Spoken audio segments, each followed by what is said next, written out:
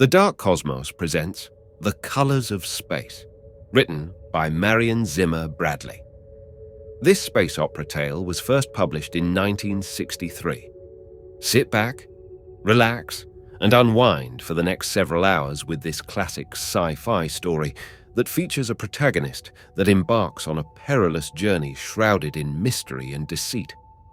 As he navigates the treacherous realms of space, fraught with unknown dangers and cosmic intrigue, Bart must decide whom to trust in a universe where appearances are deceptive and the line between ally and enemy is blurred. Are you ready, dear cosmonauts? Let's begin our sci-fi journey. Chapter 1. The Larry Spaceport didn't belong on Earth. Bart Steele had thought that a long time ago when he first saw it. He had been just a kid then, 12 years old, and all excited about seeing Earth for the first time. Earth, the legendary home of mankind before the age of space, the planet of Bart's far-back ancestors. And the first thing he'd seen on Earth, when he got off the starship, was the Larry Spaceport. And he'd thought, right then, it doesn't belong on Earth. He'd said so to his father, and his father's face had gone strange, bitter, and remote. "A lot of people would agree with you, son," Captain Rupert Steele had said softly.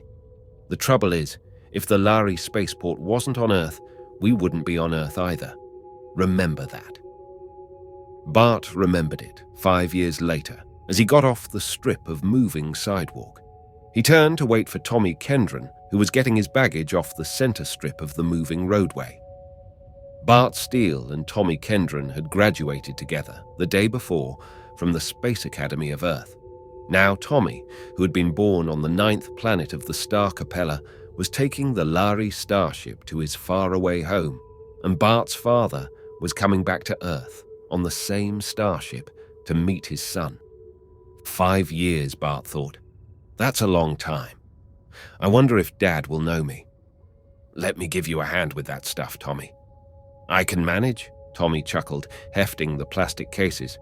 "They don't allow you much baggage weight on the Lhari ships, certainly not more than I can handle." The two lads stood in front of the spaceport gate for a minute. Over the gate, which was high and pointed and made of some clear, colorless material like glass, was a jagged symbol resembling a flash of lightning, the sign, in Lhari language, for the home world of the Lhari. They walked through the pointed glass gate and stood for a moment, by mutual consent, looking down over the vast expanse of the Lhari Spaceport. This had once been a great desert. Now it was all floored in with some strange substance that was neither glass, metal, nor concrete. It looked like gleaming crystal, though it felt soft underfoot, and in the glare of the noonday sun, it gave back the glare in a million rainbow flashes. Tommy put his hands up to his eyes to shield them. The Lhari must have funny eyes if they can stand all this glare. Inside the glass gate, a man in a guard's uniform gave them each a pair of dark glasses. "Put them on now, boys, and don't look directly at the ship when it lands." Tommy hooked the earpieces of the dark glasses over his ears and sighed with relief. Bart frowned, but finally put them on. Bart's mother had been a Mentorian, from the planet Mentor of the star Deneb, 100 times brighter than the sun. Bart had her eyes, but Mentorians weren't popular on Earth, and Bart had learned to be quiet about his mother. Through the dark lenses, the glare was only a pale gleam. Far out in the very center of the spaceport, a high, clear glass skyscraper rose, catching the sunlight in a million colors. Around the building, small copters and robot cabs veered, discharging passengers, and the moving sidewalks were crowded with people coming and going. Here and there in the crowd, standing out because of their height and the silvery metallic cloaks they wore, were the strange, tall figures of the Lhari. "Well, how about going down?" Tommy glanced impatiently at his timepiece. "Less than half an hour before the starship touches down." "All right. We can get a sidewalk over here." Reluctantly, Bart tore his eyes from the fascinating spectacle and followed Tommy, stepping onto one of the sidewalks. It bore them down a long, sloping ramp toward the floor of the spaceport, then sped toward the glass skyscraper, came to rest at the wide, pointed doors, depositing them in the midst of the crowd. The jagged lightning flash was there over the doors of the building, and the words, "Here, by grace of the Lhari, is the doorway to all the stars." Bart remembered, as if it were yesterday, how he and his father had first passed through this doorway, and his father, looking up, had said under his breath, "Not for always, son. Someday, men will have a doorway to the stars, and the Lhari won't be standing in the door." Inside the building, it was searingly bright.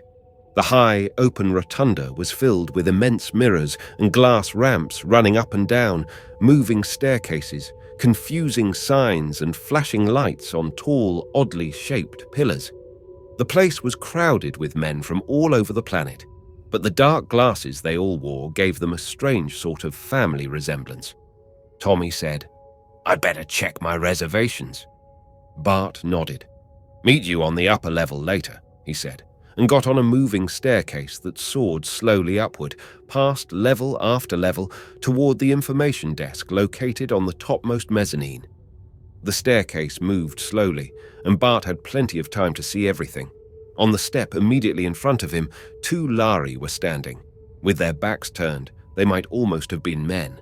Unusually tall, unusually thin, but men. Then Bart amended that mentally. The Lhari had 2 arms, 2 legs, and a head apiece. They were that much like men. Their faces had 2 eyes, 2 ears, and a nose and mouth, all in the right places. But the similarity ended there.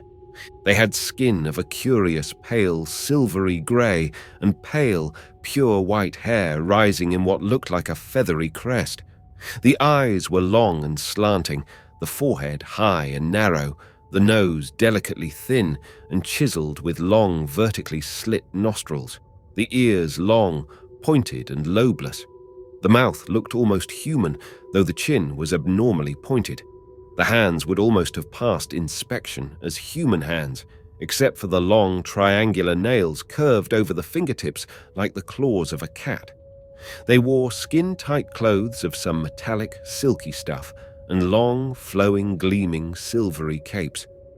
They looked unearthly, elfin and strange, and in their own way they were beautiful.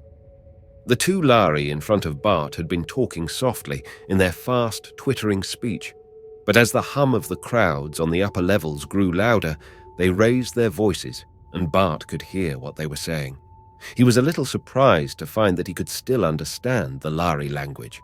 He hadn't heard a word of it in years, not since his Mentorian mother died. The Lhari would never guess that he could understand their speech. Not one human in a million could speak or understand a dozen words of Lhari, except the Mentorians. "Do you really think that human?" The first Lhari spoke the word as if it were a filthy insult. "Will have the temerity to come in by this ship." "No reasonable being can tell what humans will do," said the second Lhari. "But then, no reasonable being can tell what our own port authorities will do either. If the message had only reached us sooner, it would have been easier. Now, I suppose it will have to clear through a dozen officials and a dozen different kinds of formalities." The younger Lhari sounded angry. "And we have only a description, no name, nothing. How do they expect us to do anything under those conditions? What I can't understand is how it ever happened, or how the man managed to get away. What worries me is the possibility that he may have communicated with others we don't know about. Those bungling fools who let the first man get away can't even be sure." "Do not speak of it here," said the old Lhari sharply. "There are Mentorians in the crowd who might understand us." He turned and looked straight at Bart, and Bart felt as if the slanted, strange eyes were looking right through to his bones. The Lhari said, in universal, "Who are you, boy? What ISS your business is here?" Bart replied in the same language, politely. "My father's coming in on this ship. I'm looking for the information desk." "Up there," said the old Lhari, pointing with a clawed hand, and lost interest in Bart. He said to his companion in their own language, "Always, I regret these episodes. I have no malice against humans. I suppose even this vegan that we are seeking has young and a mate who will regret his loss." "Then he should not have pried into Lhari matters," said the younger Lhari fiercely. "If they'd killed him right away." The soaring staircase swooped up to the top level. The two Lhari stepped off and mingled swiftly with the crowd, being lost to sight. Bart whistled in dismay as he got off and turned toward the information desk. A vegan? Some poor guy from his own planet was in trouble with the Lhari. He felt a cold, crawling chill down his insides. The Lhari had spoken regretfully, but the way they'd speak of a fly, they couldn't manage to swat fast enough. Sooner or later, you had to get down to it. They just weren't human. Here on Earth, nothing much could happen, of course. They wouldn't let the Lhari hurt anyone. Then Bart remembered his course in universal law. The Larry Spaceport in every system, by treaty, was Lhari territory. Once you walked beneath the lightning flash sign, the authority of the planet ceased to function. You might as well be on that unbelievably remote world in another galaxy that was the Lhari home planet, that world no human had ever seen. On a Lhari spaceport or on a Lhari ship, you were under the jurisdiction of Lhari law. Tommy stepped off a moving stair and joined him. "The ship's on time. It reported past Lunar City a few minutes ago. I'm thirsty. How about a drink?" There was a refreshment stand on this level. They debated briefly between orange juice and a drink with a Lhari name that meant simply cold sweet, and finally decided to try it. The name proved descriptive. It was very cold, very sweet, and indescribably delicious. "Does this come from the Lhari world, I wonder?" "I imagine it's synthetic," Bart said. "I suppose it won't hurt us?" Bart laughed. "They wouldn't serve it to us if it would. No, men and Lhari are alike in a lot of ways. They breathe the same air, eat about the same food. Their bodies were adjusted to about the same gravity. They had the same body chemistry. In fact, you couldn't tell Lhari blood from human, even under a microscope. And in the terrible Orion spaceport wreck 60 years ago, doctors had found that blood plasma from humans could be used for wounded Lhari, and vice versa, though it wasn't safe to transfuse whole blood. But then, even among humans, there were 5 blood types.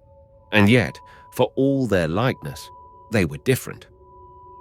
Bart sipped the cold Lhari drink, seeing himself in the mirror behind the refreshment stand. A tall teenager, looking older than his 17 years. He was lithe and well-muscled from 5 years of sports and acrobatics at the Space Academy. He had curling red hair and grey eyes, and he was almost as tall as a Lhari. "Will Dad know me? I was just a little kid when he left me here, and now I'm grown up." Tommy grinned at him in the mirror. "What are you going to do now we've finished our so-called education?" "What do you think? Go back to Vega with Dad by Lhari's ship and help him run Vega Interplanet. Why else would I bother with all that astrogation and math? You're the lucky one, with your father owning a dozen ships. He must be almost as rich as the Lhari." Bart shook his head. "It's not that easy. Space travel inside a system these days is small stuff. All the real travel and shipping goes to the Lhari ships." It was a sore point with everyone. Thousands of years ago, men had spread out from Earth, first to the planets, then to the nearer stars, crawling in ships that could travel no faster than the speed of light. They had even believed that was an absolute limit, that nothing in the universe could exceed the speed of light. It took years to go from Earth to the nearest star, but they'd done it. From the nearer stars, they had sent out colonizing ships all through the galaxy. Some vanished and were never heard from again, but some made it. And in a few centuries, man had spread all over hundreds of star systems. And then man met the people of the Lhari. It was a big universe with measureless millions of stars and plenty of room for more than 2 intelligent civilizations. It wasn't surprising that the Lhari, who had only been traveling space for a couple of 1,000 years themselves, had never come across humans before. But they had been delighted to meet another intelligent race, and it was extremely profitable. because men were still held, mostly, to the planets of their own star systems. Ships traveling between the stars by light drive were rare and ruinously expensive. But the Lhari had the warp drive, and almost overnight the whole picture changed. By warp drive, hundreds of times faster than light at peak, the years-long trip between Vega and Earth, for instance, was reduced to about 3 months at a price anyone could pay. Mankind could trade and travel all over their galaxy, but they did it on Lhari ships. The Lhari had an absolute, unbreakable monopoly on star travel. "That's what hurts," Tommy said. "It wouldn't do us any good to have the star drive. Humans can't stand faster than light travel, except in cold sleep." Bart nodded. The Lhari ships traveled at normal speeds, like the regular planetary ships, inside each star system. Then, at the borders of the vast gulf of emptiness between stars, they went into warp drive. But first, every human on board was given the cold sleep treatment that placed them in suspended animation, allowing their bodies to endure the warp drive. He finished his drink. The increasing bustle in the crowds below them told him that time must be getting short. A tall, impressive-looking Lhari strode through the crowd, followed at a respectful distance by 2 Mentorians, tall, red-headed humans wearing metallic cloaks like those of the Lhari. Tommy nudged Bart, his face bitter. "Look at those lousy Mentorians. How can they do it? Fawning upon the Lhari that way, yet they're as human as we are. Slaves of the Lhari." Bart felt the involuntary surge of anger instantly controlled. "It's not that way at all. My mother was a Mentorian, remember? She made 5 cruises on a Lhari ship before she married my father." Tommy sighed. "I guess I'm just jealous. To think the Mentorians can sign on the Lhari ship as crew, while you and I will never pilot a ship between the stars. What did she do?" "She was a mathematician. Before the Lhari met up with men, they used a system of mathematics as clumsy as the old Roman numerals. You have to admire them when you realize that they learned stellar navigation with their old system, though most ships use human math now.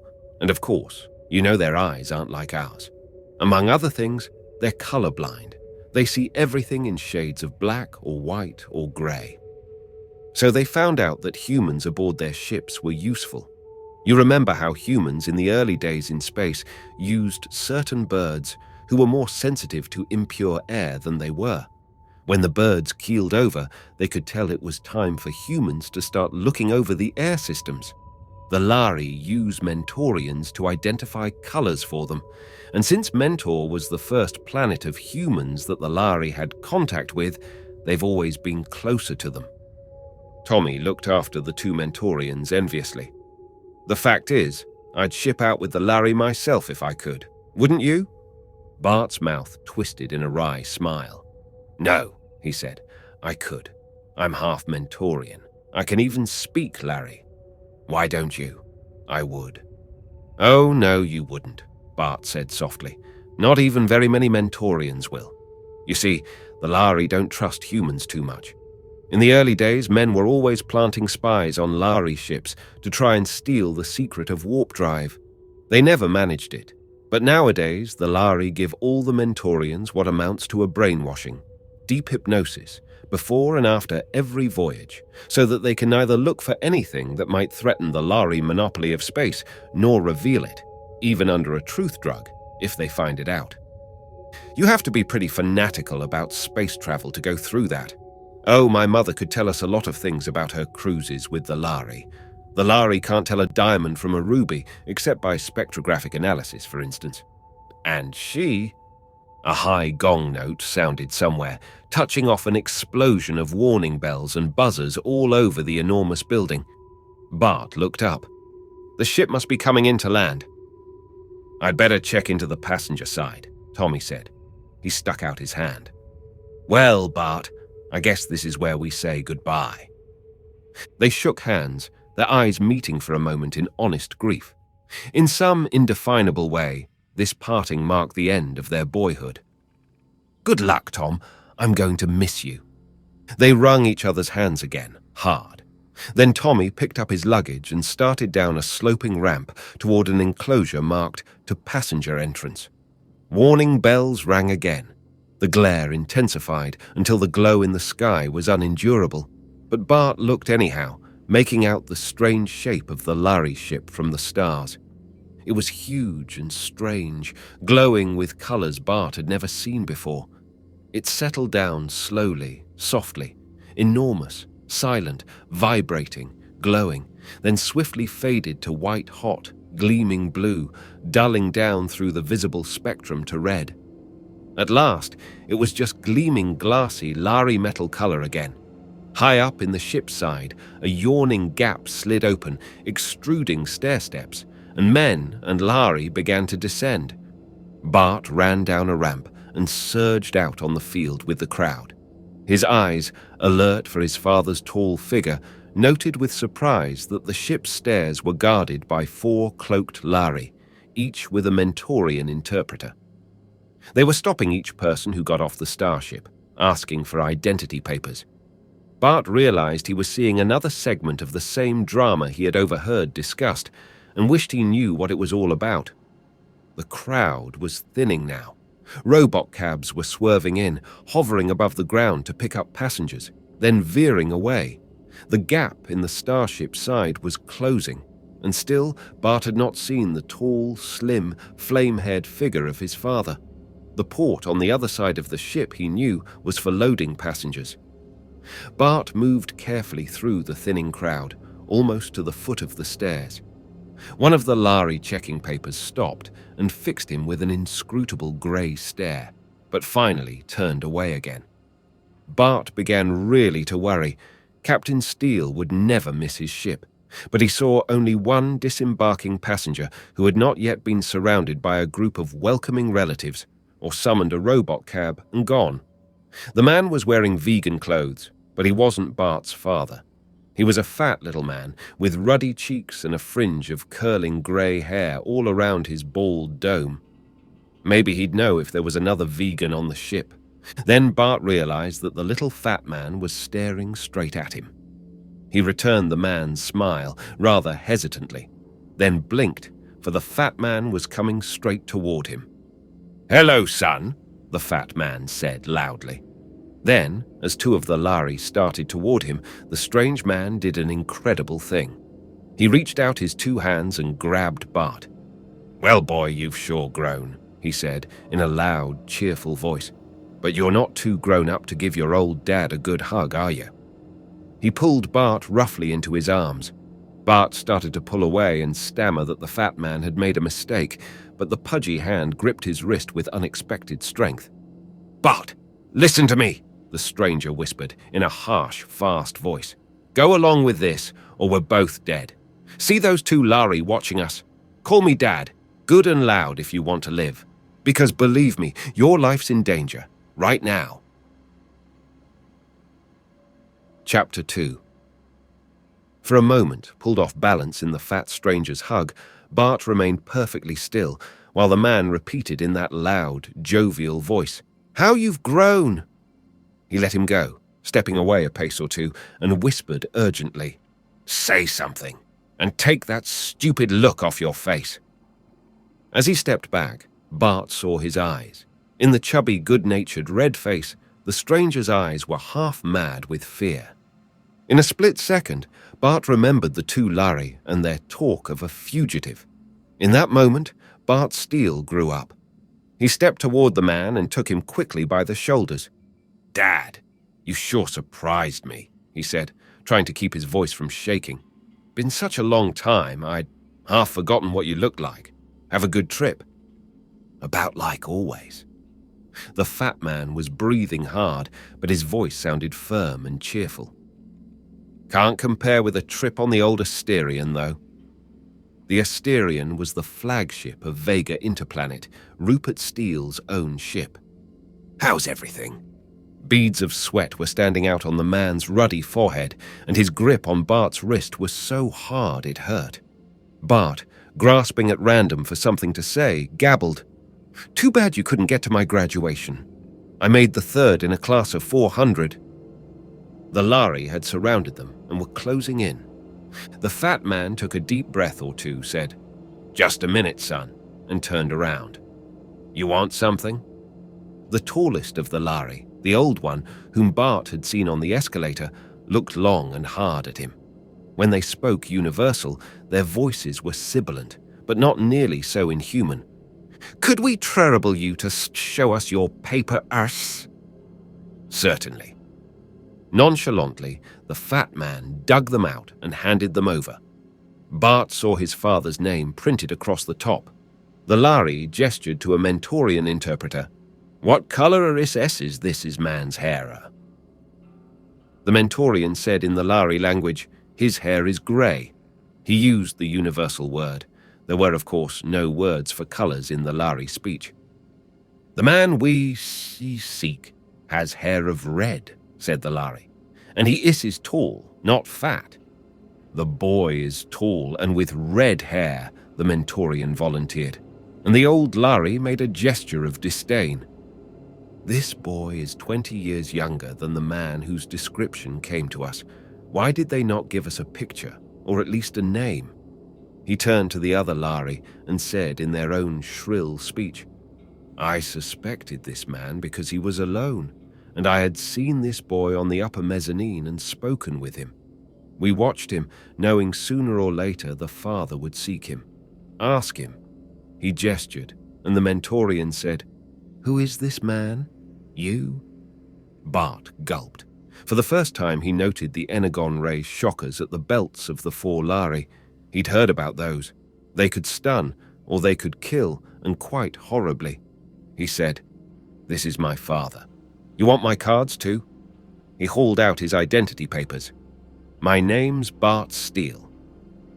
The Lhari, with a gesture of disgust, handed them back. "Go then, father and son," he said, not unkindly. "Let's get going, son," said the little bald man. His hand shook on Bart's, and Bart thought, "If we're lucky, we can get out of the port before he faints dead away." He said, "I'll get a copter," and then, feeling sorry for the stranger, gave him his arm to lean on. He didn't know whether he was worried or scared. Where was his father? Why did this man have his dad's papers? Was his father hiding inside the Lhari ship? He wanted to run, to burst away from the imposter, but the guy was shaking so hard Bart couldn't just leave him standing there. If the Lhari got him, he was a dead duck. A copter swooped down, the pilot signaling. The little man said hoarsely, "No, robot cab." Bart waved the copter away, getting a dirty look from the pilot, and punched a button at the stand for one of the unmanned robot cabs. It swung down, hovered motionless. Bart boosted the fat man in. Inside, the man collapsed on the seat, leaning back, puffing, his hand pressed hard to his chest. "Punch a combo for Denver," he said hoarsely.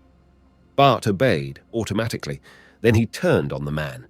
"It's your game, mister. Now tell me what's going on. Where's my father?" The man's eyes were half shut. He said, gasping, "Don't ask me any questions for a minute." He thumbed a tablet into his mouth, and presently his breathing quieted. "We're safe. For the minute. Those Lhari would have cut us down. You, maybe. I haven't done anything.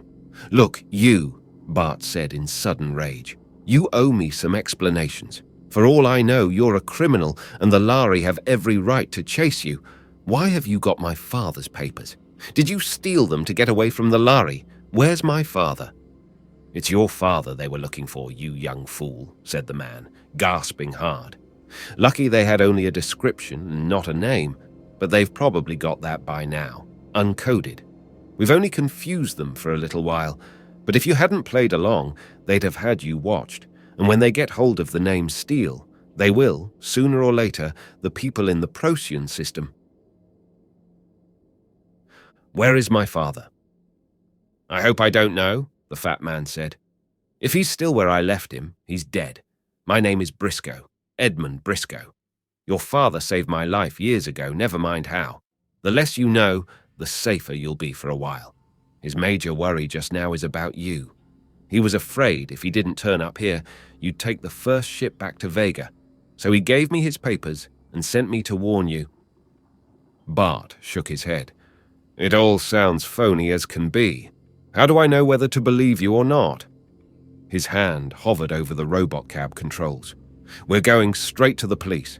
If you're okay, they won't turn you over to the Lhari. If you're not—" "You young fool," said the fat man with feeble violence. "There's no time for all that. Ask me questions. I can prove I know your father." "What was my mother's name?" "Oh, God," Briscoe said. "I never saw her. I knew your father long before you were born. Until he told me, I never knew he'd married or had a son. I'd never have known you, except that you're the living image." He shook his head helplessly, and his breathing sounded hoarse. "Bart, I'm a sick man. I'm going to die. I want to do what I came here to do because your father saved my life once when I was young and healthy and gave me 20 good years before I got old and fat and sick. Win or lose, I won't live to see you hunted down like a dog, like my own son." "Don't talk like that," Bart said, a creepy feeling coming over him. "If you're sick, let me take you to a doctor." Briscoe did not even hear. "Wait, there is something else. Your father said, 'Tell Bart I've gone looking for the 8th color. Bart will know what I mean.'" "That's crazy. I don't know." He broke off, for the memory had come, full blown. He was very young, 5, 6, 7. His mother, tall and slender and very fair, was bending over a blueprint, pointing with a delicate finger at something, straightening, saying in her light musical voice, "The fuel catalyst. It's a strange color, a color you never saw anywhere. Can you think of a color that isn't red, orange, yellow, green, blue, violet, indigo, or some combination of them? It isn't any of the colors of the spectrum at all. The fuel is a real 8th color." And his father had used the phrase, almost adopted it. "When we know what the 8th color is, we'll have the secret of the star drive too." Briscoe saw his face change, nodded weakly. "I see it means something to you. Now will you do as I tell you? Within a couple of hours they'll be combing the planet for you, but by that time the ship I came in on will have taken off again. They only stop a short time here, for mail, passengers, no cargo. They may get underway again before all messages are cleared and decoded." He stopped and breathed hard. "The Earth authorities might protect you, but you would never be able to board a Lhari ship again, and that would mean staying on Earth for the rest of your life. You've got to get away before they start comparing notes. Here." His hand went into his pockets. "For your hair. It's a dye, a spray." He pressed a button on the bulb in his hand. Bart gasped, feeling cold wetness on his head.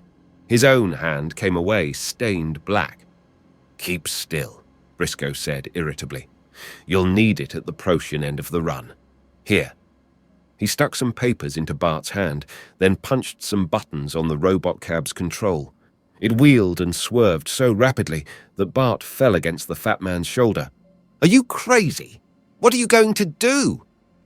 Briscoe looked straight into Bart's eyes. In his hoarse, sick voice, he said, "Bart, don't worry about me. It's all over for me, whatever happens. Just remember this. What your father is doing is worth doing. And if you start stalling, arguing, demanding explanations, you can foul up 100 people and kill about half of them." He closed Bart's fingers roughly over the papers. The robot cab hovered over the spaceport. "Now listen to me very carefully. When I stop the cab, down below, jump out. Don't stop to say goodbye, or ask questions, or anything else. Just get out, walk straight through the passenger door, and straight up the ramp of the ship. Show them that ticket, and get on. Whatever happens, don't let anything stop you. Bart." Briscoe shook his shoulder. "Promise, whatever happens, you'll get on that ship." Bart swallowed, feeling as if he'd been shoved into a silly cops and robbers game, but Briscoe's urgency had convinced him. "Where am I going?" "All I have is a name, Raynor 3, Briscoe said, "and the message about the 8th color. That's all I know." His mouth twisted again in that painful gasp. The cab swooped down. Bart found his voice. But what then? Is Dad there? Will I know? I don't know any more than I've told you, Briscoe said. Abruptly, the robot cab came to a halt, swaying a little. Briscoe jerked the door open, gave Bart a push, and Bart found himself stumbling out on the ramp beside the spaceport building. He caught his balance, looked around, and realized that the robot cab was already climbing the sky again. Immediately before him, neon letters spelled "To passenger entrance only." Bart stumbled forward. The Lhari by the gate thrust out a disinterested claw. Bart held up what Briscoe had shoved into his hand, only now seeing that it was a thin wallet, a set of identity papers, and a strip of pink tickets. Procyon Alpha, Corridor B, straight through. The Lhari gestured, and Bart went through the narrow passageway, came out at the other end, and found himself at the very base of a curving stair that led up and up toward a door in the side of the huge Lhari ship. Bart hesitated. In another minute, he'd be on his way to a strange sun and a strange world, on what might well be the wild goose chase of all time. Passengers were crowding the steps behind him. Someone shouted suddenly, "Look at that!" And someone else yelled, "Is that guy crazy?" Bart looked up. A robot cab was swooping over the spaceport in wild, crazy circles, dipping down, suddenly making a dart like an enraged wasp at a little nest of Lhari. They ducked and scattered. The robot cab swerved away, hovered, swooped back. This time, it struck one of the Lhari grazingly with landing gear and knocked him sprawling. Bart stood with his mouth open, as if paralyzed. Briscoe! What was he doing? The fallen Lhari lay without moving. The robot cab moved in again, as if for the kill, buzzing viciously overhead. Then a beam of light arced from one of the drawn Energon ray tubes. The robot cab glowed briefly red, then seemed to sag, sink together, then puddled, a slag heap of molten metal on the glassy floor of the port. A little moan of horror came from the crowd, and Bart felt a sudden, wrenching sickness. It had been like a game, a silly game of cops and robbers, and suddenly it was as serious as melted death lying there on the spaceport. Briscoe! Someone shoved him and said, "Come on, quit gawking, kid. They won't hold the ship all day just because some nut finds a new way to commit suicide." Bart, his legs numb, walked up the ramp. Briscoe had died to give him this chance. Now it was up to him to make it worth having. Chapter 3. At the top of the ramp, a Lhari glanced briefly at his papers, motioned him through. Bart passed through the airlock and into a brightly lit corridor half full of passengers. The line was moving slowly, and for the first time Bart had a chance to think. He had never seen violent death before. In this civilized world, you didn't. He knew if he thought about Briscoe, he'd start bawling like a baby, so he swallowed hard a couple of times, set his chin, and concentrated on the trip to Procyon Alpha. That meant this ship was outbound on the Aldebaran run. Proxima Centauri, Sirius, Pollux, Procyon, Capella, and Aldebaran. The line of passengers was disappearing through a doorway. A woman ahead of Bart turned and said nervously, "We won't be put into cold sleep right away, will we?" He reassured her, remembering his inbound trip 5 years ago. No, the ship won't go into warp drive until we're well past Pluto. It will be several days at least. Beyond the doorway, the lights dwindled, and a Mentorian interpreter took his dark glasses, saying, "Kindly remove your belt, shoes, and other accessories of leather or metal before stepping into the decontamination chamber. They will be separately decontaminated and returned to you. Papers, please." With a small twinge of fright, Bart surrendered them.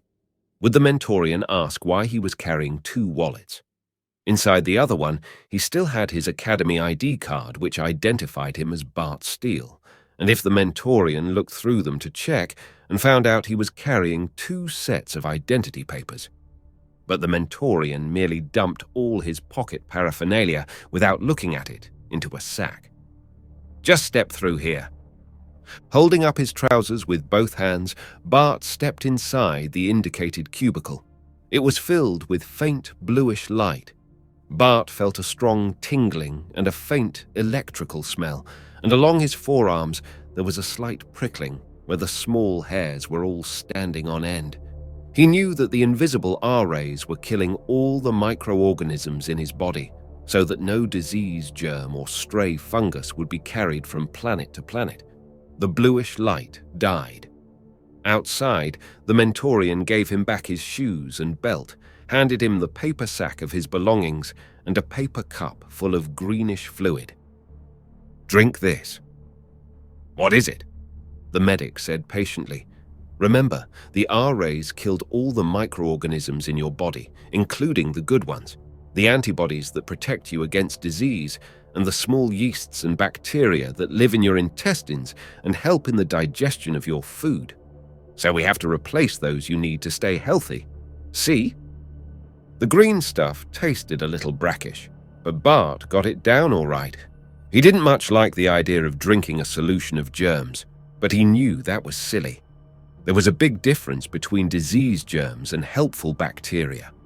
Another Mentorian official, this one a young woman, gave him a key with a numbered tag and a small booklet with "Welcome Aboard" printed on the cover. The tag was numbered 246B, which made Bart raise his eyebrows. B class was normally too expensive for Bart's father's modest purse. It wasn't quite the luxury class A, reserved for planetary governors and ambassadors, but it was plenty luxurious. Briscoe had certainly sent him traveling in style. B deck was a long corridor with oval doors. Bart found one numbered 246, and not surprisingly, the key opened it. It was a pleasant little cabin, measuring at least 6 feet by 8, and he would evidently have it to himself. There was a comfortably big bunk, a light that could be turned on and off instead of the permanent glow walls of the cheaper class, a private shower and toilet, and a placard on the walls informing him that passengers in B class had the freedom of the observation dome and the recreation lounge. There was even a row of buttons dispensing synthetic foods in case a passenger preferred privacy or didn't want to wait for meals in the dining hall. A buzzer sounded, and a Mentorian voice announced, 5 minutes to room check. Passengers will please remove all metal in their clothing and deposit in the lead drawers. Passengers will please recline in their bunks and fasten the retaining straps before the steward arrives. Repeat, passengers will please. Bart took off his belt, stuck it and his cufflinks in the drawer and lay down. Then, in a sudden panic, he got up again. His papers as Bart Steele were still in the sack. He got them out, and with a feeling as if he were crossing a bridge and burning it after him, tore up every scrap of paper that identified him as Bart Steele of Vega 4, graduate of the Space Academy of Earth. Now, for better or worse, he was... Who was he? He hadn't even looked at the new papers Briscoe had given him. He glanced through them quickly. They were made out to David Warren Briscoe of Aldebaran 4. According to them, David Briscoe was 20 years old, hair black, eyes hazel, height 6 foot 1 inch. Bart wondered painfully if Briscoe had a son and if David Briscoe knew where his father was. There was also a license, validated with 4 runs on the Aldebaran Intrasatellite Cargo Company, planetary ships, with the rank of apprentice astrogator, and a considerable sum of money. Bart put the papers in his pants pocket and the torn-up scraps of his old ones into the trash bin before he realized that they looked exactly like what they were: torn-up legal identity papers and a broken plastic card. Nobody destroyed identity papers for any good reason. What could he do? Then he remembered something from the academy. Starships were closed system cycles. No waste was discarded, but everything was collected in big chemical tanks, broken down to separate elements, purified and built up again into new materials. He threw the paper into the toilet, worked the plastic card back and forth, until he had wrenched it into inch-wide bits and threw it after them. The cabin door opened, and a Mentorian said irritably, "Please lie down and fasten your straps. I haven't all day." Hastily, Bart flushed the toilet and went to the bunk. Now everything that could identify him as Bart Steele was on its way to the breakdown tanks. Before long, the complex hydrocarbons and cellulose would all be innocent little molecules of carbon, oxygen, hydrogen. They might turn up in new combinations as sugar on the table. The Mentorian grumbled, "You young people think the rules mean everybody but you," and strapped him far too tightly into the bunk. Bart felt resentful. Just because Mentorians could work on Lhari ships, did they have to act as if they owned everybody? When the man had gone, Bart drew a deep breath. Was he really doing the right thing? If he'd refused to get out of the robot cab, if he'd driven Briscoe straight to the police, then maybe Briscoe would still be alive. And now it was too late. A warning siren went off in the ship, rising to hysterical intensity. Bart thought incredulously, this is really happening. It felt like a nightmare. His father, a fugitive from the Lhari, Briscoe dead. He himself traveling with forged papers to a star he'd never seen. He braced himself, knowing the siren was the last warning before takeoff. First, there would be the hum of great turbines deep in the ship, then the crushing surge of acceleration. He had made a dozen trips inside the solar system, but no matter how often he did it, there was the strange excitement, the little pinpoint of fear, like an exotic taste that was almost pleasant. The door opened, and Bart grabbed a fistful of bed ticking as two Lhari came into the room. One of them said, in their strange, shrill speech, "This boy is the right age." Bart froze. "You're seeing spies in every corner, Ransel," said the other. Then, in universal, "Could we trouble you for your paperesses, sir?" Bart, strapped down and helpless, moved his head toward the drawer, hoping his face did not betray his fear. He watched the two Lhari riffle through his papers with their odd, pointed claws. "What is your planet?" Bart bit his lip hard. He had almost said, "Vega 4. Aldebaran 4. The Lhari said in his own language, "We should have Margil in here. He actually saw them." The other replied, "But I saw the machine that disintegrated. I still say there was enough protoplasm residue for 2 bodies." Bart fought to keep his face perfectly straight. "Did anyone come into your cabin?" the Lhari asked in universal. "Only the steward." "Why? Is something wrong?" "There is some thought that a stowaway might be on board. Of course, we could not allow that. Anyone not properly protected would die in the first shift into warp drive." "Just the steward," Bart said again. "A Mentorian." The Lhari said, eyeing him keenly, "You are ill or discommoded?" Bart grasped at random for an excuse. That stuff the medic made me drink made me feel sort of sick." "You may send for a medical officer after acceleration," said the Lhari expressionlessly. "The summoning bell is at your left." They turned and went out, and Bart gulped. Lhari, in person, checking the passenger decks. Normally you never saw one on board, just Mentorians. The Lhari treated humans as if they were too dumb to bother about. Well, at least for once, someone was acting as if humans were worthy antagonists. We'll show them. Someday. But he felt very alone and scared. A low hum rose, somewhere in the ship, and Bart grabbed ticking as he felt the slow surge. Then a violent sense of pressure popped his eardrums. Weight crowded down on him like an elephant sitting on his chest, and there was a horrible, squashed sensation dragging his limbs out of shape. It grew and grew. Bart lay still and sweated, trying to ease his uncomfortable position, unable to move so much as a finger. The Lhari ships hit 12 gravities in the first surge of acceleration. Bart felt as if he were spreading out, under the weight, into a puddle of flesh, melted flesh like Briscoe's. Bart writhed and bit his lip till he could taste blood, wishing he were young enough to bawl out loud. Abruptly, it eased, and the blood started to flow again in his numbed limbs. Bart loosened his straps, took a few deep breaths, wiped his face, wringing wet, whether with sweat or tears he wasn't sure, and sat up in his bunk. The loudspeaker announced, Acceleration 1 is completed. Passengers on A and B decks are invited to witness the passing of the satellites from the observation lounge in half an hour. Bart got up and washed his face, remembering that he had no luggage with him, not so much as a toothbrush. At the back of his mind, packed up in a corner, was the continuing worry about his father, the horror at Briscoe's ghastly death, the fear of the Lhari. But he slammed the lid firmly on them all. For the moment, he was safe. They might be looking for Bart Steele by now, but they weren't looking for David Briscoe of Aldebaran. He might just as well relax and enjoy the trip. He went down to the observation lounge. It had been darkened, and one whole wall of the room was made of clear quartzite. Bart drew a deep breath as the vast panorama of space opened out before him. They were receding from the sun at some thousands of miles a minute. Swirling past the ship, gleaming in the reflected sunlight like iron filings moving to the motion of a magnet, were the waves upon waves of cosmic dust, tiny free electrons, ions, particles of gas.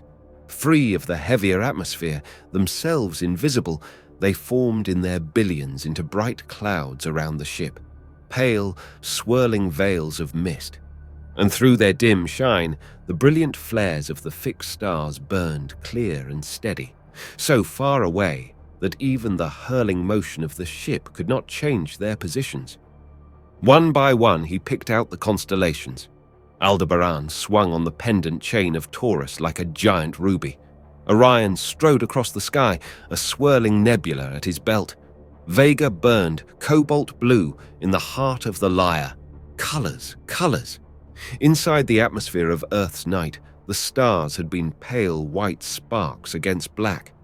Here, against the misty pale swirls of cosmic dust, they burned with color heaped on color, the bloody burning crimson of Antares, the metallic gold of Capella, the sullen pulsing of Betelgeuse.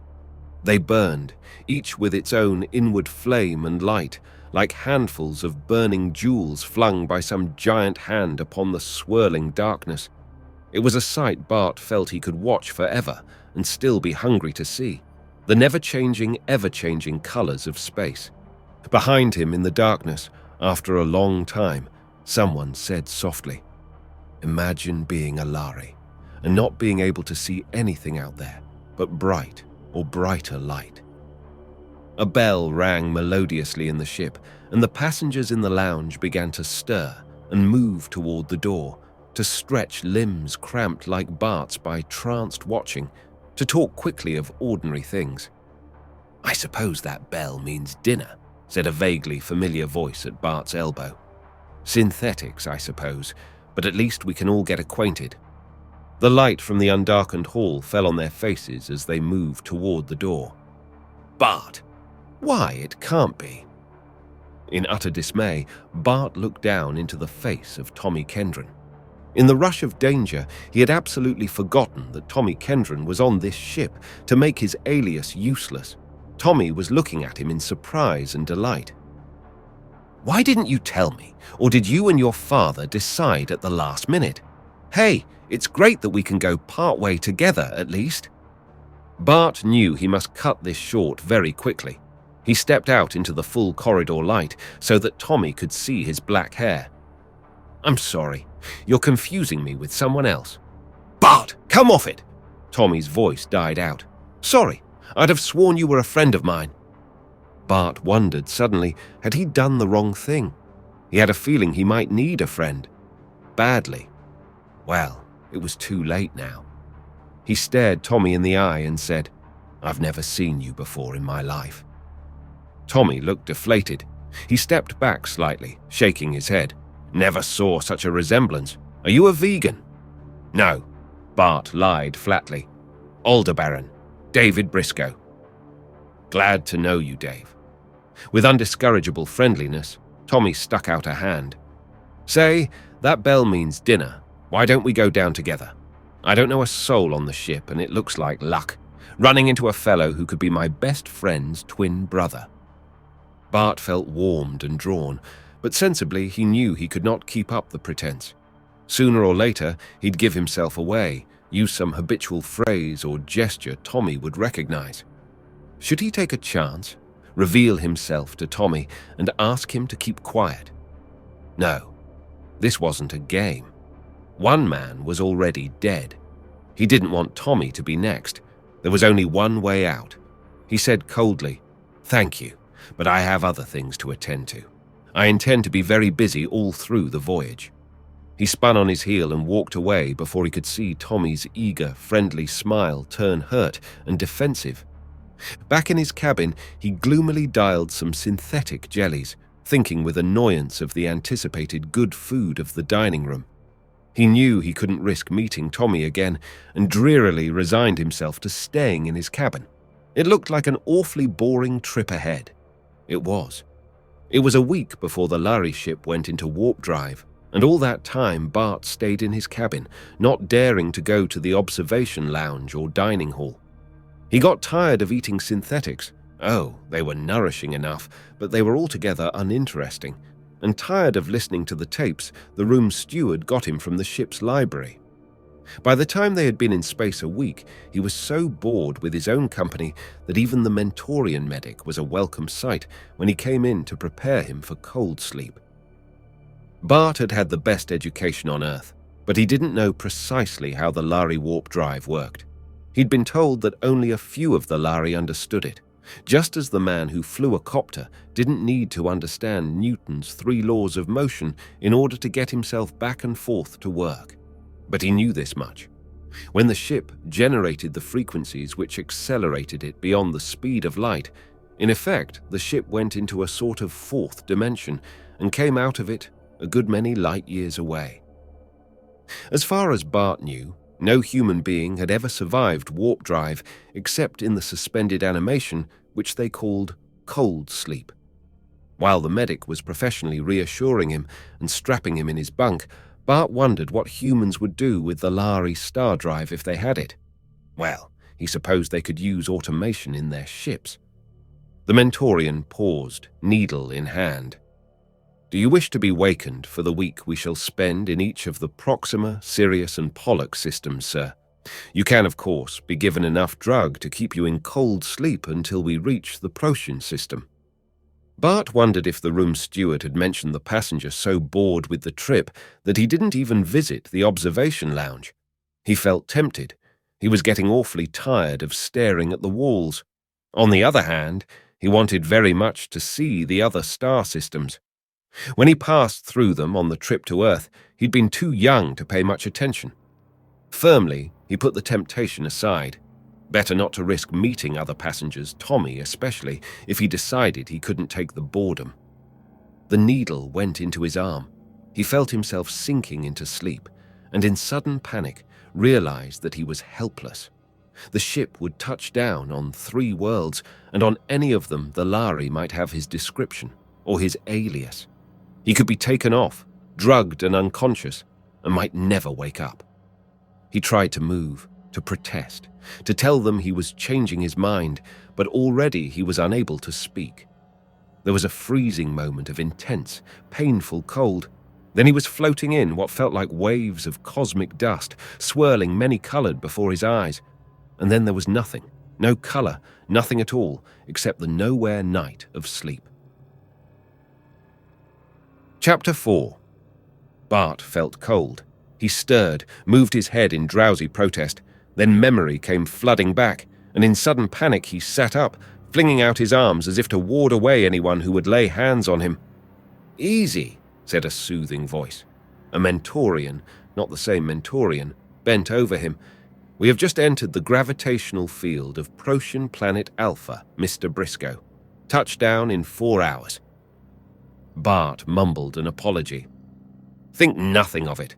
Quite a number of people who aren't used to the cold sleep drug suffer from minor lapses of memory.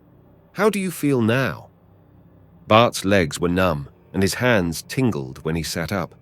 But his body processes had been slowed so much by the cold sleep that he didn't even feel hungry. The synthetic jelly he'd eaten just before going to sleep wasn't even digested yet. When the Mentorian left for another cabin, Bart looked around and suddenly felt he would stifle if he stayed here another minute. He wasn't likely to run into Tommy twice in a row, and if he did, well, Tommy would probably remember the snub he'd had and stay away from Dave Briscoe. And he wanted another sight of the stars before he went into worry and danger. He went down to the observation lounge. The cosmic dust was brighter out here, and the constellations looked a little flattened. Textbook tables came back to him. He had traveled 47 light years. He couldn't remember how many billions of miles that was. Even so, it was only the tiniest hop, skip, and jump in the measureless vastness of space. The ship was streaking toward Procyon, a Sol-type star, bright yellow. The 3 planets, Alpha, Beta, and Gamma, ringed like Saturn and veiled in shimmering layers of cloud, swung against the night. Past them other stars, brighter stars, faraway stars he would never see, glimmered through the pale dust. "Hello, Dave. Been spacesick all this time? Remember me? I met you about 6 weeks ago in the lounge down here, just out from Earth." "Oh, no." Bart turned with a mental groan to face Tommy. "I've been in cold sleep," he said. He couldn't be rude again. "What a dull way to face a long trip," Tommy said cheerily. "I've enjoyed every minute of it myself." It was hard for Bart to realize that for Tommy, their meeting had been 6 weeks ago. It all seemed dreamlike. The closer he came to it, the less he could realize that in a few hours he'd be getting off on a strange world with only the strange name Rainer 3 as a guide. He felt terribly alone, and having Tommy close at hand helped, even though Tommy didn't know he was helping. "Maybe I should have stayed awake." "You should," Tommy said. "I only slept for a couple of hours at each warp drive shift. We had a day-long stopover at Sirius 18, and I took a tour of the planet. And I've spent a lot of time down here just stargazing, not that it did me much good. Which one is Antares? How do you tell it from Aldebaran? I'm always getting them mixed up." Bart pointed. "Aldebaran, that's the big red one there," he said. "Think of the constellation Taurus as a necklace, with Aldebaran hanging from it like a locket. Antares is much further down in the sky in relation to the arbitrary sidereal axis, and it's a deeper red, like a burning coal, while Aldebaran is like a ruby." He broke off in mid-word, realizing that Tommy was gazing at him in a mixture of triumph and consternation. Too late, Bart realized he had been tricked. Studying for an exam the year before, he had explained the difference between the 2 red stars in almost the same words. "Bart," Tommy said in a whisper, "I knew it had to be you. Why didn't you tell me, fella?" Bart felt himself start to smile, but it only stretched his mouth. He said, very low, "Don't say my name out loud, Tom. I'm in terrible trouble." "Why didn't you tell me? What's a friend for?" "We can't talk here, and all the cabins are wired for sound in case somebody stops breathing or has a heart attack in space," Bart said, glancing around. They went and stood at the very foot of the quartz window, seeming to tread the brink of a dizzying gulf of cosmic space, and talked in low tones while Alpha and Beta and Gamma swelled like blown-up balloons in the port. Tommy listened, almost incredulous. "And you're hoping to find your father, with no more information than that? It's a big universe," he said, waving at the gulf of stars. "The Lhari ships, according to the little tourist pamphlet they gave me, touched down at 922 different stars in this galaxy." Bart visibly winced, and Tommy urged, "Come to Capella with me. You can stay with my family as long as you want to and appeal to the Interplanet Authority to find your father. They'd protect him against the Lhari, surely. You can't chase all over the galaxy playing interplanetary spy all by yourself, Bart." But Briscoe had deliberately gone to his death to give Bart the chance to get away. He wouldn't have died to send Bart into a trap he could easily have sprung on Earth.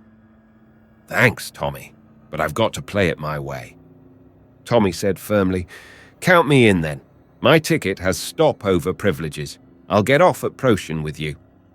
It was a temptation to have a friend at his back. He put his hand on Tommy's shoulder, grateful beyond words, but fresh horror seized him as he remembered the horrible puddle of melted robot cab with Briscoe somewhere in the residue. Protoplasm residue enough for 2 bodies. He couldn't let Tommy face that. Tommy, I appreciate that. Believe me. But if I did find my father and his friends, I don't want anyone tracing me. You'd only make the danger worse. The best thing you can do is stay out of it." Tommy faced him squarely. "One thing's for sure. I'm not going to let you go off and never know whether you're alive or dead." "I'll try to get a message to you," Bart said, "if I can. But whatever happens, Tommy, stay with the ship and go on to Capella. It's the one thing you can do to help me." A warning bell rang in the ship. He broke sharply away from Tommy, saying over his shoulder, "It's all you can do to help, Tom. Do it. Please, just stay clear." Tommy reached out and caught his arm. "Okay," he said reluctantly, "I will.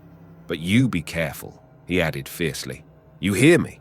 And if I don't hear from you in some reasonable time, I'll raise a stink from here to Vega." Bart broke away and ran. He was afraid if he didn't, he'd break up again. He closed the cabin door behind him, trying to calm down so that the Mentorian steward, coming to strap him in for deceleration, wouldn't see how upset he was. He was going to need all his nerve. He went through another decontamination chamber and finally moved, with a line of passengers, out of the yawning airlock under the strange sun into the strange world. At first sight, it was a disappointment. It was a Larry Spaceport that lay before him, to all appearances identical with the one on Earth. Sloping glass ramps, tall, colorless pylons, a skyscraper terminus crowded with men of all planets. But the sun overhead was brilliant and clear gold, the shadows sharp and violet on the spaceport floor. Behind the confines of the spaceport, he could see the ridges of tall hills and unfamiliarly colored trees. He longed to explore them, but he got a grip on his imagination, surrendering his ticket stub and false papers to the Lhari and Mentorian interpreter who guarded the ramp. The Lhari said to the Mentorian in the Lhari language, "Keep him for questioning, but don't tell him why." Bart felt a cold chill icing his spine. This was it. The Mentorian said briefly, "We wish to check on the proper antibody component for Aldebaran natives. There will be a delay of about 30 minutes. Will you kindly wait in this room here?" The room was comfortable, furnished with chairs and a vision screen with some colorful story moving on it, small bright figures in capes, curious beasts racing across an unusual veldt. But Bart paced the floor restlessly. There were 2 doors in the room. Through one of them he had been admitted. He could see, through the glass door, the silhouette of the Mentorian outside. The other door was opaque and marked in large letters. "Danger humans must not pass without special lenses. Type X. Ordinary space lenses will not suffice danger. Lhari opening. Adjust X lenses before opening." Bart read the sign again. Well, that was no way out, for sure. He had heard that the Lhari sun was almost 500 times as bright as Earth's. The Mentorians alone, among humans, could endure Lhari lights. He supposed the warning was for ordinary spaceport workers. A sudden, rather desperate plan occurred to Bart. He didn't know how much light he could tolerate. He'd never been on Mentor, but he had inherited some of his mother's tolerance for light. And blindness would be better than being burned down with an energon gun. He went hesitantly toward the door and pushed it open. His eyes exploded into pain. Automatically, his hands went up to shield them. Light. Light. He had never known such cruelly glowing light. Even through the lids, there was pain and red after images. But after a moment, opening them a slit, he found that he could see and made out other doors, glass ramps, pale Lhari figures coming and going. But for the moment, he was alone in the long corridor beyond which he could see the glass ramps. Nearby, a door opened into a small office with glass walls. On a peg, one of the silky metallic cloaks worn by Mentorians doing spaceport work was hanging. On an impulse, Bart caught it up and flung it around his shoulders. It felt cool and soft, and the hood shielded his eyes a little. The ramp leading down to what he hoped was street level was terribly steep, and there were no steps. Bart eased himself over the top of the ramp and let go. He whooshed down the slick surface on the flat of his back. feeling the metal of the cloak heat with the friction, and came to a breathless, jarring stop at the bottom. Whew, what a slide! 3 stories at least. But there was a door, and outside the door maybe, safety. A voice hailed him in Lhari. "You there!" Bart could see well now. He made out the form of a Lhari, only a colorless blob in the intense light. "You people know better than to come back here without glasses. Do you want to be blinded, my friend?" He actually sounded kind and concerned. Bart tensed, his heart pounding. Now that he was caught, could he bluff his way out? He hadn't actually spoken the Lhari language in years, though his mother had taught it to him when he was young enough to learn it without a trace of accent. Well, he must try. "Margul sent me to check," he improvised quickly. "They were holding someone for questioning, and he seems to have gotten away somehow, so I wanted to make sure he didn't come through here." "What is the matter that one man can give us all the slip this way?" the Lhari said curiously. "Well, one thing is sure, he's vegan or Solarian or Capellan, one of the dim star people. If he comes through here, we'll catch him easily enough while he's stumbling around half blind. You know that you shouldn't stay long." He gestured. "Out this way, and don't come back without special lenses." Bart nodded, jerking the cloak around his shoulders, forcing himself not to break into a run as he stepped through the door the Lhari indicated. It closed behind him. Bart blinked, feeling as if he had stepped into pitch darkness. Only slowly did his eyes adapt, and he became aware that he was standing in a city street in the full glow of Procyon sunlight, and apparently outside the Larry Spaceport entirely. He better get to cover. He took off the Mentorian cloak, thrust it under his arm. He raised his eyes, which were adjusting to ordinary light again, and stopped dead. Just across the street was a long, low, rainbow-colored building, and the letters, Bart blinked, thinking his eyes deceived him, spelled out 8 colors. Transshipping Corporation Cargo, Passengers, Messages, Express Arena, 1 Manager. Chapter 5. For a moment, the words swirled before Bart's still watering eyes. He wiped them, trying to steady himself. Had he so soon reached the end of his dangerous quest? Somehow he had expected it to lie in deep, dark concealment. Raina 1. The existence of Raina 1 presupposed a Raina 2, and probably a Raina 3. For all he knew, Rainas 4, 5, 6, and 66. The building looked solid and real. It had evidently been there a long time. With his hand on the door, he hesitated. Was it, after all, the right 8 colors? But it was a family saying.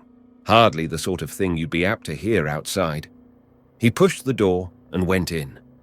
The room was filled with brighter light than the Procyon sun outdoors, the edges of the furniture rimmed with neon in the Mentorian fashion. A prim-looking girl sat behind a desk, or what should have been a desk, except that it looked more like a mirror with little sparkles of lights, different colors in regular rows along one edge. The mirror top itself was blue-violet and gave her skin and her violet eyes a bluish tinge.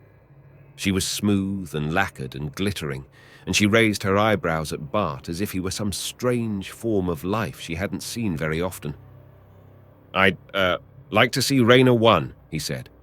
Her dainty, pointed fingernail, varnished blue, stabbed at points of light. "On what business?" she asked, not caring. "It's a personal matter." "Then I suggest you see him at his home." "It can't wait that long." The girl studied the glassy surface and punched at some more of the little lights.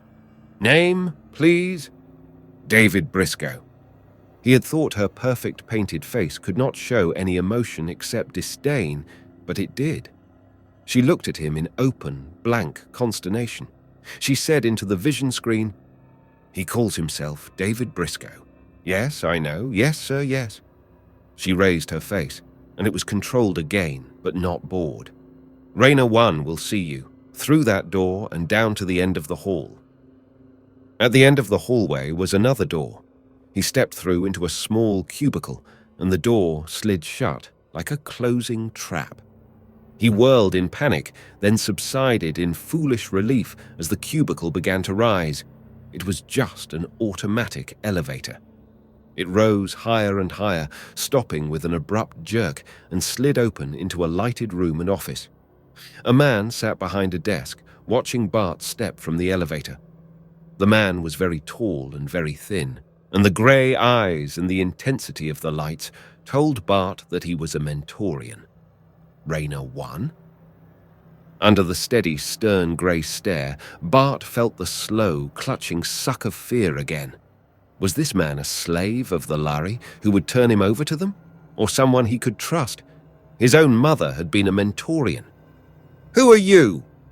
Raynor 1's voice was harsh and gave the impression of being loud, though it was not. "David Briscoe." It was the wrong thing. The Mentorian's mouth was taut, forbidding. "Try again. I happen to know that David Briscoe is dead. I have a message for Raynor 3. The cold grey stare never altered. "On what business?" On a sudden inspiration, Bart said, "I'll tell you that if you can tell me what the 8th colour is." There was a glint in the grim eyes now, though the even, stern voice did not soften. "I never knew myself. I didn't name it 8 colours. Maybe it's the original owner you want." On a sudden hope, Bart asked, "Was he, by any chance, named Rupert Steele?" Raynor 1 made a suspicious movement. "I can't imagine why you think so," he said guardedly, "especially if you've just come in from Earth. It was never very widely known. He only changed the name to 8 colours a few weeks ago, and it's for sure that your ship didn't get any messages while the Lhari were in warp drive. You mention entirely too many names, but I notice you aren't giving out any further information." "I'm looking for a man called Rupert Steele." "I thought you were looking for Raynor 3, said Raynor 1, staring at the Mentorian cloak. "I can think of a lot of people who might want to know how I react to certain names, and find out if I know the wrong people, if they are the wrong people. What makes you think I'd admit it if I did?" Now, Bart thought, they had reached a deadlock. Somebody had to trust somebody. This could go on all night, parry and riposte, question and evasive answer, each of them throwing back the other's questions in a verbal fencing match. Raynor 1 wasn't giving away any information, and considering what was probably at stake, Bart didn't blame him much. He flung the Mentorian cloak down on the table. "This got me out of trouble, the hard way," he said. "I never wore one before, and I never intend to again. I want to find Rupert Steele because he's my father." "Your father? And just how are you going to prove that exceptionally interesting statement?" Without warning, Bart lost his temper. "I don't care whether I prove it or not. You try proving something for a change, why don't you? If you know Rupert Steele, I don't have to prove who I am. Just take a good look at me. Or so Briscoe told me, a man who called himself Briscoe anyway. He gave me papers to travel under that name. I didn't ask for them, he shoved them into my hand, that Briscoe is dead." Bart struck his fist hard on the desk, bending over Raynor 1 angrily. "He sent me to find a man named Raynor 3, but the only one I really care about finding is my father. Now you know as much as I do. How about giving me some information for a change?" He ran out of breath and stood glaring down at Raynor 1, fists clenched. Raynor 1 got up and said, quick, savage and quiet, "Did anyone see you come here?" "Only the girl downstairs." "How did you get through the Lhari? In that?" He moved his head at the Mentorian cloak. Bart explained briefly, and Raynor 1 shook his head. "You were lucky," he said. "You could have been blinded. You must have inherited flash accommodation from the Mentorian side. Rupert Steele didn't have it. I'll tell you this much," he added, sitting down again. "In a manner of speaking, you're my boss. 8 Colors, it used to be Alpha Transshipping, is what they call a middleman outfit. The interplanet cargo lines transport from planet to planet within a system that's free competition, and the Lhari ships transport from star to star. That's a monopoly all over the galaxy. The middleman outfits arrange for orderly and businesslike liaison between the two. Rupert Steele bought into this company a long time ago, but he left it for me to manage until recently." Rayner punched a button, said to the image of the glossy girl at the desk, "Violet, get 3 for me. You may have to send a message to the multiphase." He swung round to Bart again. "You want a lot of explanations? Well, you'll have to get 'em from somebody else. I don't know what this is all about. I don't want to know. I have to do business with the Lhari. The less I know, the less I'm apt to say to the wrong people. But I promised 3 that if you turned up, or if anyone came and asked for the 8th color, I'd send you to him. That's all." He motioned Bart ungraciously to a seat and shut his mouth firmly, as if he had already said too much. Bart sat. After a while he heard the elevator again. The panel slid open and Rayner 3 came into the room. It had to be Rayner 3. There was no one else he could have been. He was as like Rayner 1 as Tweedledum to Tweedledee, tall, stern, ascetic and grim. He wore the full uniform of a Mentorian on Lhari ships, the white smock of a medic, the metallic blue cloak, the low, silvery sandals. He said, "What's doing one? Violet?" And then he caught sight of Bart. His eyes narrowed, and he drew a quick breath, his face twisting up into apprehension and shock. "It must be Steele's boy," he said, and immediately Bart saw the difference between were they brothers?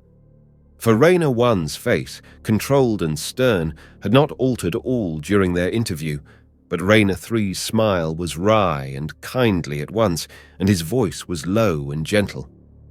"He's the image of Rupert. Did he come in on his own name? How'd he manage it?" "No, he had David Briscoe's papers." "So the old man got through," said Rayner 3 with a low whistle. "But that's not safe. Quick, give them to me, Bart." "The Lhari have them." Rayner 1 walked to the window and said in his deadpan voice, "It's useless, but get the kid out of here before they come looking for me. Look." He pointed. Below them, the streets were alive with uniformed Lhari and Mentorians. Bart felt sick. If they had the same efficiency with red tape that we humans have, he'd never have made it this far. Rayner 3 actually smiled. "But you can count on them for that much inefficiency," he said, and his eyes twinkled for a moment at Bart. That's how it was so easy to work the old double shuffle trick on them.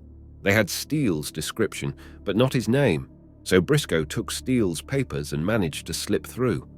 Once they landed on Earth, they had the Steele names, but by the time that cleared, you were outbound with another set of papers. It may have confused them because they knew David Briscoe was dead, and there was just a chance you were an innocent bystander who could raise a real row if they pulled you in. Did old Briscoe get away? "No," Bart said harshly. "He's dead." Rayner 3's mobile face held shocked sadness. "2 brave men," he said softly. "Edmund Briscoe the father, David Briscoe the son.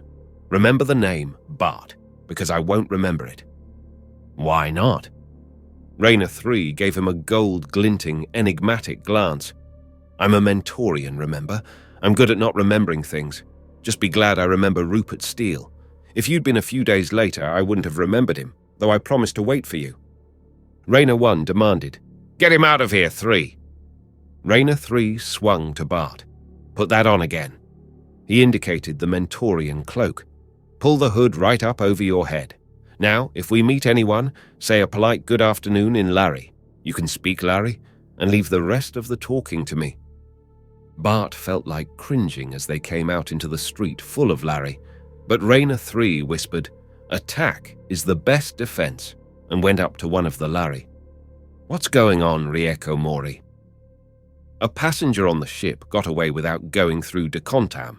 He may spread disease, so of course we have alerted all authorities," the Lhari said. As the Lhari strode past, Rayner 3 grimaced. "Clever that.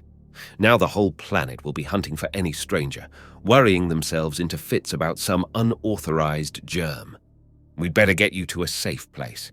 My country house is a good way off, but I have a copter," Bart demanded as they climbed in. "Are you taking me to my father?" Wait till we get to my place, Raynor 3 said, taking the controls and putting the machine in the air. Just lean back and enjoy the trip, huh? Bart relaxed against the cushions, but he still felt apprehensive. Where was his father? If he was a fugitive from the Lhari, he might by now be at the other end of the galaxy. But if his father couldn't travel on Lhari ships, and if he had been here, the chances were that he was still somewhere in the Procyon system. They flew for a long time, across low hills, patchwork agricultural districts, towns, and then for a long time over water. The copter had automatic controls, but Raynor 3 kept it on manual, and Bart wondered if the Mentorian just didn't want to talk. It began to descend at last, toward a small green hill, bright in the last gold rays on sunset. A small dome-like pink bubble rose out of the hill. Raynor 3 set the copter neatly down on a platform that slid shut after them, unfastened their seatbelts, and gave Bart a hand to climb out. He ushered him into a living room of glass and chrome, softly lighted, but deserted and faintly dusty. Raynor pushed a switch. Soft music came on, and the carpets caressed his feet. He motioned Bart to a chair. "You're safe here for a while," Raynor 3 said, "though how long, nobody knows. But so far, I've been above suspicion." Bart leaned back. The chair was very comfortable, but the comfort could not help him to relax. "Where is my father?" he demanded. Raynor 3 stood looking down at him, his mobile face drawn and strange. "I guess I can't put it off any longer," he said softly. Then he covered his face with his hands. From behind them, hoarse words came, choked with emotion. "Your father is dead, Bart. I killed him." Chapter 6. For a moment, Bart stared, frozen, unable to move, his very ears refusing the words he heard. Had this all been another cruel trick then? A trap? A betrayal? He rose and looked wildly around the room, as if the glass walls were a cage closing in on him. "Murderer!" He flung at Raynor and took a step toward him, his clenched fists coming up. He'd been shoved around too long, but here he had one of them right in front of him, and for once he'd hit back. He'd start by taking Raynor 3 apart, in small pieces. You rotten murderer!" Raynor 3 made no move to defend himself. "Bart," he said compassionately, "sit down and listen to me. No, I'm no murderer. I shouldn't have put it that way." Bart's hands dropped to his sides, but he heard his voice crack with pain and grief. "I suppose you'll tell me he was a spy or a traitor, and you had to kill him?" "Not even that. I tried to save your father. I did everything I could. I'm no murderer, Bart. I killed him, yes. God forgive me, because I'll never forgive myself."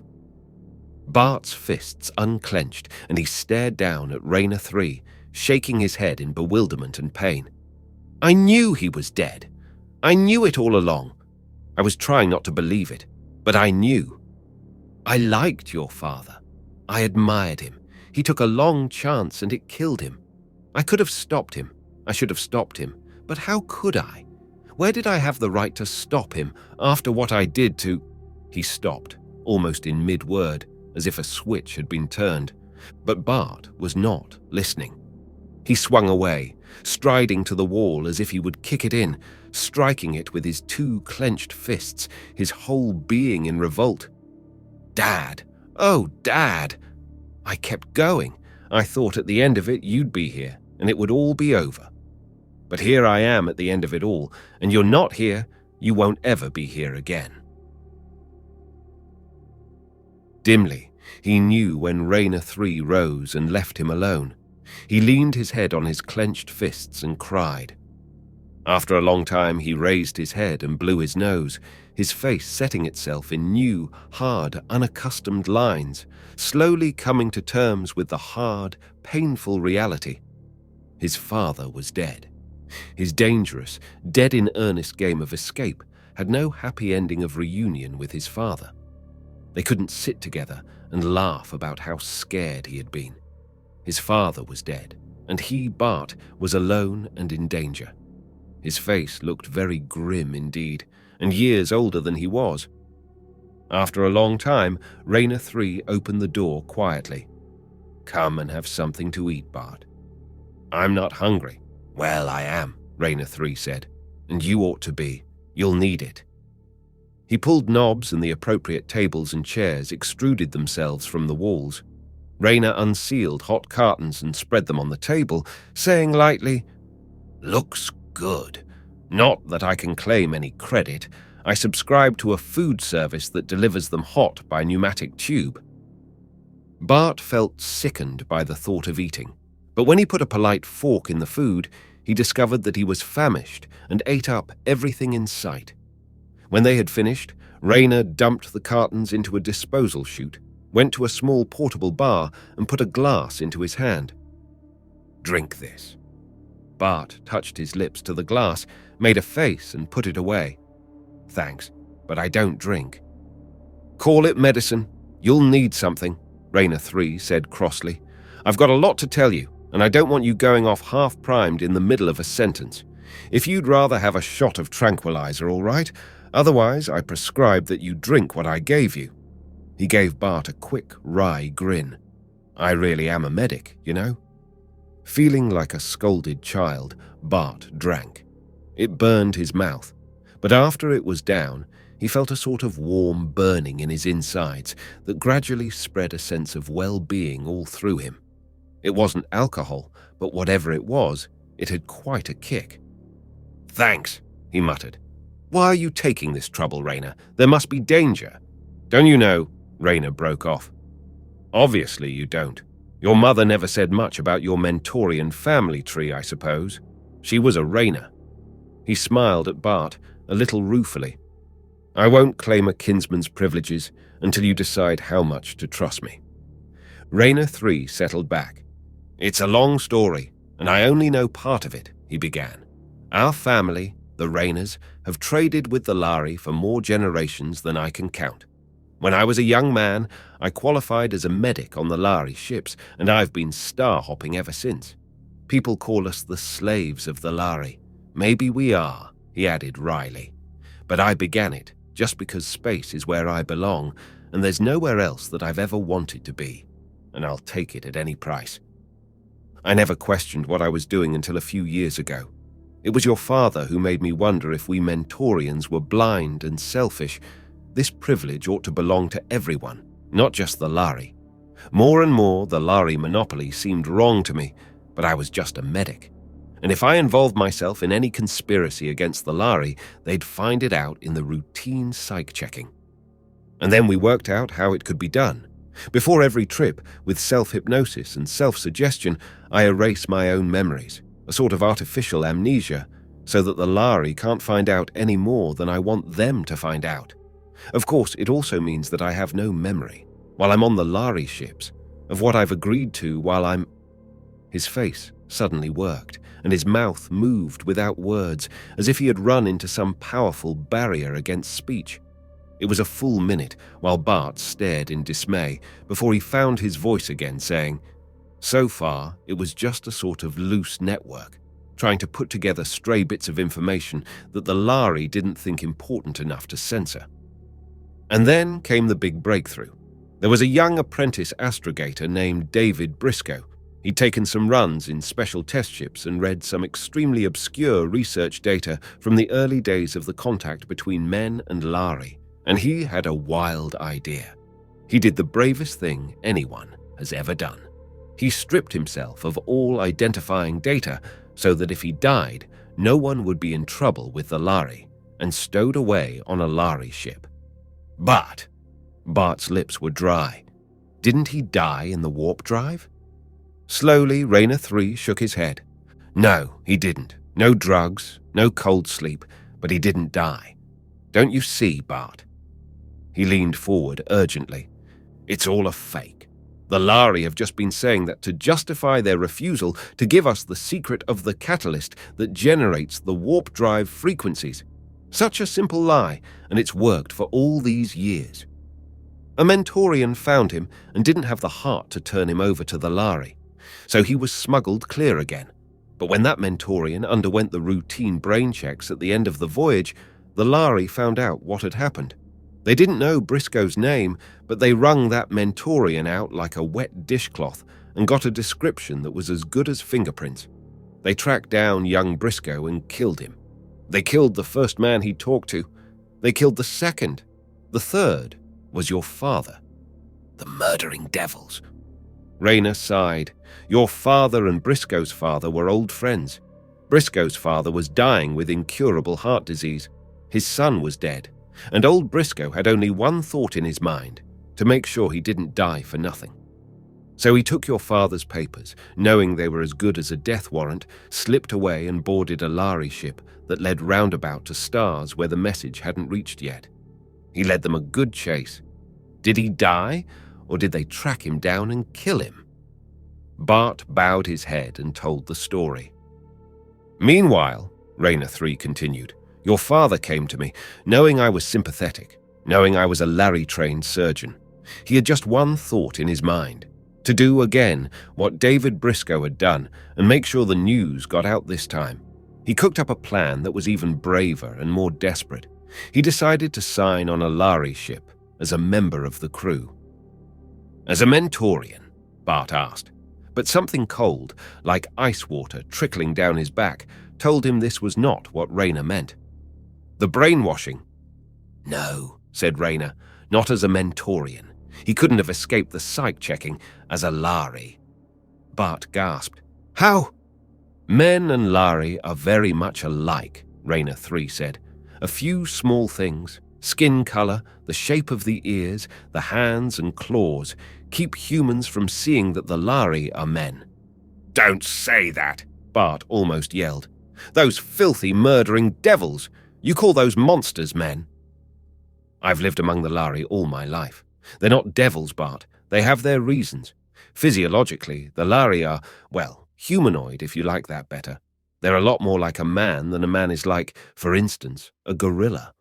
Your father convinced me that with minor plastic and facial surgery, he could pass as a Lhari. And finally I gave in and did the surgery. And it killed him. Not really. It was a completely unforeseeable thing. A blood clot broke loose in a vein and lodged in his brain. He was dead in seconds. It could have happened at any time, he said. Yet I feel responsible, even though I keep telling myself I'm not. And I'll help you as much as I can, for his sake, and for your mother's. The Lhari don't watch me too closely. They figure that anything I do, they'll catch in the brainwashing, but I'm still one step ahead of them, as long as I can erase my own memories. Bart was sifting it all, slowly, in his mind. Why was Dad doing this? What could he gain? You know we can build ships as good as the Lhari ships, but we don't know anything about the rare catalyst they use for warp drive fuel. Captain Steele had hopes of being able to discover where they got it. But couldn't they find out where the Lhari ships go for fueling? No, there's no way to trail a Lhari ship, he reminded Bart. We can follow them inside a star system, but then they pop into warp drive, and we don't know where they go when they aren't running between our stars. We've gathered together what information we do have, and we know that after a certain number of runs in our part of the galaxy, ships take off in the direction of Antares. There's a ship due to come in here in about 10 days called the Swiftwing, which is just about due to make the Antares run. Captain Steele had managed to arrange, I don't know how, and I don't want to know how, for a vacancy on that ship, and somehow he got credentials. You see, it's a very good spy system, a network between the stars, but the weak link is this. Everything, every message, every man has to travel back and forth by the Lhari ships themselves. He rose, shaking it all off impatiently. Well, it's finished now. Your father is dead. What are you going to do? If you want to go back to Vega, you can probably convince the Lhari you're just an innocent bystander. They don't hurt bystanders or children, Bart. They aren't bad people. They're just protecting their business monopoly. The safest way to handle it would be this. Let me erase your memories of what I've told you tonight, then just let the Lhari capture you. They won't kill you. They'll just give you a light psych check.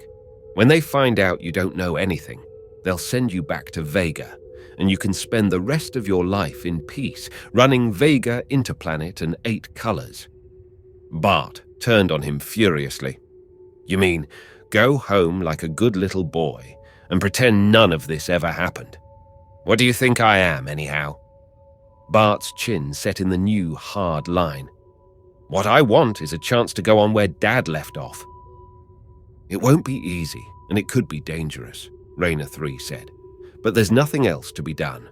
We had the arrangements all made, and now somebody's got to take the dangerous risk of calling them off. Are you game for a little plastic surgery? Just enough to change your looks again, with new forged papers. You can't go by the Swiftwing. It doesn't carry passengers, but there's another route you can take. Bart sprang up. No, he said. I know a better way. Let me go on the Swiftwing, in Dad's place, as a Lhari. Bart, no, Raynor 3 said. You'd never get away with it. It's too dangerous. But his gold eyes glinted. Why not? I speak Lhari better than Dad ever did. And my eyes can stand Lhari lights. You said yourself, it's going to be a dangerous job just calling off all the arrangements, so let's not call them off. Just let me take Dad's place. Bart, you're only a boy. What was Dave Briscoe? No, Raynor. Dad left me a lot more than Vega Interplanet, and you know it. I'll finish what he started, and then maybe I'll begin to deserve what he left me. Raynor 3 gripped Bart's hand. He said in a voice that shook. All right, Bart. You're your father's son. I can't say more than that. I haven't any right to stop you. Chapter 7. All right, Bart. Today, we'll let you look at yourself, Raynor 3 said. Bart smiled under the muffling layers of bandage around his face. His hands were bandaged too, and he had not been permitted to look in a mirror, but the transition had been surprisingly painless, or perhaps his sense of well-being had been due to Raynor 3 slipping him some drug. He'd been given injections of a chemical that would change the color of his skin. There had been minor operations on his face, his hands, his feet. Let's see you get up and walk around. Bart obeyed awkwardly, and Raynor frowned. Hurt? Not exactly, but I feel as if I were limping. That's to be expected. I changed the angle of the heel tendon and the muscle of the arch. You're using a different set of muscles when you walk. Until they harden up, you'll have some assorted Charlie horses. Have any trouble hearing me? No, though I'd hear better without all these bandages, Bart said impatiently. All in good time. Any trouble breathing? No, except for the bandages. Fine. I changed the shape of your ears and nostrils, and it might have affected your hearing or your breathing. Now listen, Bart. I'm going to take the bandages off your hands first. Sit down. Bart sat across the table from him, obediently sticking out his hands. Raynor 3 said, Shut your eyes. Bart did as he was told, and felt Raynor 3's long fingers working at the bandages. Move each finger as I touch it. Bart obeyed, and Raynor said neutrally, Good! Now take a deep breath, and then open your eyes. Impatiently, Bart flicked his lids open. In spite of the warning, his breath went out in a harsh, jolting gasp. His hands lay on the table before him, but they were not his hands. The narrow, long fingers were pearl grey, tipped with whitish-pink claws that curved out over the tips. Nervously, Bart moved one finger, and the long claw flicked out like a cat's, retracted. He swallowed. Golly! He felt strangely wobbly. A beautiful job, if I do say so. Be careful not to scratch yourself, and practice picking up small things. Bart saw that the long greyish claws were trembling. How did you make the claws? Quite simple, really, Raynor beamed. I injected protein compounds into the nail matrix, which speeded up nail growth terrifically, and then, as they grew, shaped them. Joining on those tiny muscles for the retracting mechanism was the tricky part, though. Bart was moving his hands experimentally. Once over the shock, they felt quite normal. The claws didn't get in his way half so much as he'd expected when he picked up a pen that lay beside him and, with the blunt tip, made a few of the strange-looking dots and wedges that were the Lhari alphabet. Practice writing this, said Raynor 3. and laid a plastic-encased folder down beside him. It was a set of ship's papers printed in Lhari. Bart read it through, seeing that it was made out to the equivalent of astrogator, first class, Bartle. That's your name now, the name your father would have used. Memorize it, get used to the sound of it, practice writing it. Don't worry too much about the rating.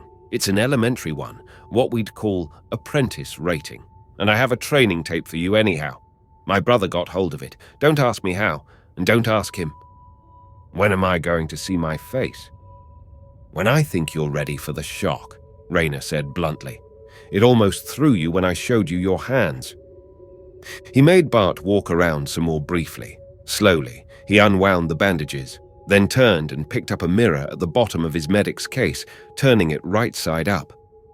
Here, but take it easy.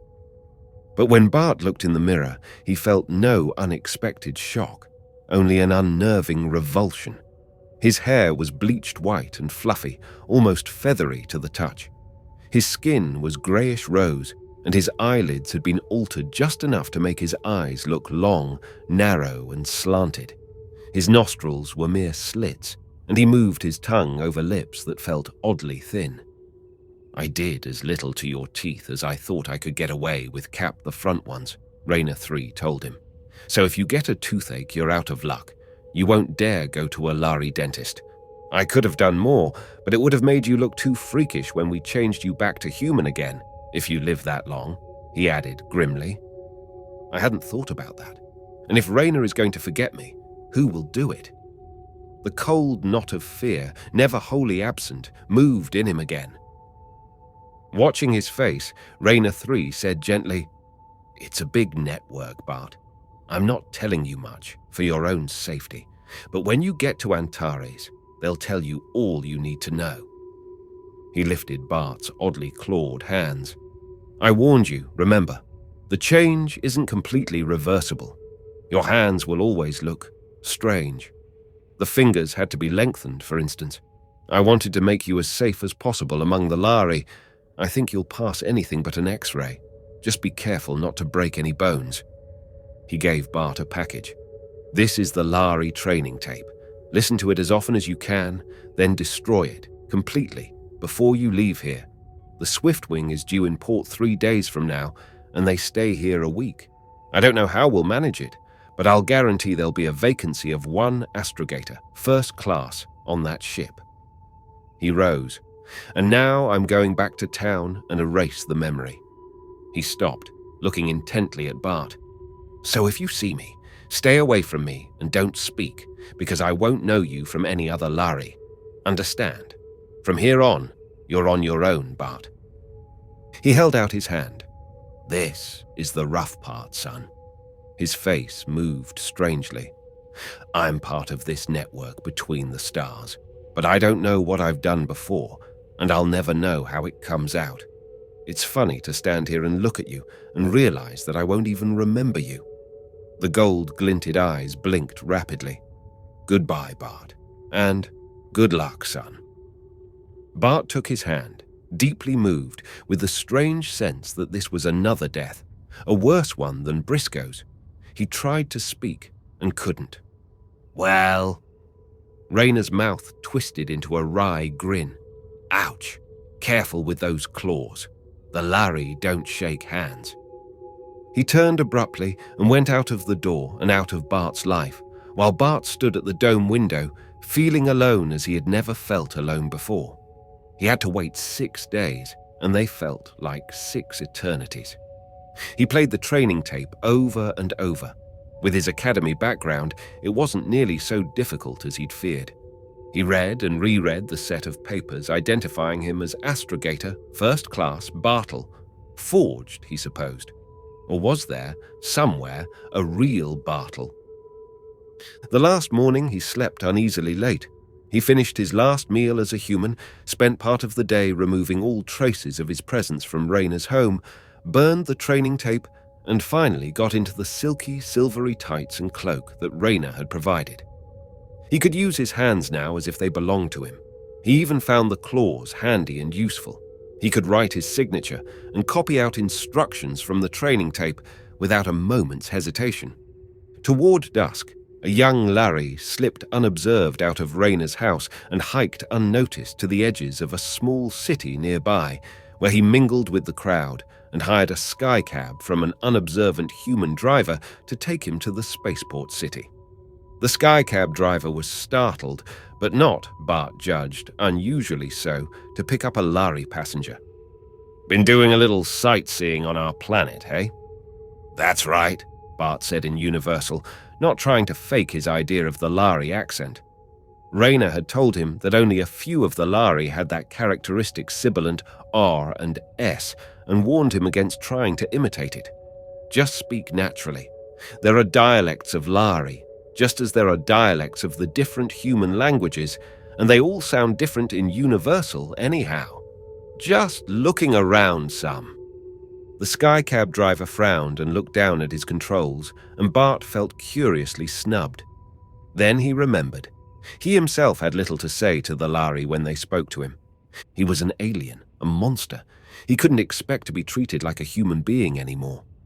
When the skycab let him off before the spaceport, it felt strange to see how the crowds edged away from him as he made a way through them. He caught a glimpse of himself in one of the mirror ramps, a tall, thin, strange form in a metallic cloak, head crested with feathery white, and felt overwhelmingly homesick for his own familiar face. He was beginning to feel hungry and realized that he could not go into an ordinary restaurant without attracting attention. There were refreshment stands all over the spaceport, and he briefly considered getting a snack at one of these. No, that was just putting it off. The time had to come when he must face his fear and test his disguise among the Lhari themselves. Reviewing his knowledge of the construction of spaceports, he remembered that one side was the terminal, where humans and visitors and passengers were freely admitted. The other side, for Lhari and their Mentorian employees only, contained, along with business offices of many sorts, a sort of arcade with amusement centers, shops and restaurants catering to the personnel of the Lhari ships. With 9 or 10 ships docking every day, Rayner had assured him that a strange Lhari face would be lost in the crowds very easily. He went to one of the doors marked Danger, Lhari Lights Beyond, and passed through the glaring corridor of offices and storage warehouses, finally coming out into a sort of wide mall. The lights were fierce, but he could endure them without trouble now, though his head ached faintly. Rayner, testing his light tolerance, had assured him that he could endure anything the Lhari could without permanent damage to his optic nerves, though he would have headaches until he got used to them. There were small shops and what looked like bars, and a glass-fronted place with a sign lettered largely in black letters, a Lhari phrase meaning roughly home away from home. Meals served, spacemen welcome, reasonable. Behind him a voice said in Lhari, "Tell me, does that sign mean what it says? Or is this one of those traps for separating the unwary spaceman from his hard-earned credits? How's the food?" Bart carefully took hold of himself. "I was just wondering that myself." He turned as he spoke, finding himself face to face with a young Lhari in the unadorned cloak of a spaceman without official rank. He knew the Lhari was young because his crest was still white. The young Lhari extended his claws in the closed fist, hidden claw gesture of Lhari greeting. "Shall we take a chance? Ring, son of Rahan, greets you. Bartol, son of Berihan. I don't remember seeing you in the port, Bartol. I've mostly worked on the Polaris run." "Way off there." Ring, son of Rahan sounded startled and impressed. "You really get around, don't you? Shall we sit here?" They sat on triangular chairs at a 3-cornered table. Bart waited for Ring to order, and ordered what he did. When it came, it was a sort of egg and fish casserole, which Bart found extremely tasty, and he dug into it with pleasure. Allowing for the clause, Lhari table manners were not so much different from human. And remember, their customs differ as much as ours do. If you do something differently, they'll just think you're from another planet with a different culture. "Have you been here long?" "A day or so. I'm off the Swiftwing." Bart decided to hazard his luck. "I was told there's a vacancy on the Swiftwing."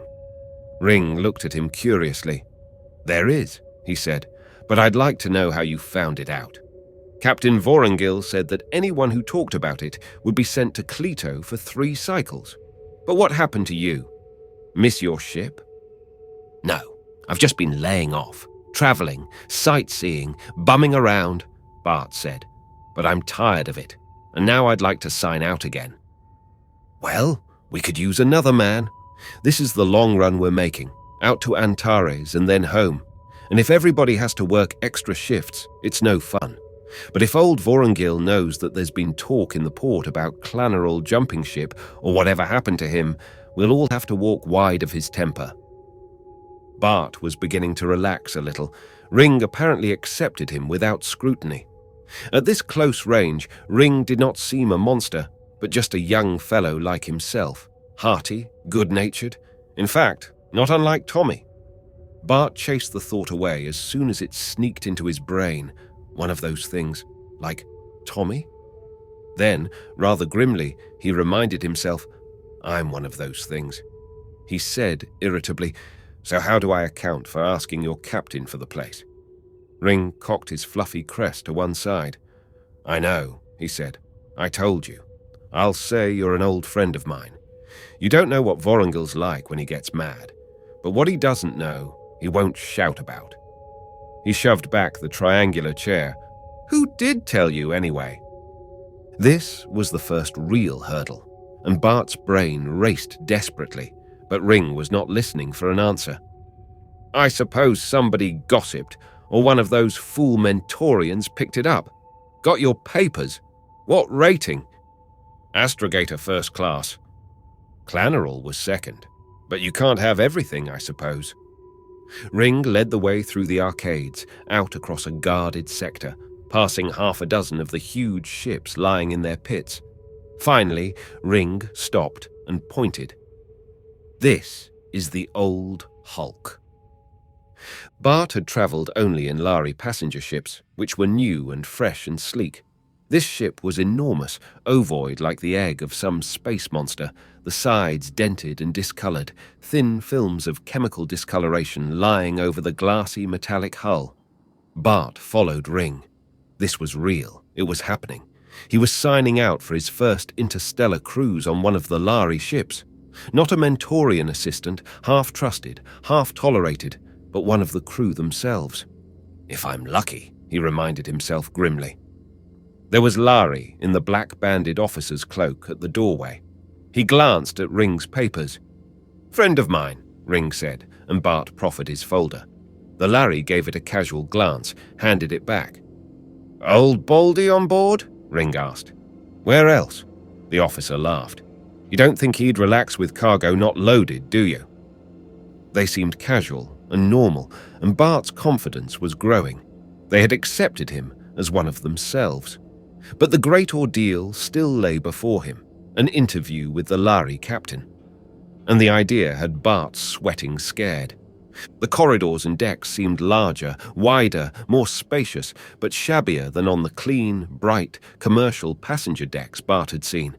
Dark-lensed men were rolling bales of cargo along on wheeled dollies.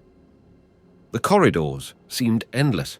More to hear the sound of his own voice and reassure himself of his ability to speak and be understood than because he cared, he asked Ring, "What's your rating?"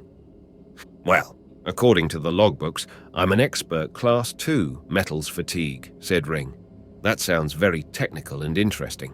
But what it means is just that I go all over the ship inch by inch, and when I finish, start all over again at the other end. Most of what I do is just boss around the maintenance crews and snarl at them about spots of rust on the paint." They got into a small round elevator, and Ring punched buttons. It began to rise, slowly and creakily, toward the top. "This, for instance," Ring said. "I've been yelling for a new cable for 6 months." He turned. "Take it easy, Bartol. Don't let Vorongil scare you. He likes to hear the sound of his own voice, but we'd all walk out the lock without spacesuits for him."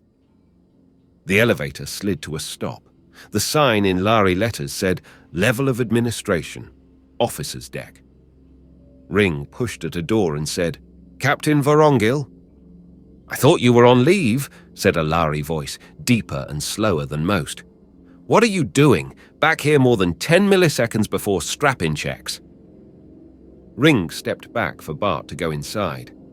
The small cabin, with an elliptical bunk slung from the ceiling and a triangular table, was dwarfed by a tall, thin Lhari in a cloak with 4 of the black bands that seemed to denote rank among them. He had a deeply lined face with a lacework of tiny wrinkles around the slanted eyes. His crest was not the high, fluffy white of a young Lhari, but broken short near the scalp, greyish-pink showing through, the little feathery ends yellowed with age. He growled, "Come in then, don't stand there.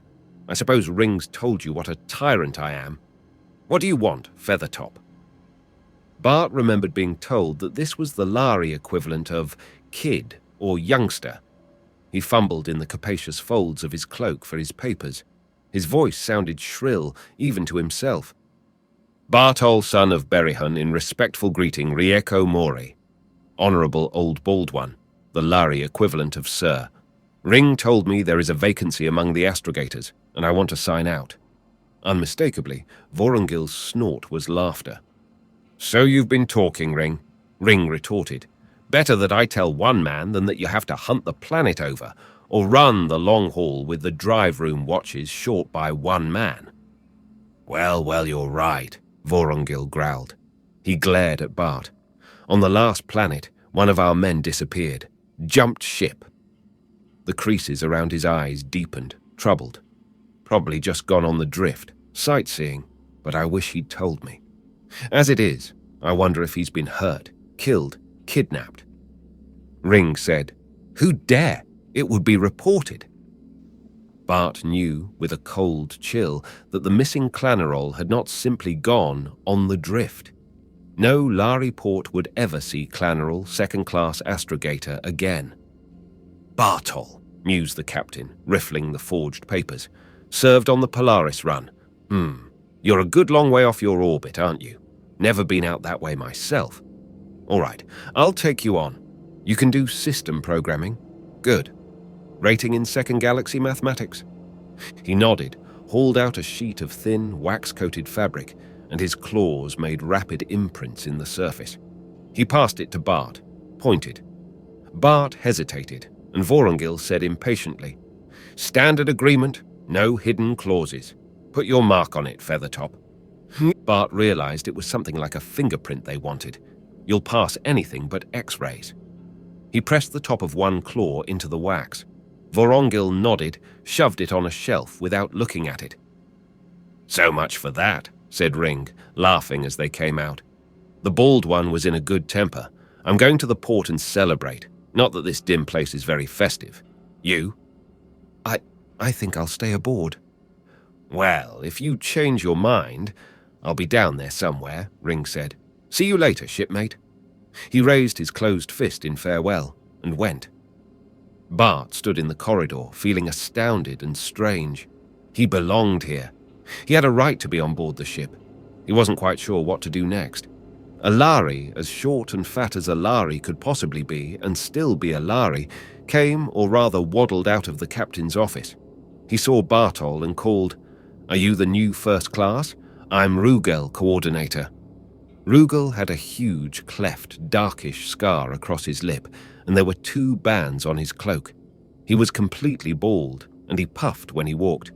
"Vorongil asked me to show you around. You'll share quarters with Ring. No sense shifting another man. Come down and see the chart rooms, or do you want to leave your kit in your cabin first?" "I don't have much," Bart said. Rugel's seamed lip widened. "That's the way. Travel light when you're on the drift," he confirmed. Rugel took him down to the drive rooms, and here for a moment, in wonder and awe, Bart almost forgot his disguise. The old Lhari led him to the huge computer which filled one wall of the room, and Bart was smitten with the universality of mathematics.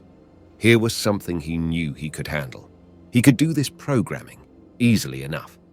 But as he stood before the banks of complex yet beautifully familiar levers, the sheer exquisite complexity of it overcame him. To compute the movements of thousands of stars, all moving at different speeds in different directions in the vast, swirling, directionless chaos of the universe, and yet to be sure that every separate movement would come out to within a quarter of a mile. It was something that no finite brain, man or Lhari, could ever accomplish, yet their limited brains had built these computers that could do it. Rugal watched him, laughing softly. "Well, you'll have enough time down here. I like to have youngsters who are still in the middle of a love affair with their work. Come along, and I'll show you your cabin." Rugal left him in a cabin amidships, small and cramped, but tidy, two of the oval bunks slung at opposite ends, a small table between them, and drawers filled with pamphlets and manuals and maps. Furtively, ashamed of himself, yet driven by necessity, Bart searched Ring's belongings, wanting to get some idea of what possessions he ought to own. He looked around the shower and toilet facilities with extra care. This was something he couldn't slip up on and be considered even halfway normal. He was afraid Ring would come in and see him staring curiously at something as ordinary to a Lhari as a cake of soap. He decided to go down to the port again and look around the shops. He was not afraid of being unable to handle his work. What he feared was something subtler, that the small items of everyday living, something as simple as a nail file, would betray him. On his way, he looked into the recreation lounge, filled with comfortable seats, vision screens, and what looked like simple pinball machines and mechanical games of skill. There were also stacks of tape reels and headsets for listening, not unlike those humans used. Bart felt fascinated and wanted to explore, but decided he could do that later. Somehow, he took the wrong turn coming out of the recreation lounge and went through a door where the sudden dimming of lights told him he was in Mentorian quarters. The sudden darkness made him stumble, thrust out his hands to keep from falling, and an unmistakably human voice said, "Ouch." "I'm sorry," Bart said in universal without thinking. "I admit, the lights are dim," said the voice tartly, and Bart found himself looking down as his eyes adjusted to the new light level at a girl. She was small and slight, in a metallic blue cloak that swept out like wings around her thin shoulders. The hood framed a small, kitten-like face. She was a Mentorian, and she was human, and Bart's eyes rested with comfort on her face. She, on the other hand, was looking up with anxiety and uneasy distrust. "That's right. I'm a Lhari, a non-human freak. I seem to have missed my way." "What are you looking for, sir? The medical quarters are through here." "I'm looking for the elevator down to the crew exits." "Through here," she said, reopening the door through which he had come and shading her large, lovely, long-lashed eyes with a slender hand. "You took the wrong turn. Are you new on board? I thought all ships were laid out exactly alike."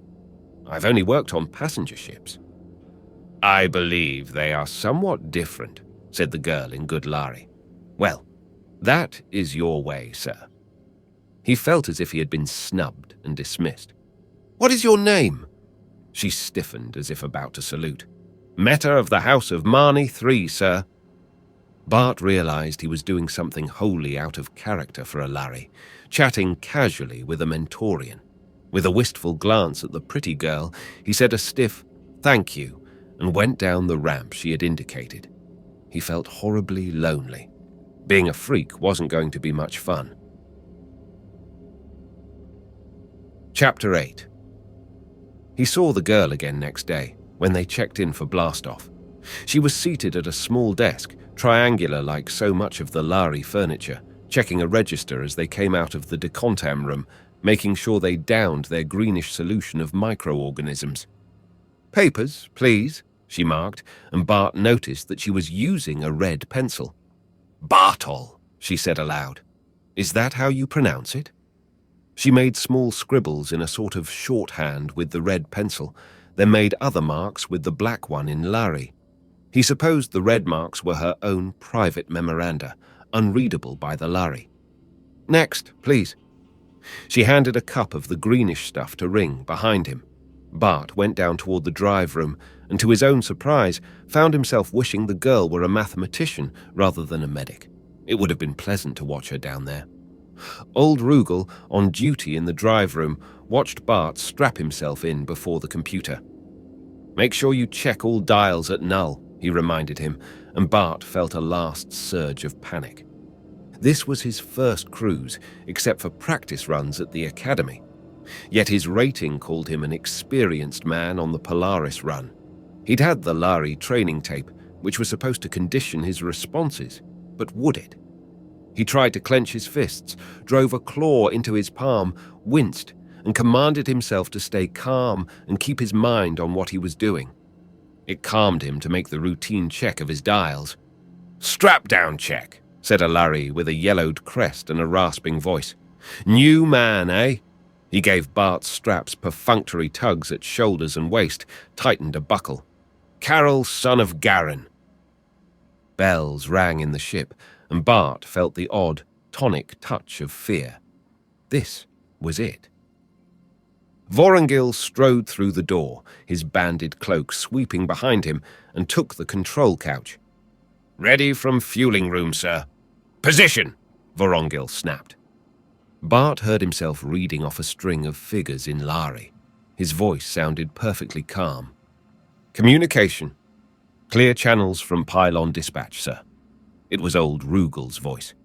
"Well," Vorongil said, slowly and almost reflectively, "let's take her up then." He touched some controls. The humming grew. Then, swift, hard and crushing, weight mashed Bart against his couch. "Position!" Vorongil's voice sounded harsh, and Bart fought the crushing weight of it. Even his eyeballs ached as he struggled to turn the tiny eye muscles from dial to dial, and his voice was a dim croak.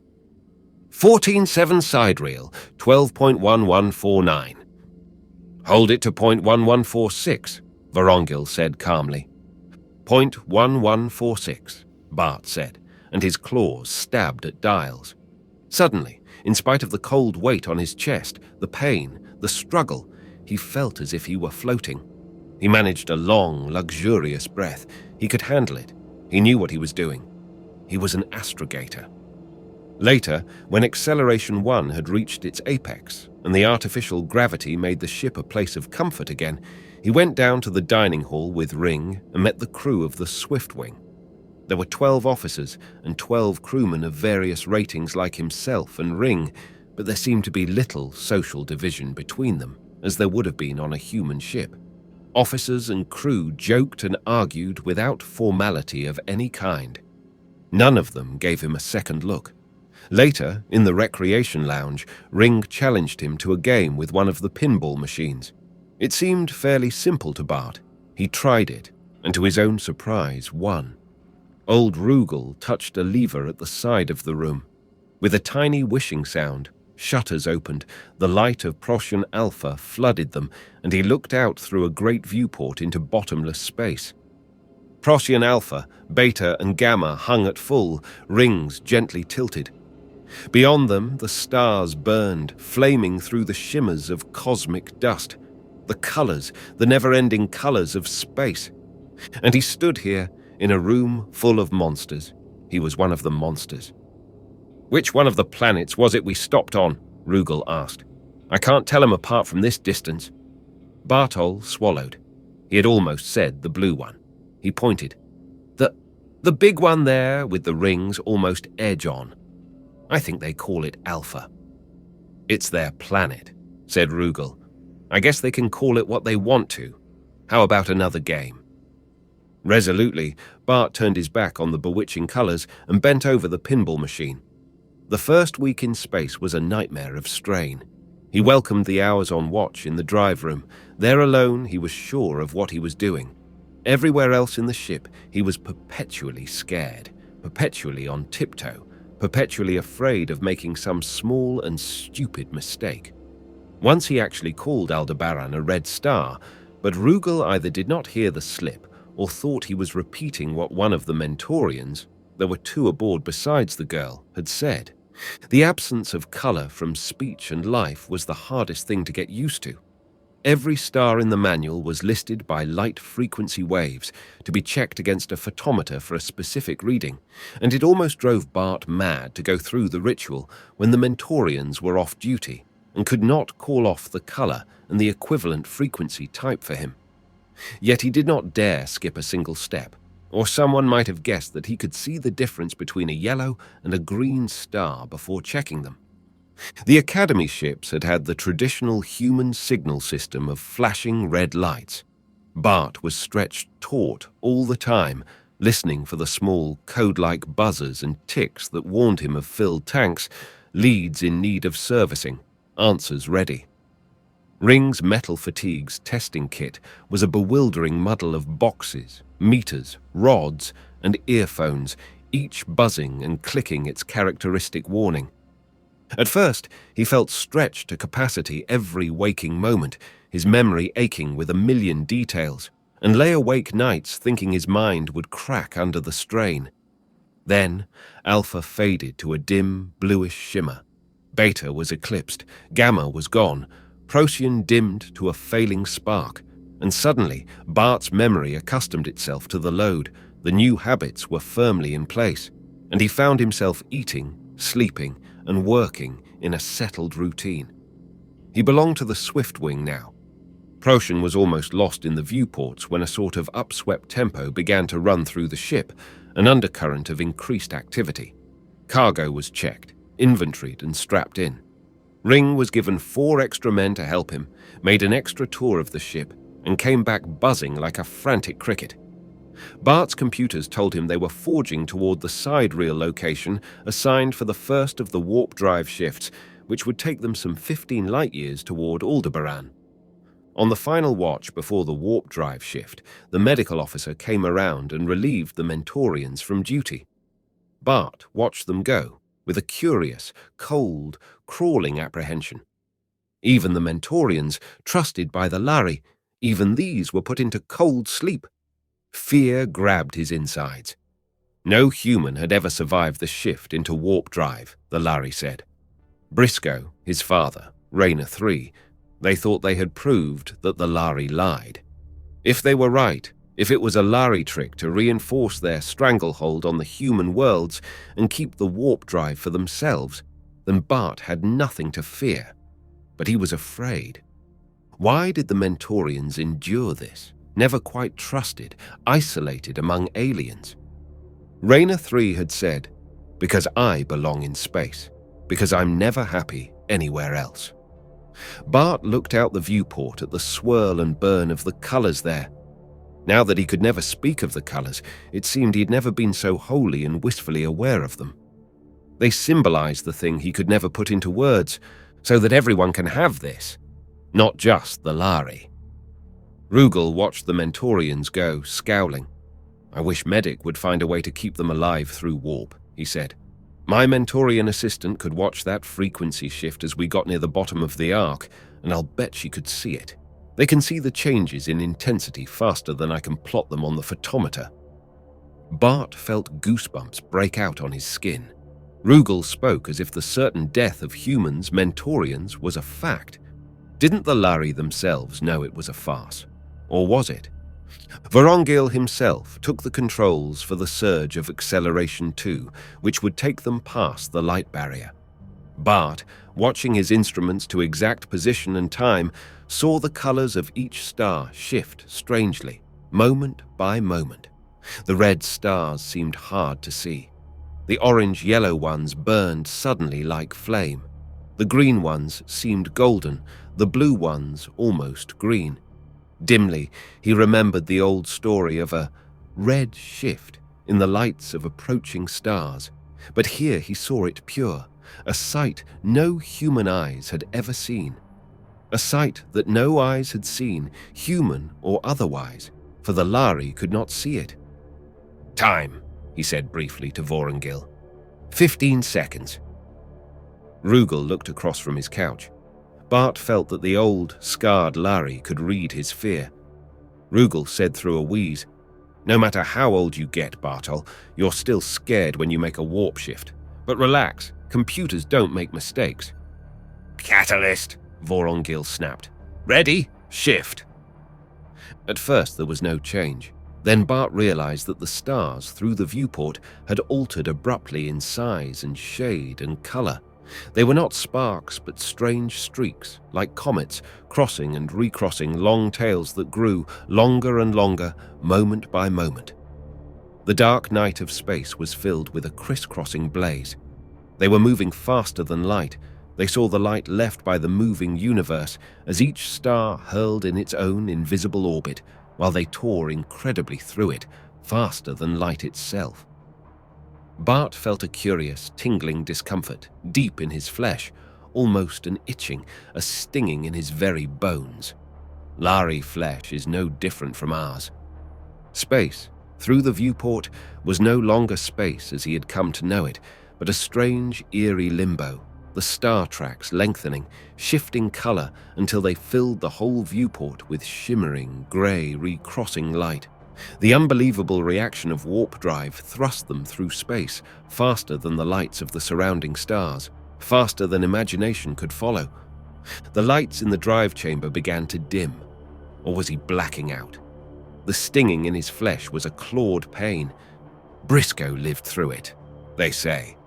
The whirling star tracks fogged, coiled, turned colorless worms of light, went into a single vast blur.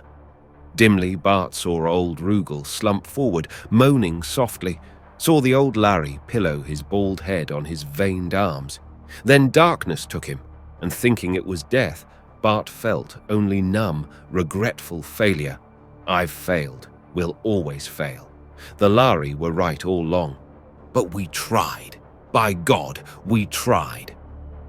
Bartol? A gentle hand, cat claws retracted, came down on his shoulder. Ring bent over him. Good-natured rebuke was in his voice. Why didn't you tell us you got a bad reaction and asked to sign out for this shift? He demanded. Look, poor old Rugal's passed out again. He just won't admit he can't take it, but one idiot on a watch is enough. Some people just feel as if the bottom's dropped out of the ship, and that's all there is to it.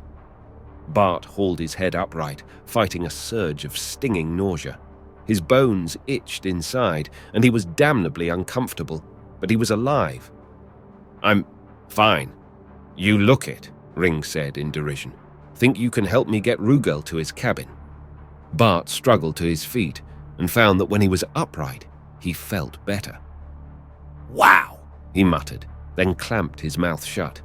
He was supposed to be an experienced man, a Lhari hardened to space.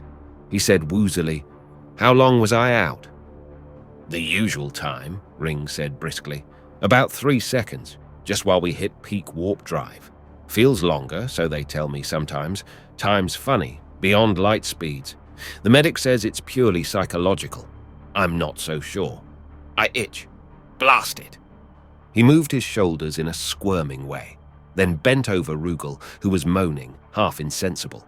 Catch hold of his feet, Bartle. Here, ease him out of his chair. No sense bothering the medics this time. Think you can manage to help me carry him down to the deck? Sure, Bart said, finding his feet and his voice. He felt better as they moved along the hallway, the limp, muttering form of the old Lhari insensible in their arms. They reached the officer's deck, got Rugal into his cabin and into his bunk, hauled off his cloak and boots. Ring stood shaking his head. And they say Captain Vorongil's so tough. Bart made a questioning noise. Why, just look, said Ring. He knows it would make poor old Rugal feel as if he wasn't good for much, to order him into his bunk and make him take dope like a Mentorian for every warp shift. So we have this to go through at every jump. He sounded cross and disgusted, but there was a rough, boyish gentleness as he hauled the blanket over the bald old Lhari. He looked up, almost shyly. Thanks for helping me with old Baldy. We usually try to get him out before Vorongil officially takes notice. Of course, he sort of keeps his back turned, Ring said, and they laughed together as they turned back to the drive room. Bart found himself thinking, Ring's a good kid, before he pulled himself up in sudden shock. He had lived through warp drive.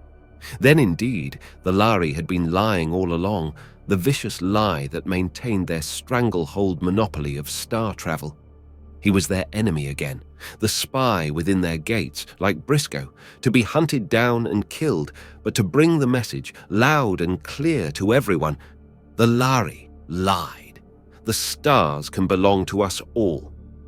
When he got back to the drive room, he saw through the viewport that the blur had vanished. The star trails were clear, distinct again, their comet tails shortening by the moment, their colors more distinct. The Lhari were waiting, a few poised over their instruments, a few more standing at the quartz window watching the star trails, some squirming and scratching and grousing about space fleas, the characteristic itching reaction that seemed to be deep down inside the bones. Bart checked his panels, noted the time when they were due to snap back into normal space, and went to stand by the viewport. The stars were reappearing, seeming to steady and blaze out in cloudy splendor through the bright dust. They burned in great streamers of flame, and for the moment he forgot his mission again, lost in the beauty of the fiery lights. He drew a deep, shaking gasp. It was worth it all to see this. He turned and saw Ring, silent at his shoulder. "Me too," Ring said, almost in a whisper. "I think every man on board feels that way. A little. Only he won't admit it." His slanted grey eyes looked quickly at Bart and away. "I guess we're almost down to L point. Better check the panel and report nulls so Medic can wake up the Mentorians." The Swiftwing moved on between the stars. Aldebaran loomed, then faded in the viewports. Another shift jumped them to a star whose human name Bart did not know. Shift followed shift. Spaceport followed spaceport. Sun followed sun. Men lived on most of these worlds, and on each of them a Larry Spaceport rose, alien and arrogant. And on each world, men looked at Larry with resentful eyes, cursing the race who kept the stars for their own. Cargo amassed in the holds of the Swiftwing from worlds beyond all dreams of strangeness. Bart grew, not bored, but hardened to the incredible. For days at a time, no word of human speech crossed his mind. The blackout at peak of each warp shift persisted. Vorongil had given him permission to report off duty, but since the blackouts didn't impair his efficiency, Bart had refused. Rugal told him that this was the moment of equilibrium, the peak of the faster-than-light motion. "Perhaps a true limiting speed beyond which nothing will ever go," Vorongil said, touching the charts with a varnished claw. Rugal's scarred old mouth spread in a thin smile. "Maybe there's no such thing as a limiting speed. Someday, we'll reach true simultaneity, enter warp, and come out just where we want to be at the same time. Just a split-second interval. That will be real transmission." Ring scoffed. "And suppose you get even better and come out of warp before you go into it? What then, honorable bald one?" Rugal chuckled and did not answer. Bart turned away. It was not easy to keep on hating the Lhari. There came a day when he came on watch to see drawn, worried faces, and when Ring came into the drive room, they threw their levers on automatic and crowded around him, their crests bobbing in question and dismay. Vorongil seemed to emit sparks as he barked at Ring. "You found it?" "I found it, inside the hull lining." Vorongil swore, and Ring held up a hand in protest. "I only locate metals fatigue, sir. I don't make it." "No help for it then," Vorongil said. "We'll have to put down for repairs. How much time do we have, Ring?" "I give it 30 hours, Ring said briefly, and Vorongil gave a long, shrill whistle. "Bartol, what's the closest listed spaceport?" Bart dived for handbooks, manuals, comparative tables of position, and started programming information. The crew drifted toward him, and by the time he finished feeding in the coded information, a row 3 deep of Lhari surrounded him, including all the officers. Vorongil was right at his shoulder when Bart slipped on his earphones and started decoding the punched strips that fed out the answers from the computer. Nearest port is Copman 4. It's almost exactly 30 hours away. "I don't like to run it that close." Vorongil's face was bitten deep with lines. He turned to Ramillis, head of maintenance. "Do we need spare parts? or just general repairs?" "Just repairs, sir. We have plenty of shielding metal. It's a long job to get through the hulls, but there's nothing we can't fix." Vorongil flexed his clawed hands nervously, stretching and retracting them. "Ring, you're the fatigue expert. I'll take your word for it. Can we make 30 hours? Ring looked pale, and there was none of his usual boyish nonsense when he said, "Captain, I swear I wouldn't risk Cotman. You know what crystallization's like, sir. We can't get through that hull lining to repair it in space if it does go before we land. We wouldn't have the chance of a hydrogen atom in a tank of halogens." Vorongil's slanted eyebrows made a single unbroken line. "That's the word then. Bartol, find us the closest star with a planet, spaceport or not." Bart's hands were shaking with sudden fear. He checked each digit of their present position, fed it into the computer, waited, finally wet his lips and plunged, taking the strip from a computer. "This small star, called Meristem, it's a..." He bit his lip, hard. He had almost said green. "Type Q, 2 planets with atmosphere within tolerable limits, not classified as inhabited." "Who owns it?" "I don't have that information on the banks, sir." Vorongil beckoned the Mentorian assistant. So apart were Lhari and Mentorian on these ships that Bart did not even know his name. He said, "Look up a star called Meristem for us." The Mentorian hurried away, came back after a moment with the information that it belonged to the Second Galaxy Federation, but was listed as unexplored. Vorongil scowled. "Well, we can claim necessity," he said. "It's only 8 hours away, and Cotman's 30. Bartol, plot us a warp drive shift that will land us in that system and on the inner of the 2 planets within 9 hours. If it's a Type Q star, that means dim illumination and no spaceport Mercury vapor installations. We'll need as much sunlight as we can get." It was the first time that Bart, unaided, had had the responsibility of plotting a warp drive shift. He checked the coordinates of the small green star 3 times before passing them along to Vorongil. Even so, when they went into acceleration 2, he felt stinging fear.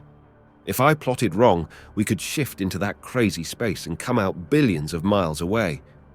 But when the stars steadied and took on their own colors, the blaze of a small green sun was steady in the viewport.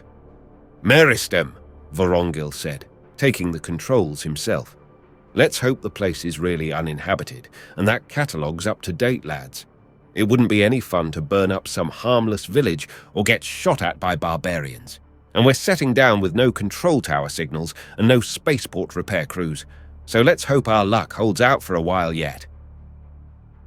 Bart, feeling the minute, unsteady trembling somewhere in the ship. Imagination, he told himself. You can't feel metal fatigue somewhere in the hull lining, echoed the wish. He did not know that he had already had the best luck of his unique voyage, or realize the fantastic luck that had brought him to the small green star Meristem. Chapter 9.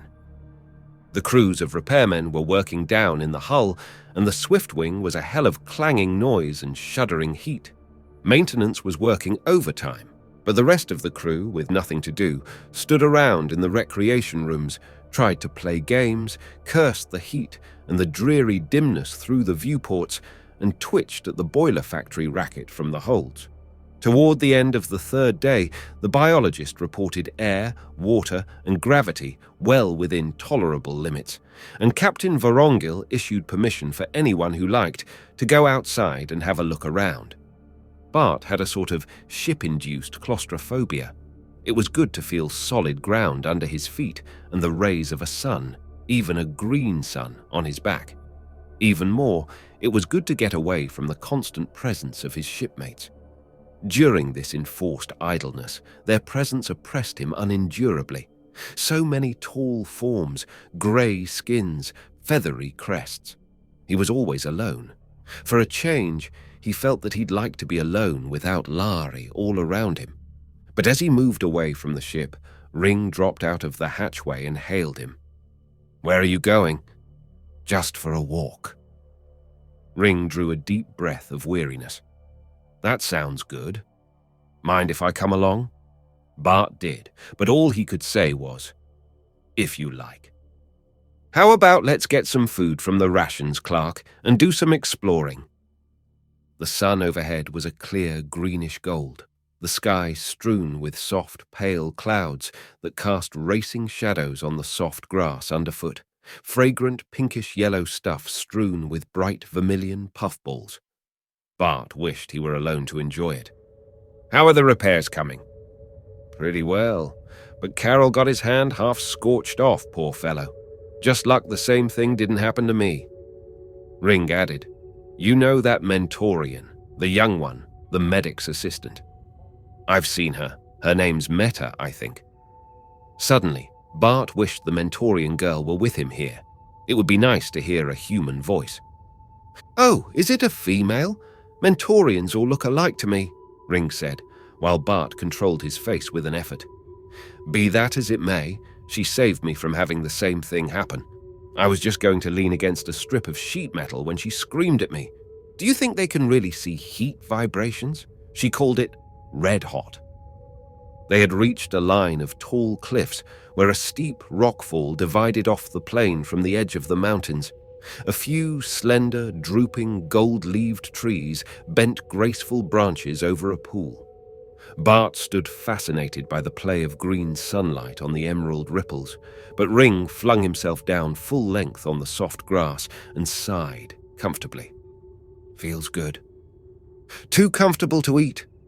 They munched in companionable silence. Look, said Ring at last, pointing toward the cliffs. Holes in the rocks. Caves. I'd like to explore them, wouldn't you? They look pretty gloomy to me, probably full of monsters. Ring patted the hilt of his Energon ray. This will handle anything short of an armor-plated saurian. Bart shuddered. As part of uniform, he too had been issued one of the Energon rays, but he had never used it and didn't intend to. Just the same, I'd rather stay out here in the sun. It's better than vitamin lamps, Ring admitted, even if it's not very bright. Bart wondered, suddenly and worriedly, about the effects of green sunburn on his chemically altered skin tone.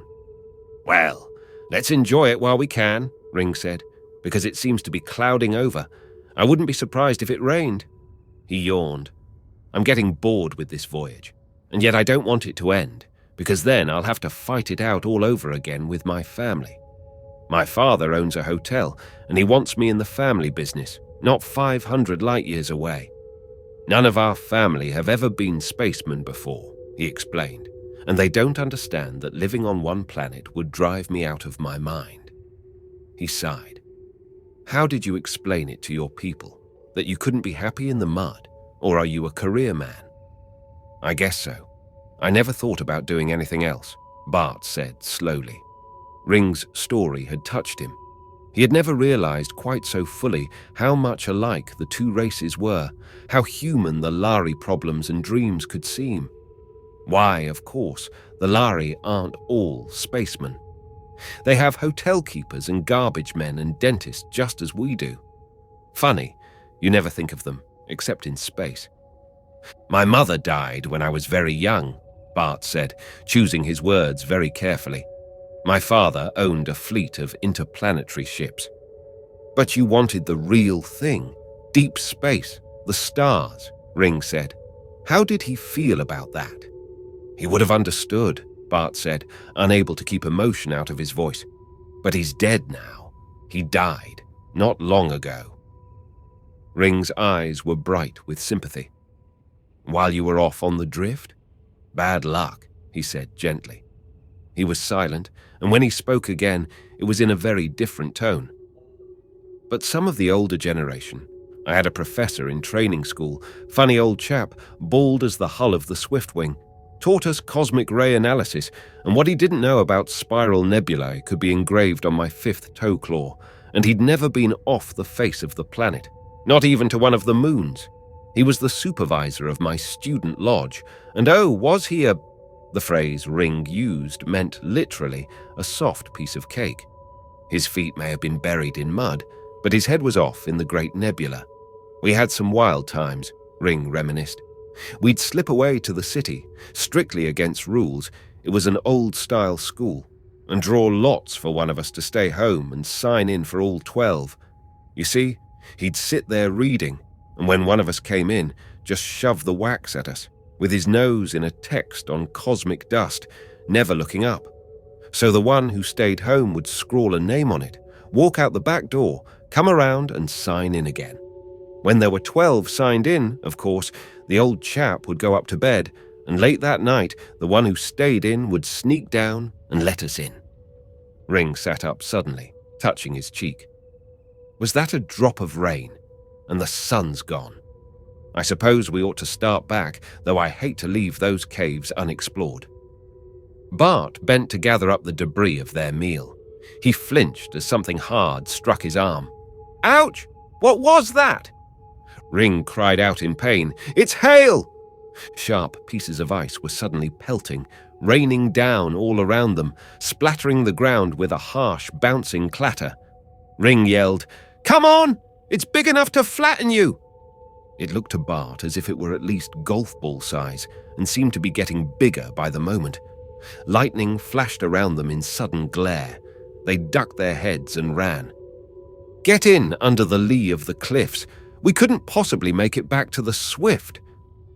Ring's voice broke off in a cry of pain. He slumped forward, pitched to his knees, then slid down and lay still. What's the matter? Bart, arm curved to protect his skull, bent over the fallen Lhari, but Ring, his forehead bleeding, lay insensible. Bart felt sharp pain in his arm, felt the hail hard as thrown stones raining on his head. Ring was out cold. If they stayed in this, Bart thought despairingly, they'd both be dead. Crouching, trying to duck his head between his shoulders, Bart got his arms under Ring's armpits and half carried, half dragged him under the lee of the cliffs. He slipped and slid on the thickening layer of ice underfoot, lost his footing, and came down, hard, one arm twisted between himself and the cliff. He cried out in pain, uncontrollably, and let Ring slip from his grasp. The Lhari boy lay like the dead. Bart bent over him, breathing hard, trying to get his breath back. The hail was still pelting down, showing no signs of lessening. About 5 feet away, one of the dark gaps in the cliff showed wide and menacing, but at least, Bart thought, the hail couldn't come in there.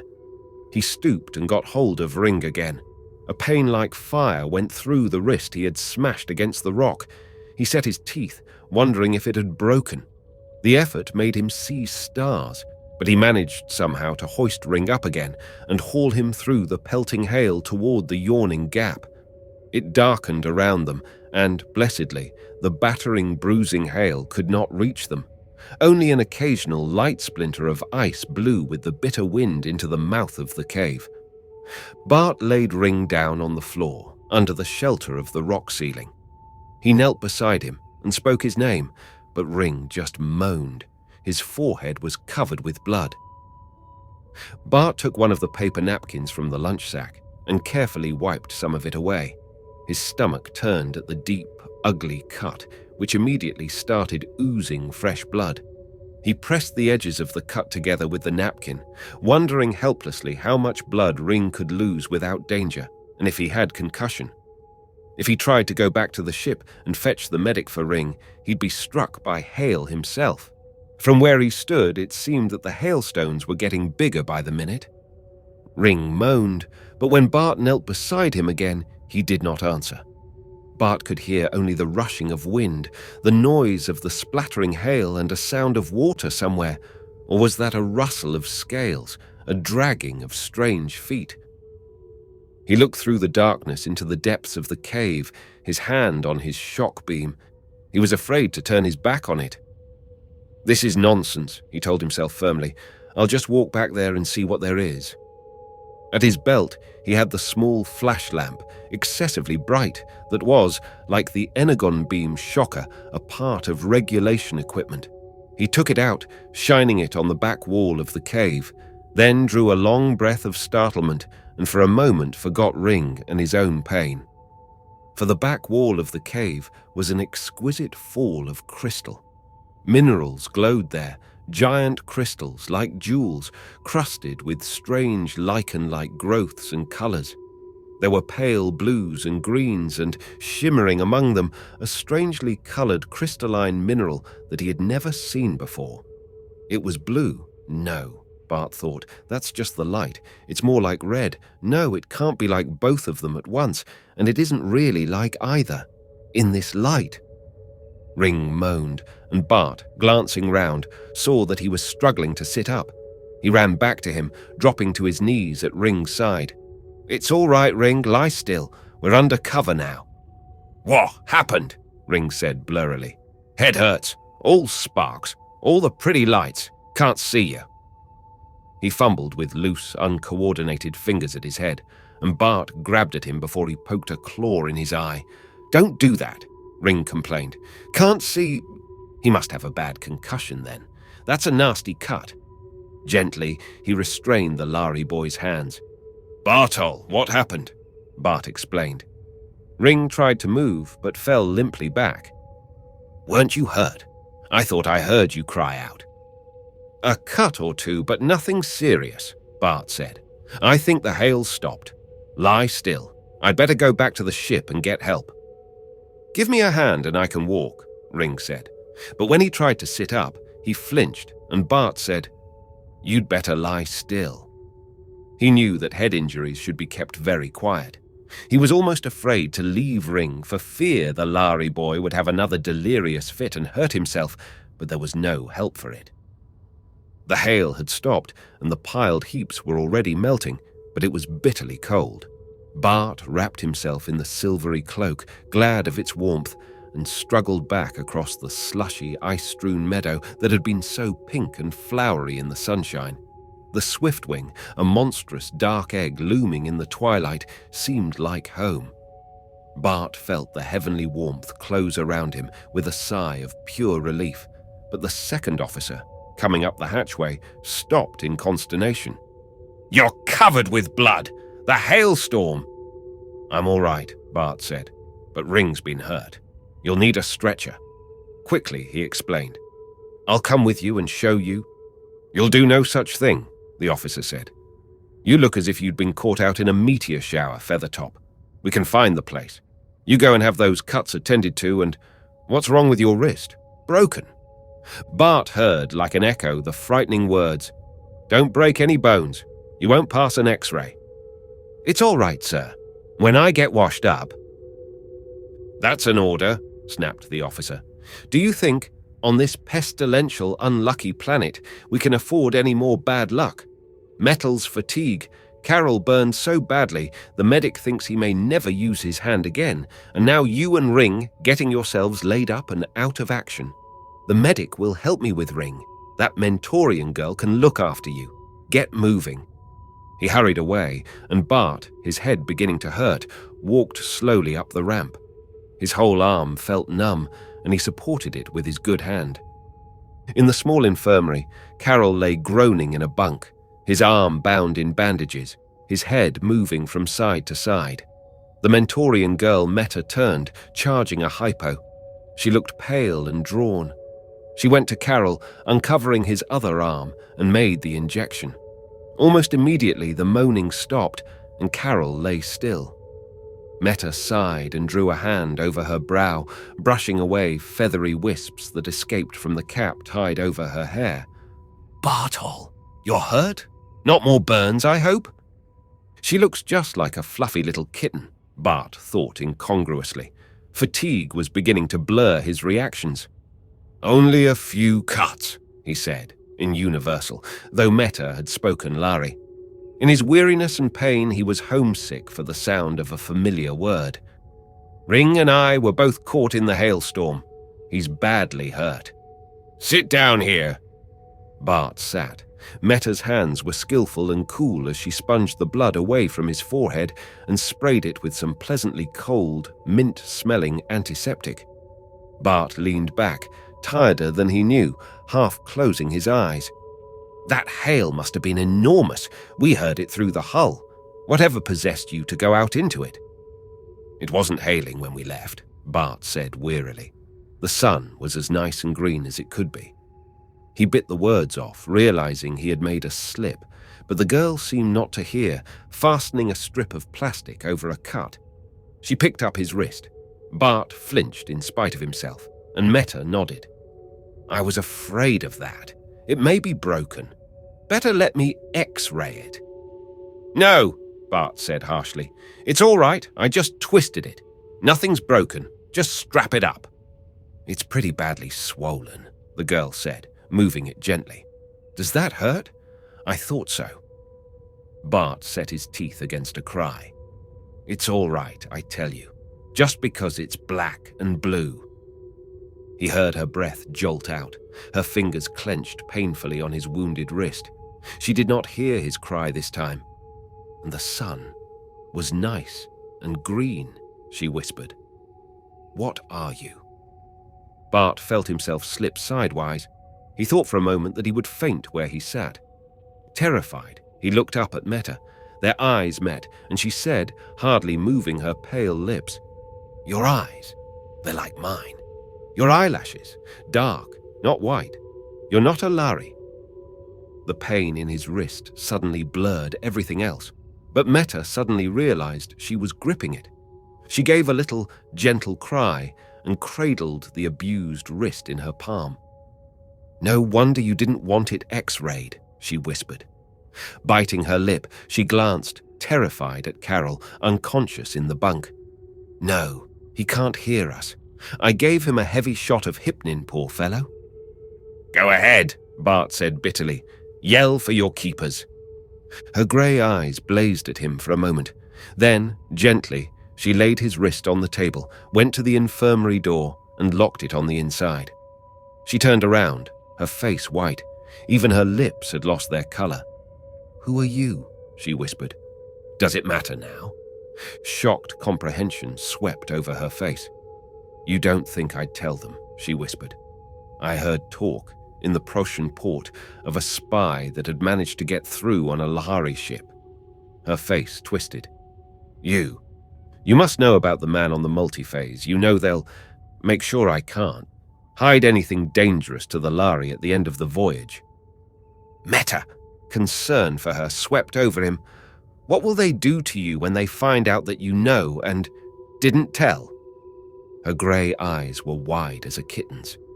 Why, nothing. The Lhari would never hurt anyone, would they? Brainwashed? He set his mouth grimly. I hope you never find out different. Why would they need to? She asked reasonably. They could just erase the memory. I never heard of a Lhari actually hurting anyone, but something like this. She wavered, looking at him. You look so much like a Lhari. How was it done? How could they do it?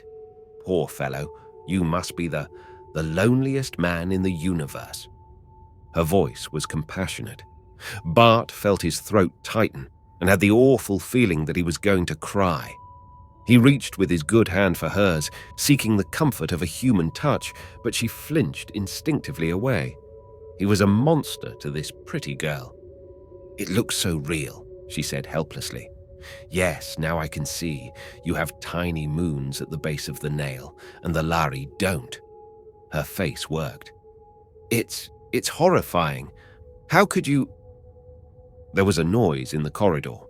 Meta gasped and ran to unlock the door, stood back as the medic and the second officer came in, staggering under Ring's weight. Carefully, they put him into a bunk. The medic straightened, shaking his crest. Did you get that wrist taken care of, Bartle? Meta stepped between Bart and the officer, reaching for a roll of bandage. I'm working on it now, Rieko Mori, she said. It only wants strapping up. But her fingers trembled as she wound the gauze, pulling each fold tight. How's Ring? Needs quiet, grunted the medic, and a few sutures. Lucky you got him under cover when you did. Ring said weakly from his bunk, Bartol saved my life. I can think of plenty who'd have run for cover instead of staying out in that stuff long enough to drag me inside. Thanks, shipmate. Meta's hand, with a swift, hard pressure, lingered on Bart's shoulder as she cut the bandage and fastened the end. I don't think that will bother you much now, she whispered, fleetingly. I didn't dare say it was broken or they'd insist on x-rays. If it hurts, I'll get you something later for the pain. If you keep it strapped up tight. It will do, Bart said aloud. The tight bandage made it feel a little better, but he felt sick and dizzy, and when the medic turned and saw him, the officer said brusquely, Watch off for you, Bartol. I'll fix the sign-out sheet, but you go to your cabin and get yourself at least 4 hours of sleep. That's an order. Bart stumbled out of the cabin with relief. Safe in his own quarters, he flung himself down on his bunk, shaking all over. He'd come safely through one more nightmare, one more terror, for the moment. Had he put Meta in danger too? Was there no end to this ceaseless fear? Not only for himself, but for others, the innocent bystanders who stumbled into plots they did not understand? You're doing this for the stars. It's bigger than your fear. It's bigger than you are, or any of the others. He was beginning to think it was a lot too big for him. Chapter 10. The green sun Meristem lay far behind them. Carol's burns had healed. Only a faint pattern on Ring's forehead showed where 6 stitches had closed the ugly wound in his skull. Bart's wrist, after a few days of nightmarish pain when he tried to pick up anything heavy, had healed. 2 more warp drive shifts through space had taken the Swiftwing far, far out to the rim of the known galaxy, and now the great crimson coal of Antares burned in their viewports. Antares had 12 planets, the outermost of which, far away now, at the furthest point in its orbit from the point of the Swiftwing's entry into the system, was a small, captive sun. No larger than the planet Earth, it revolved every 90 years around its huge primary. Small as it was blazingly blue-white brilliant, and had a tiny planet of its own. After their stop on Antares 7, the largest of the inhabited planets in this system, where the Larry Spaceport was located, they would make a careful orbit around the Great Red Primary and land on the tiny worldlet of the blue-white secondary before leaving the Antares system. As Bart watched Antares growing in the viewports, he felt a variety of emotions. On the one hand, he was relieved that as his voyage in secrecy neared its official destination, he had as yet not incurred unmasking. But he felt uncertain about his father's co-conspirators. Would they return him to human form and send him back to Vega, his part ended? Or would they, unthinkably, demand that he go on into the Lhari galaxy? What would he do if they did? At one moment, he entertained fantasies of going on into the Lhari worlds, returning victorious with the secret of their fueling location or of the star drive itself. At another, he could not wait to be free of it all. He longed for the society of his own people, yet ached to think that this voyage between the stars must end so soon. They made planetfall at the largest Larry spaceport Bart had seen. As always, the second officer was the first to go through decontam and ashore, returning with exchanged mail and messages for the Swiftwing's crew. He laughed when he gave Bartle a sealed packet. So you're not quite the orphan we've always thought. Bart took it, his heart suddenly pounding, and walked away through the groups of officers and crew, eagerly debating how they would spend their port leave. He knew what it would be. It was on the letterhead of 8 colors, and it contained no message, only an address and a time. He slipped away unobserved to the Mentorian part of the ship to borrow a cloak from Meta. She did not ask why he wanted it, and stopped him when he would have told her. I'd rather not know. She looked very small and very scared, and Bart wished he could comfort her. But he knew she would shrink from him, repelled and horrified by his Lhari skin, hair, claws. Yet she reached for his hand, gripping it hard in her own dainty one. Bartol, be careful, she whispered, then stopped. Bartol, that's a Lhari name. What's your real one? Bart Steele. Good luck, Bart. There were tears in her grey eyes. With the blue cloak folded around his face, hands tucked in the slits at the side, he felt almost like himself. And as the strange crimson twilight folded down across the streets, Laden with spicy smells and little fragrant gusts of wind, he almost savoured the sense of being a conspirator, of playing for high stakes in a network of intrigue between the stars. He was off on an adventure and meant to enjoy it.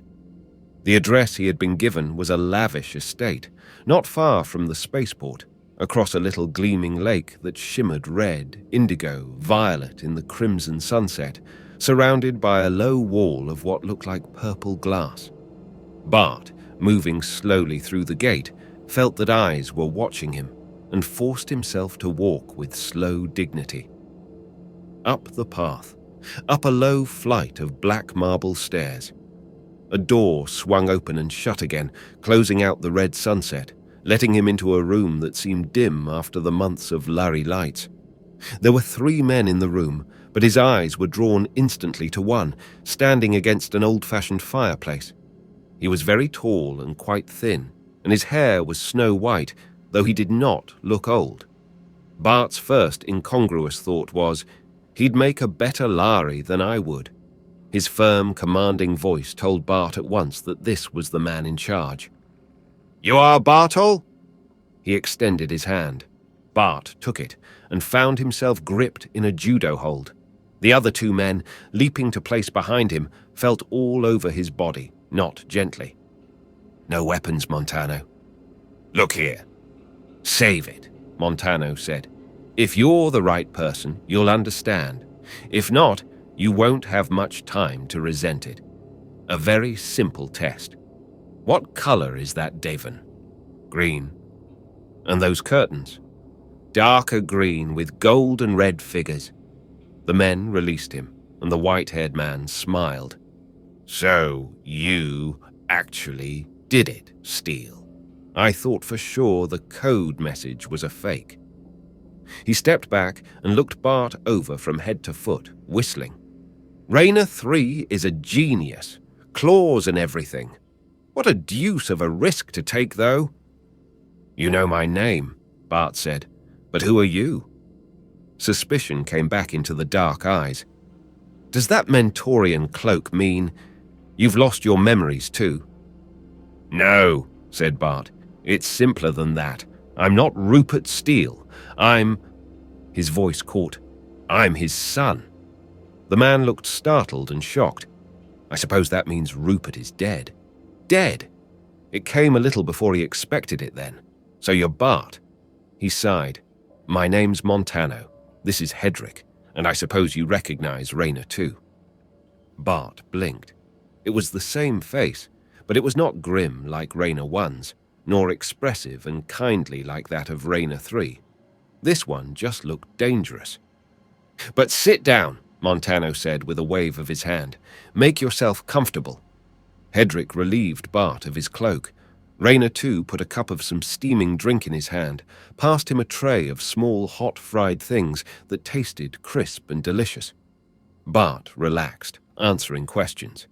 "How old? Only 17? And you came all alone on a Lhari ship, working your way as astrogator? I must say you've got guts, kid." It was dangerously like the fantasy he had invented. But Montano interrupted at last. "All right, this isn't a party, and we haven't all night. I don't suppose Bart has either. Enough time wasted. Since you walked into this, young Steele, I take it you know what our plans are after this?" Bart shook his head. "No. Raynor 3 sent me to call off your plans because of my father." "That sounds like 3, interrupted Raynor 2. "Entirely too squeamish." Montano said irritably, "We couldn't have done anything without a man on the Swiftwing, and you know it. We still can't. Bart, I suppose you know about lillis." "Not by that name. Your next stop, the planetoid of the captive sun. That little hunk of bare rock out there is the first spot the Lhari visited in this galaxy, even before Mentor. It's an inferno of light from that little blue-white sun, so of course they love it. It's just like home to them. When they found that the inner planets of Antares were inhabited, they built their spaceport here, so they'd have a better chance at trade." Montano scowled fiercely. "But they wanted that little worldlet." So we went all over it to be sure there were no rare minerals there, and finally leased it to them, a century at a time. They mine the place for some kind of powdered lubricant that's better than graphite. It's all done by robot machinery. No one's stationed there. Every time a Lhari ship comes through this system, they stop there, even though there's nothing on lillis except a landing field and some concrete bunkers filled with robot mining machinery. They'll stop there on the way out of this system, and that's where you come in. We need you on board to put the radiation counter out of commission. He took a chart from a drawer, spread it out on a tabletop. The simplest way would be to cut these 2 wires. When the Lhari land, we'll be there, waiting for them. On board the Lhari ship, there must be full records, coordinates of their home world, of where they go for their catalyst fuel, all that. Bart whistled. But won't the crew defend the ship? You can't fight energon ray guns. Montano's face was perfectly calm. No, we won't even try. He handed Bart a small strip of pale yellow plastic. Keep this out of sight of the Mentorians, he said. The Lhari won't be able to see the color, of course, but when it turns orange, take cover. What is it? Radiation exposure film. It's exactly as sensitive to radiation as you are. When it starts to turn orange, it's picking up radiation. If you're aboard the ship, get into the drive chambers. They're lead-lined, and you'll be safe. If you're out on the surface, you'll be all right inside one of the concrete bunkers. But get under cover before it turns red, because by that time every Lhari of them will be stone-cold dead. Bart let the strip of plastic drop, staring in disbelief at Montano's cold, cruel face. Kill them! Kill a whole shipload of them! That's murder! Not murder, war. We're not at war with the Lhari. We have a treaty with them. The Federation has, because they don't dare do anything else, Montano said, his face taking on the fanatic's light. But some of us dare do something. Some of us aren't going to sit forever and let them strangle all humanity. Hold us down. Let us die. It's war, Bart. War for economic survival. Do you suppose the Lhari would hesitate to kill anyone if we did anything to hurt their monopoly of the stars? Or didn't they tell you about David Briscoe, how they hunted him down like an animal? But how do we know that was Lhari policy, and not just some fanatic? Bart asked suddenly. He thought of the death of the elder Briscoe, and as always he shivered with the horror of it. But for the first time it came to him. Briscoe had provoked his own death. He had physically attacked the Lhari, threatened them, goaded them to shoot him down in self-defense. I've been on shipboard with them for months. They're not wanton murderers. Rayner, too, made a derisive sound. Sounds like it might be 3 talking. Hedrick growled, Why waste time talking? Listen, young Steele, you'll do as you're told, or else. Who gave you the right to argue? Quiet, both of you. Montano came and laid his arm around Bart's shoulders, persuasively. Bart, I know how you feel, but can't you trust me? You're Rupert Steele's son, and you're here to carry on what your father left undone, aren't you? If you fail now, there may not be another chance for years, maybe not in our lifetimes. Bart dropped his head in his hands. Kill a whole shipload of Lhari, innocent traders. Bald, funny old Rugal, stern Vorongil, Ringi. I don't know what to do. It was a cry of despair. Bart looked helplessly around at the men. Montano said, almost tenderly, You couldn't side with the Lhari against men, could you? Could a son of Rupert Steele do that? Bart shut his eyes, and something seemed to snap within him. His father had died for this. He might not understand Montano's reasons, but he had to believe that Montano had them. All right, he said thickly. You can count on me. When he left Montano's house, he had the details of the plan, had memorized the location of the device he was to sabotage, and accepted from Montano a pair of dark contact lenses. The light's hellish out there, Montano warned. I know you're half Mentorian, but they don't even take their Mentorians out there. They're proud of saying no human foot has ever touched Lhari. When he got back to the Larry Spaceport, Ring hailed him. Where have you been? I hunted the whole port for you. I wouldn't join the party till you came. What's a pal for?" Bart brushed by him without speaking, disregarding Ring's surprised stare, and went up the ramp. He reached his own cabin and threw himself down in his bunk, torn in two. Ring was his friend. Ring liked him, and if he did what Montano wanted, Ring would die. Ring had followed him and was standing in the cabin door, watching him in surprise. "Bartol, is something the matter? Is there anything I can do? Have you had more bad news?" Bart's torn nerves snapped. He raised his head and yelled at Ring.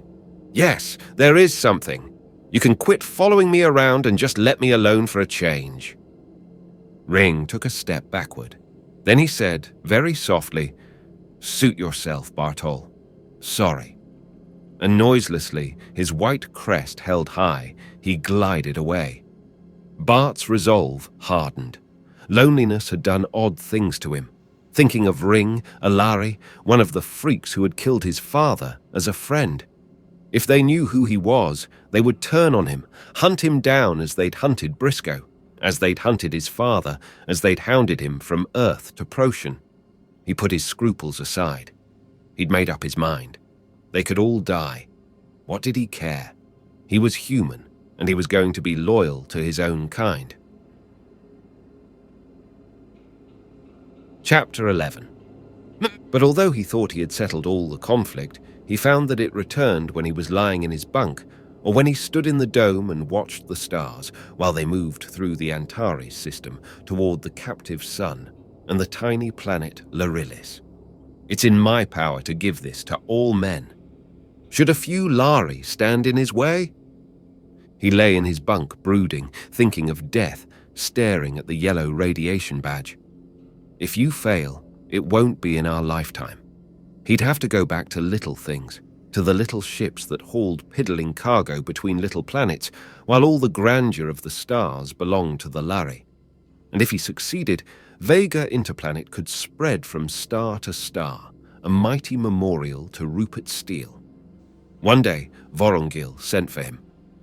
"Bartol," he said, and his voice was not unkind. "You and Ring have always been good friends, so don't be angry about this. He's worried about you. Says you spend all your spare time in your bunk growling at him. Is there anything the matter, Feathertop?"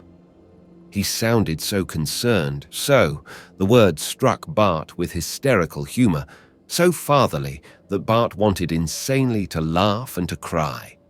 Instead, he muttered, "Ring should mind his own business." "But it's not like that," Vorongil said. "Look, the Swiftwing's a world, young fellow, and a small one. If one being in that world is unhappy, it affects everyone." Bart had an absurd, painful impulse to blurt out the incredible truth to Vorongil and try to get the old Lhari to understand what he was doing. But fear held him silent. He was alone, one small human in a ship of Lhari. Vorongil was frowning at him, and Bart mumbled, "It's nothing, Rieko Mori." "I suppose you're pining for home," Vorongil said kindly. "Well, it won't be long now." The glare of the captive sun grew and grew in the ports, and Bart's dread mounted. He had, as yet, had no opportunity to put the radiation counter out of order. It was behind a panel in the drive room, and try as he might, he could think of no way to get to it unobserved. Sometimes, in sleepless nights, it seemed that would be the best way. Just let it go. But then, the Lhari would detect Montano's ship and kill Montano and his men. Did he believe that? He had to believe it. It was the only way he could possibly justify what he was doing. And then his chance came, as so many chances do when one no longer wants them. The second officer met him at the beginning of one watch, saying worriedly, "Bartol, old Rugel's sick, not fit to be on his feet. Do you think you can hold down this shift alone if I drop in and give you a hand from time to time?" "I think so," Bart said, carefully not overemphasizing it. The second officer, by routine, spent half of his time in the drive room and half his time down below in maintenance. When he left, Bart knew he would have at least half an hour uninterrupted in the drive room. He ripped open the panel, located the wires, and hesitated. He didn't quite dare to cut them outright. He jerked one wire loose, frayed the other with a sharp claw until it was almost in shreds and would break with the first surge of current, pulled two more connections loose so that they were not making full contact. He closed the panel and brushed dust over it, and when the second officer came back, Bart was at his own station. As Antares fell toward them in the viewport, he found himself worrying about Mentorians. They would be in cold sleep, presumably in a safe part of the ship, behind shielding, or Montano would have made provisions for them. Still, he wished there were a way to warn Meta. He was not on watch when they came into the planetary field of Lillis, but when he came on shift, he knew at once that the trouble had been located. The panel was pulled open, the exposed wires hanging, and Ring was facing old Rugal, shouting, "Listen, Baldy, I won't have you accusing me of going light on my work. I checked those panels 8 days ago. Tell me who's going to be opening the panels in here anyhow." No, Rugal said patiently. "I'm not accusing you of anything, only being careless, young Ring. You poke with those buzzing instruments and things, maybe once you tear loose some wires." Bart remembered he wasn't supposed to know what was going on. "What's this all about?" It was Rugal who answered. "The radiation counter, the planetary one, not the one we use in space, is out of order. We don't even need it this landing. There's no radiation on Lillis. If it were the landing gear now, that would be serious. I'm just trying to tell Ring..." "He's trying to say I didn't check it." Ring was not to be calmed. "It's my professional competence." "Forget it," Bart said. "If Rugal isn't sore about it, and if we don't need it for landing, why worry?" He felt like Judas. "Just take a look at my daybook," Ring insisted. "I checked and marked it service fit. I tell you, somebody was blundering around, opening panels where they had no business, tore it out by accident, then was too much of a filthy sneak to report it and get it fixed." "Bartol was on watch alone one night," said the second officer. "But you wouldn't meddle with panels, would you, Bartol?" Bart set his teeth, steadying his breathing, as Ring turned hopefully to him. "Bartol, did you, by mistake maybe?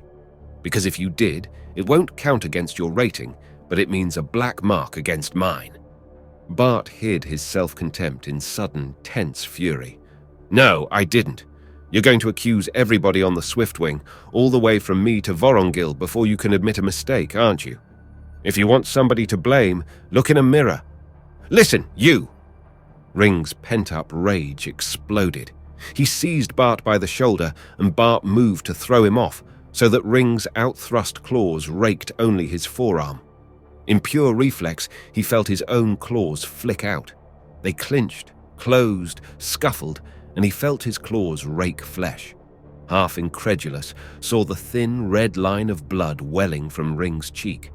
Then Rugal's arms were flung restrainingly around him, and the second officer was wrestling with a furious, struggling Ring. Bart looked at his red-tipped claws in ill-concealed horror, but it was lost in a general gasp of consternation, for Vorongil had flung the drive-room door open, taking in the scene in one blistering glance. "What's going on down here?" For the first time, Bart understood Vorongil's reputation as a tyrant. One glance at Ring's bleeding face and Bart's ripped forearm, and he did not pause for breath for a good 15 minutes. By the time he finished, Bart felt he would rather Ring's claws had laid him bleeding to the bone than stand there in the naked contempt of the old Lhari's freezing eyes. Half-fledged nestlings trying to do a man's work. So someone forgot the panel or damaged the panel by mistake. "No, not another word," he commanded, as Ring's crest came proudly up. "I don't care who did what. Any more of this, and the one who does it can try his claws on the captain of the Swiftwing." He looked ugly and dangerous. "I thought better of you both. Get below, you squalling kittens. Let me not see your faces again before we land." As they went along the corridor, Ring turned to Bart, apology and chagrin in his eyes. "Look, I never meant to get the bald one down on us," he said. But Bart kept his face resolutely averted. It was easier this way, without pretense of friendship. The light from the small captive sun grew more intense.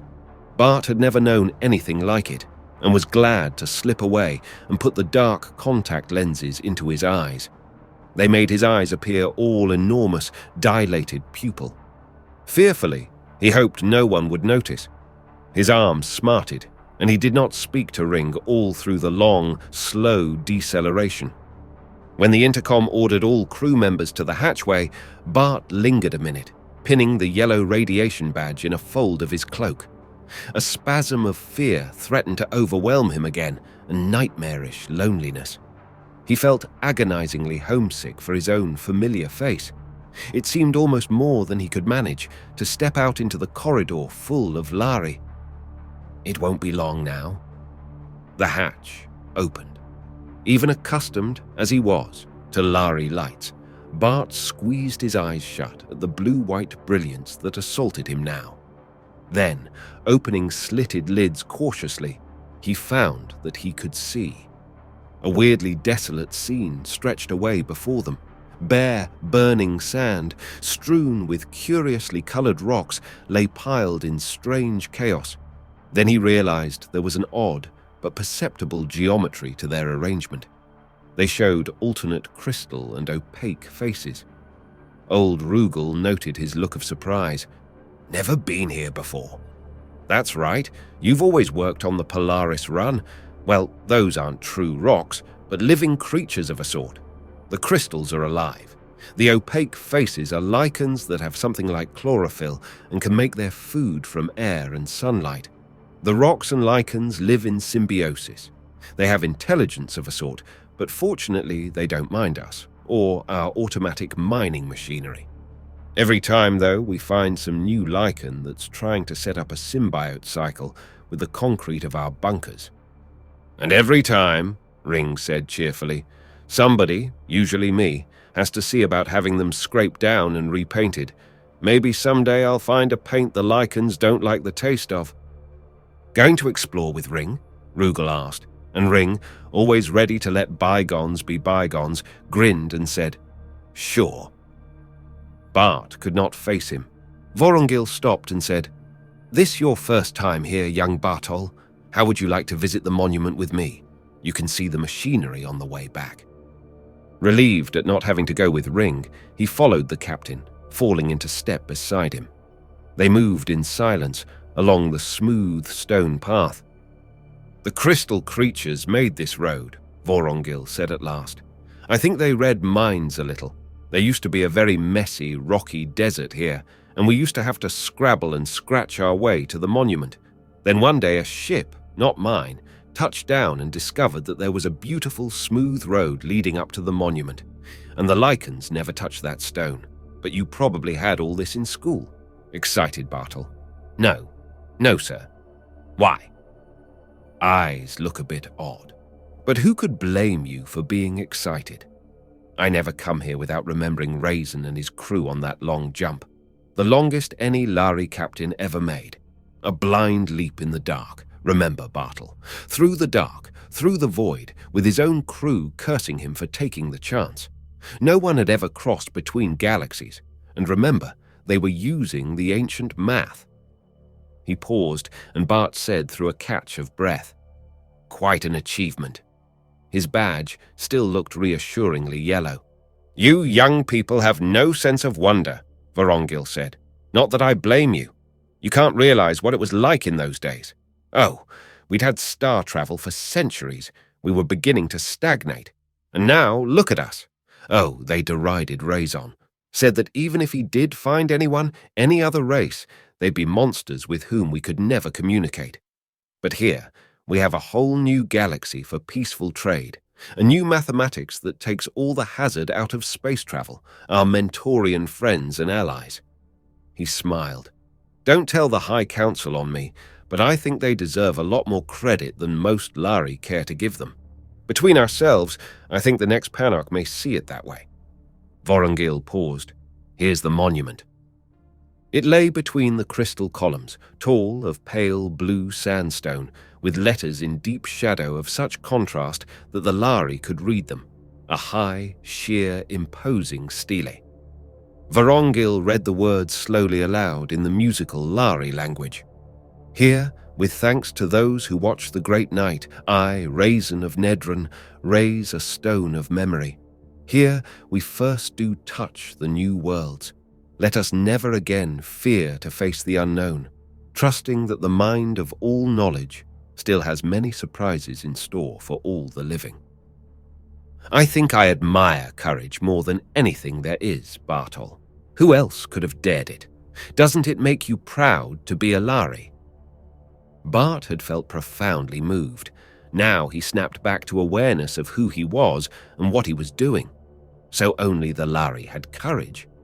Life has surprises, all right, Captain, he thought grimly. He glanced down at the badge strip of plastic on his arm. It began to tinge faint orange as he looked, and a chill of fear went over him. He had to get away somehow. Get to cover! He looked round and his fear was almost driven from his mind. "Captain, the rocks! They're moving!" Vorongil said, unruffled. "Why, so they are. They do, you know. They have intelligence of a sort. Though I've never actually seen them move before, I know they shift places overnight. I wonder what's going on." They were edging back, the path widening and changing. "Oh, well, maybe they're going to do some more landscaping for us. I once knew a captain who swore they could read his mind." Bart saw the slow, inexorable deepening of his badge. He had to get away. He tensed, impatient, gripped by fists of panic. Somewhere on this world, Montano and his men were setting up their lethal radiations. Think of this, a Lhari ship of our own to study, to know how it works, to see the catalyst, and find out where it comes from, to read their records and star routes. Now we know we can use it without dying in the warp drive. Think of this, to be human again, yet to travel the stars with men of my own race. It's worth a few deaths. Even Vorongil? Standing here, talking to him, he might say it. You talk to him as if he'd been your father. "Oh, Dad, what would you do?" His voice was steady as he said, "It's very good of you to show me all this, sir, but the other men will call me a slacker. Hadn't I better get to a work detail?"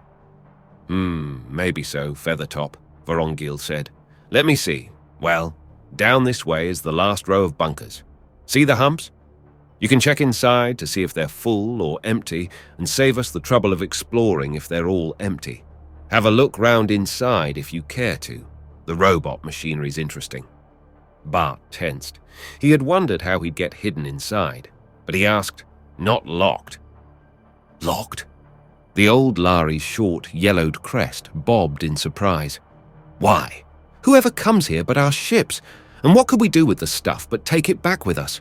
Why locked? You've been on the drift too long, among those thieving humans. It's time you got back to live among decent folk again. Well, go along." The sting of the words stiffened Bart as he took his leave. The color of the badge seemed deeper orange. "When it's red, you're dead. It's true. The Lhari don't steal. They don't even seem to understand dishonesty.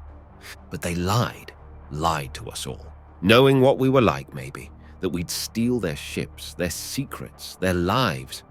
The deepening color of the badge seemed the one visible thing in a strange, glaring world. He walked along the row of bunkers, realizing he need not check if they were full or empty. The Lhari wouldn't live long enough to harvest their better-than-graphite lubricant. They'd be dead. The last bunker was empty. He looked at his orange badge and stepped inside, heart pounding so loudly he thought it was an external sound. It was an external sound, a step. "Don't move 1 inch," said a voice in Universal, and Bart froze, trembling. He looked cautiously round. Montano stood there, space-suited, his head bare, dark contact lenses blurring his eyes. And in his hand, a drawn blaster was held level, trained straight at Bart's heart. Chapter 12. After the first moment of panic, Bart realized Montano could not tell him from a Lhari. He remained motionless. "It's me, Montano, Bart Steele." The man lowered the weapon and put it away. "You nearly got yourself cut down," he said. "Did you make it all right?" He crossed behind Bart, inspecting the fastenings of the bunker. "It's just luck I didn't shoot you first and ask questions afterward." Montano drew a deep breath and sat down on the concrete floor. "Anyway, we're safe in here.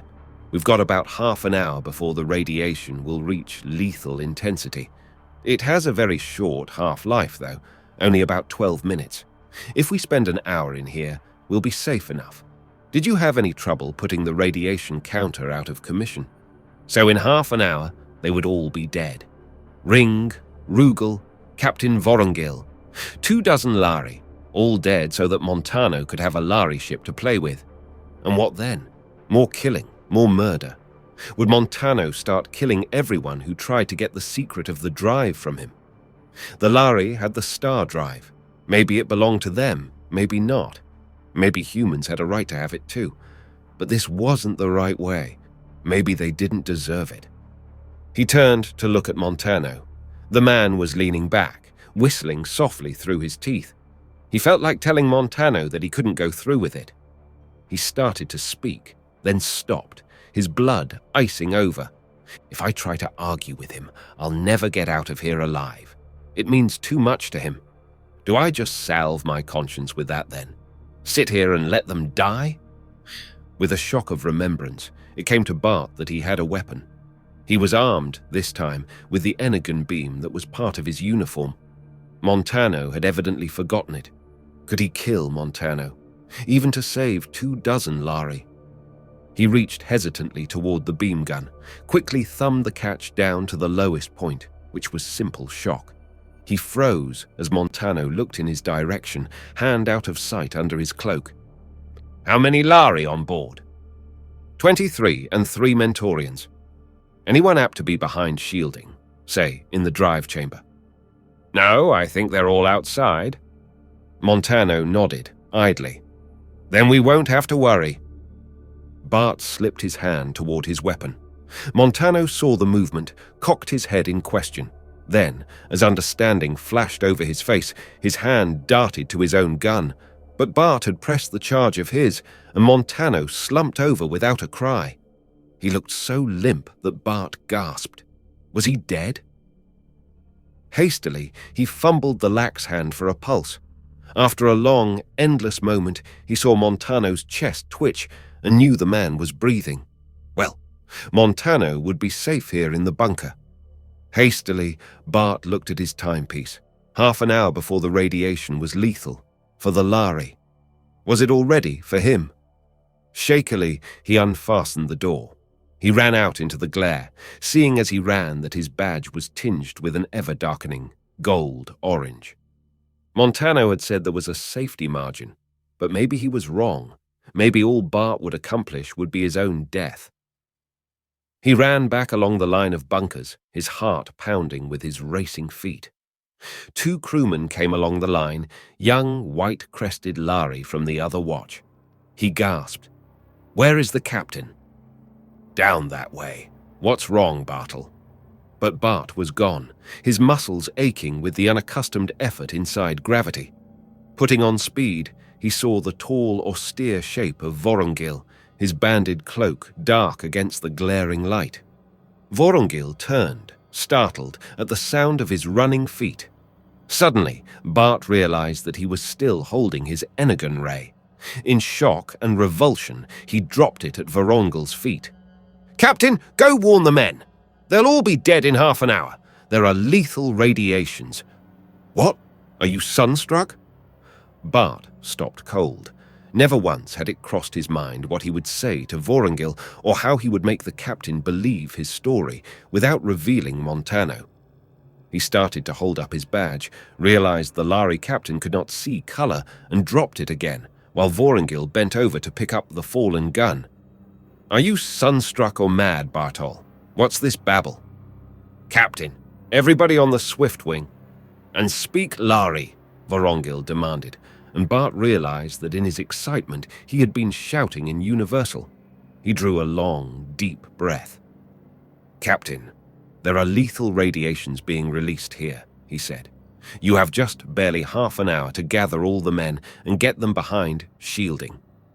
The radiation counter is out of order, Vorongil remarked, unruffled. How can you possibly know? Bart stood in despair. Could he say, a ship has landed here?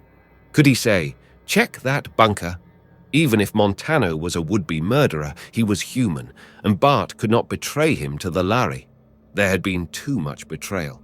His voice rose in sudden hysteria. Captain, there's no time.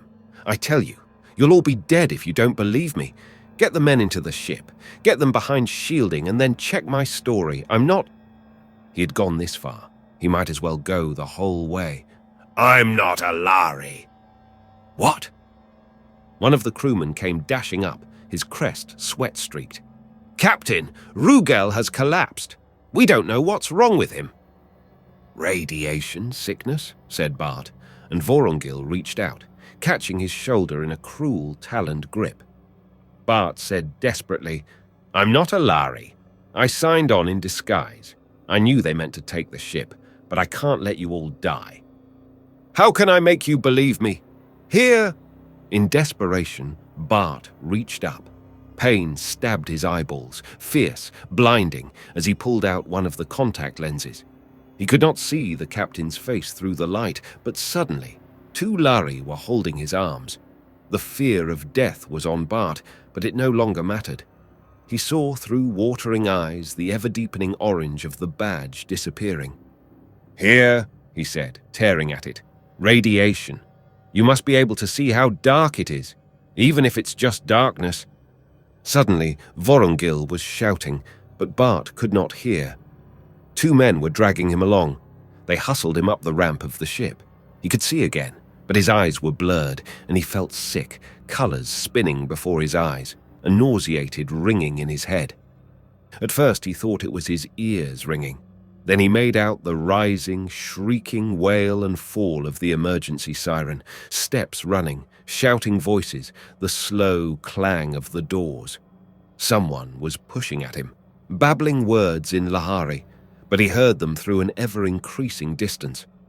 Vorongil's face bent over his, only a blurred crimson blob that flashed away like a vanishing star in the viewport. It flamed out into green darkness, vanished, and Bart fell through what seemed to be a bottomless chasm of starless night. When he woke, acceleration had its crushing hand on his chest. He tried to move, discovered that he was strapped hard into a bunk, and fainted again. Suddenly the pressure was gone, and he was lying at ease on the smooth sheets of a hospital bunk. His eyes were covered with a light bandage, and there was a sharp pain in his left arm. He tried to move it, and found it was tied down. I think he's coming round, said Vorongil's voice. Yes, and a lot too soon for me, said a bitter voice which Bart recognized as that of the ship's medic. Freak. Listen, Baldy, said Vorongil. Whoever he is, he could have been blinded or killed. You wouldn't be alive now if it wasn't for that freak, as you call him. Bartol, can you hear me? How much light can your eyes stand? As much as any Mentorian. Bart found he could move his right arm and twitched the bandage away. Vorongil and the medic stood over him. In the other infirmary bunk, a form was lying, covered with a white sheet. Sickly, Bart wondered if they had found Montano. Vorongil followed the direction of his eyes. Yes, he said, and his voice held deep bitterness. Poor old Rugal is dead. He didn't get much of the radiation, but his heart wouldn't stand it, and gave out. He bowed his head. He was bald in the service of the ships when my crest was new-sprouted, he said in deep grief.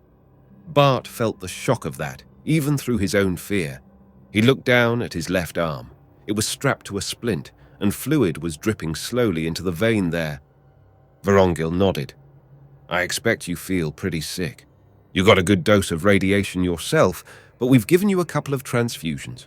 One of the Mentorians matched your blood type, fortunately. It was a close call. The medic was looking down in ill-disguised curiosity. Fantastic, he said. I don't suppose you'd tell me who changed your looks. I admit I wouldn't believe it until I had a look at your foot bones under the fluoroscope. Vorongil said quietly, Bartol.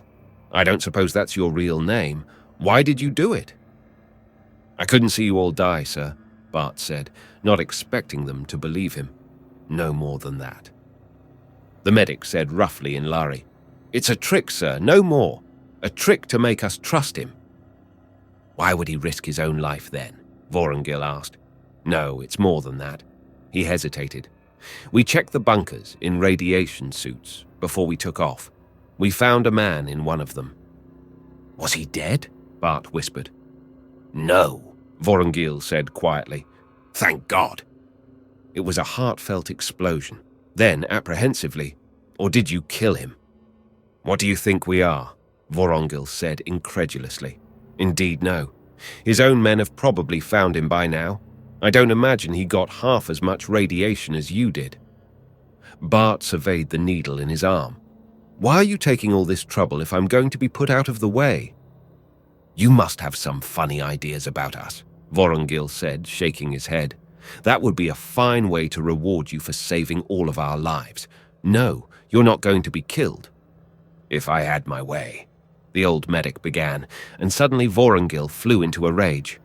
"Get out!" The medic went stiffly through the door, and Vorongil stood gazing down at Bart, shaking his yellowed crest. "I don't know what to say to you. It was a brave thing you did, but perhaps no braver than you've done all along. Are you a Mentorian?"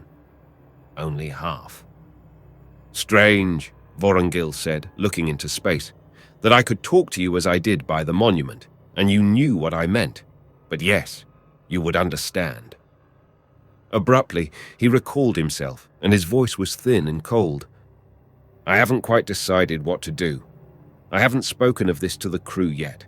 The fewer who know about this, the better. I told them you got a heavy dose of radiation and you're too sick to see visitors." He sounded kinder when he said, "It's true, you know. It won't hurt you to get your strength back." He went out, and Bart wondered, get my strength back for what? He lay back, feeling weaker than he realized. It was a relief to know he wasn't going to be killed out of hand. And somehow, he didn't believe he was going to be killed at all. It wasn't like being a prisoner. The medic brought him plenty of food, urging him to eat. You need plenty of protein after radiation burns. And if he stayed in the bunk, it was only because he felt too weak to get up. Actually, he was suffering from delayed emotional shock, as well as from radiation. He was content to let things drift. Inevitably, the time came when he had to think about what he had done. He had betrayed Montano. He had been false to the men who sent him. "But they don't know the Lhari," his conscience replied, justifying what he had done. "You sided with the Lhari against your own people.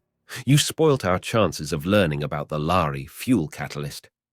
I've done something better than stealing a secret by stealth.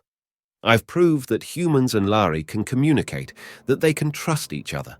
It's only their looks that are strange. A kind, generous man is a kind, generous man, whether his name is Rainer III or Vorongil. But who's going to know it? I know it, and truth comes out, sooner or later. Somehow, a better understanding between man and Lhari will come from this." Secure in the knowledge, he turned over and went peacefully to sleep. When he woke again, he felt better. The Mentorian girl, Meta, was sitting quietly between the bunks, watching him. He started to turn over, flinched at the pain in his arm. "Yes," she said, "we're giving you one last transfusion. Plasma, this time. It's Lhari, but if you know that much, you know it won't hurt you." She came and inspected the needle in his wrist, and Bart caught her hand with his free one. "Meta, does anyone else know?" She looked down with a troubled smile. "I don't think so. I was off watch, waiting for cold sleep. We're just about to make the long jump when Vorongil came to my quarters. I was startled, almost out of my wits. He asked if I could keep a secret. Then he told me about you." "Oh, Bart." Her small, soft hand closed convulsively on his. "I was so afraid. I knew they wouldn't kill you, but I was afraid." Yet they had killed David Briscoe, Bart thought, and hunted down 2 of his friends. It was the only thing he couldn't square with his perception of the Lhari. It didn't fit. He could understand that they had shot down the robot cab with Edmund Briscoe in it in pure self-defense, and that knowledge had taken off the edge of the horror. But the death of young Briscoe and everyone he had talked to could not be explained away. "You seem very sure they wouldn't have killed me, Meta," he said, carefully clasping his hand around hers. "They wouldn't," she affirmed. "But they could. Make you forget." A small chill went over Bart. He let go of her hand and lay staring bleakly at the wall. He supposed that was his probable fate, remembering the tragic tone of Raina 3 when he said, "I won't remember you." He gritted his teeth, feeling his face twist convulsively. Meta, watching, misunderstood. "Arm hurting. I'll have that needle out of your vein in a few minutes now." When she had freed his arm and put away the apparatus, she came to his side. "Bart, how did it happen? How did they find you out?" Suddenly, the longing for human contact was too much for Bart, and the knowledge of his secret intolerable. The Lhari could find out what he knew, if they wanted to know, very simply. He was in their power. It didn't matter anymore. The telling of the story took a long time, and when he finished, Meta's soft, small kitten face was compassionate. "I'm glad you decided what you did," she whispered. "It's what a Mentorian would have done. I know that other races call us slaves of the Lhari. We aren't. We're working in our own way to show the Lhari that human beings can be trusted. The other peoples, they hold away from the Lhari, fighting them with words, even though they're afraid to fight them with weapons, carrying on the war that they're afraid to fight. Did it ever occur to you? All the peoples of all the planets keep saying, we're as good as the Lhari, but only the Mentorians are willing to prove it. Bart, a Lhari ship can't get along in our galaxy without Mentorians anymore. It may be slower than trying to take the warp drive by force or stealing it by spying, but when we learn to endure it, I have faith that we'll get it."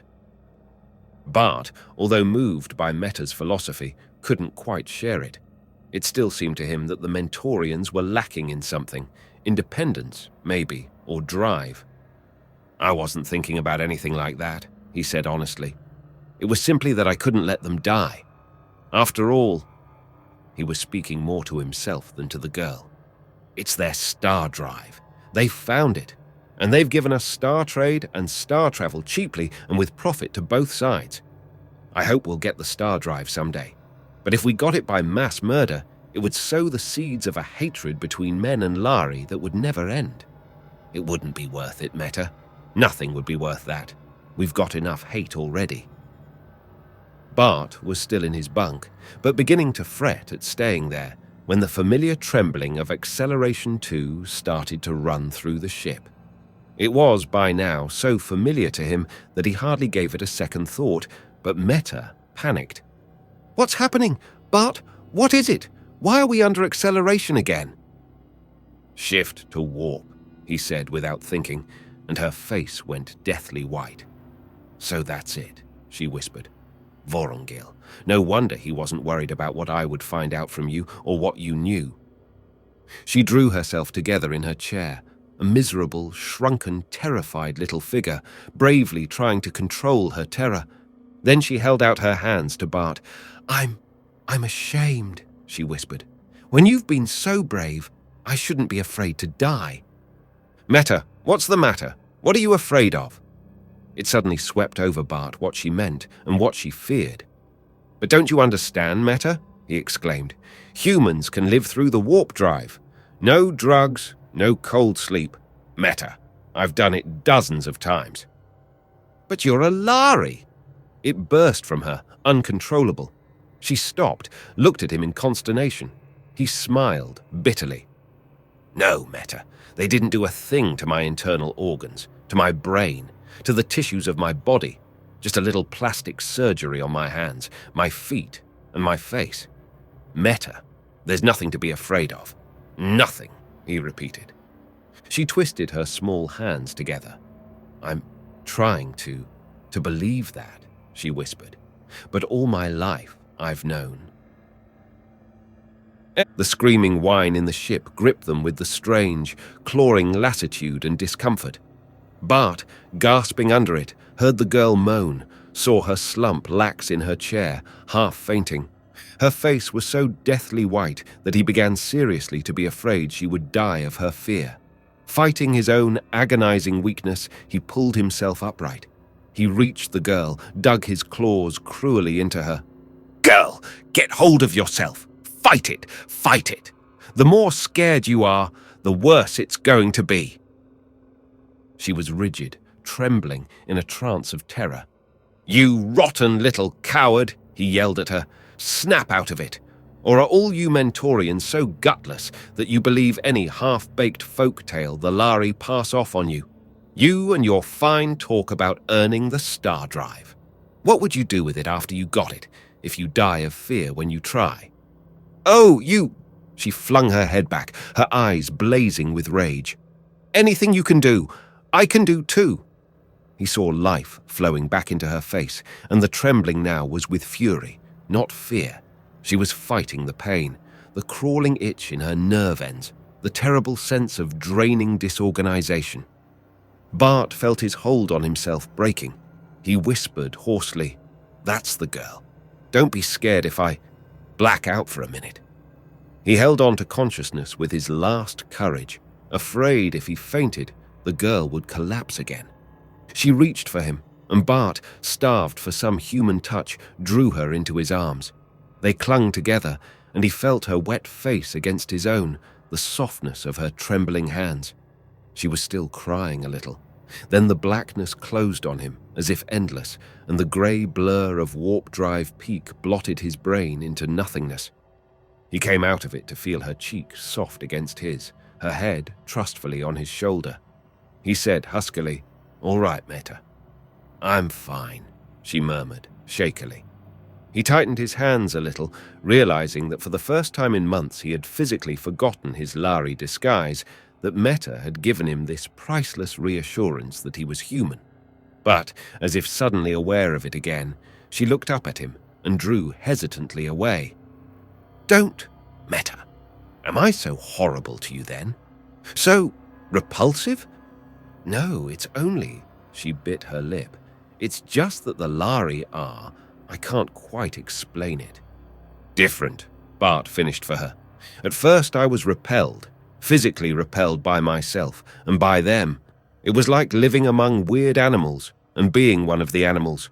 And then, one day, Ring was just another kid. He had grey skin and long claws and white hair, just the way I once had pinkish skin and short fingernails and reddish hair, but the difference wasn't that I was human inside, and he wasn't. If you skinned Ring and skinned me, we'd be almost identical. And all of a sudden then, Ring and Vorongil and all the rest were men to me. Just people. I thought you Mentorians, after living with the Lhari all these years, would feel that." She said in slow wonder, "We've lived and worked side by side with them all these years, yet kept so apart. I've defended the Lhari to you, yet it took you to explain them to me." His arm was still round her, her head still lying on his shoulder. Bart was just beginning to wonder if he might kiss her when the infirmary door opened and Ring stood in the doorway, staring at them with surprise, shock, and revulsion. Bart realized, suddenly, how it must look to Ring, who certainly shared Meta's prejudice, but even as he comprehended it, Ring's face altered. Meta slipped from Bart's arms and rose, but Ring came slowly a step into the room. "I remembered you had a bad reaction to Warp Drive," he said. "I came to see if you were all right. I would never have believed, but I'm beginning to guess. There was always something about you, Bartol." He shut the door behind him and stood against it. His voice lowered almost to a whisper. He said, "You're not Lhari, are you?" "Vorongil knows," Bart said. Ring nodded. "That day, on Lillis. The crew was talking, but only one or two of them really know what happened. There are a dozen rumors. I wanted to see you. They said you were sick with radiation burns." "I was." Ring raised his hand, absently to the still puckered mark on his cheek, saw Bart watching him, and smiled. "You're not worrying about that fight. Forget it, friend. If anything, I admire someone who can use his claws, especially if, as I begin to suspect, they're not his. He leaned over, his hand lightly on Bart's shoulder. I don't forget so easily. You saved my life, remember? And you're a hero on the ship for warning us all. Are you really human? Why not get rid of the disguise? Bart laughed wryly. It won't come off, he said and explained. Ring raised his hands to his own face curiously. I wonder what sort of human I'd make. He looked at Meta's small fingers. Not that I'd ever have the nerve. But then, it's no surprise to anyone that you have courage, Bartol. You seem to accept it. It's a shock, said Ring honestly. It scares me a little, but I'm remembering the friendship. That was real. As far as I'm concerned, it still is real. Chapter 13. Ring was still bending over Meta's hand when Vorongil came into the cabin. He started to speak, then noticed Ring. I might have known, he growled. If there was anything to find out, you'd find it. Shall I go, Rieko Mori? No, stay. You'll find it out some way or other. You might as well get it right the first time. But first of all, are you all right, Meta? Her chin went up defiantly. Yes. And why have you lied to us all these years, all of you? Vorongil looked mildly startled. It wasn't exactly a lie. 9 out of 10 Lhari captains believe it with all their heart, that humans die in warp drive. I wasn't sure myself until I heard the debates in Council City last year. But why? Vorongil sighed. His eyes rested disconcertingly on Bart. I presume you know human history, he said. Better than I do. The Lhari have never had a war in all written history. Quite frankly, you terrified us. It was decided on the highest summit levels that we wouldn't give humans too many chances to find out things we preferred to keep to ourselves. The first few ships to carry Mentorians had carried them without cold sleep, but people forget easily. The truth is buried in the records of those early voyages. As the Mentorians grew more important to us, we began to regret the policy, but by that time, the Mentorians themselves believed it so firmly that when we tried the experiment of carrying them through the shift into warp drive, they died of fear. Pure suggestion. I tried it with you, Meta, because I knew Bart's presence would reassure you. The others were given an inert sedative they believed to be the cold sleep drug. How are you feeling, Bart? Fine, but wondering what's going to happen. You won't be hurt, Vorongil said quickly. Then, you don't believe me, do you? I don't, sir. David Briscoe did what I did, and he's dead. So are 3 other men. Men do strange things from fear. Men and Lhari. Your people, as I said before, have a strange history. It scares us. Can you guarantee that some, at least, of your people wouldn't try to come and take the star drive by force? We left a man on Lillis who thought nothing of killing 24 of us. I suppose the captain of the multi-phase, knowing he had gravely violated Larry laws, knowing that Briscoe's report might touch off an intergalactic war between men and Lhari.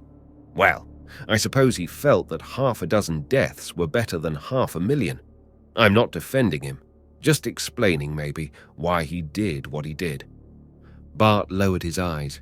He had no answer to that. No, you won't be killed, but that's all I can guarantee.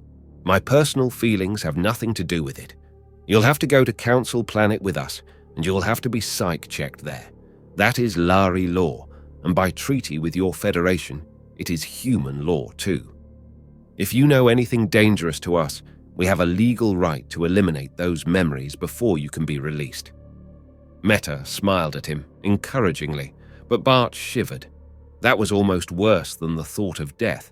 And the fear grew more oppressive as the ship forged onward toward the home world of the Lhari. And it did not lessen when, after they touched down, he was taken from the ship under guard. He had only a glimpse through dark glasses of the terrible brilliance of the Lhari sun dazzling on crystal towers before he was hustled into a closed surface car. It whisked him away to a building he did not see from the outside. He was taken up by private elevator to a suite of rooms which might, for all he could tell, have been a suite in a luxury hotel or a lunatic asylum. The walls were translucent, the furniture oddly colored and so carefully padded that even a homicidal or suicidal person could not have hurt himself or anyone else on it or with it. Food reached him often enough so that he never got hungry, but not often enough to keep him from being bored between meals or from brooding. 2 enormous Lhari came in to look at him every hour or so, but either they were deaf and dumb, did not understand his dialect of Lhari, or were under orders not to speak to him. It was the most frustrating time of his entire voyage. One day, it ended. A Lhari and a Mentorian came for him and took him down elevators and upstairs, and into a quiet, neutral room where 4 Lhari were gathered. They sat him in a comfortable chair, and the Mentorian interpreter said gently with apology, "Bart Steele, I have been asked to say to you that you will not be physically harmed in any way.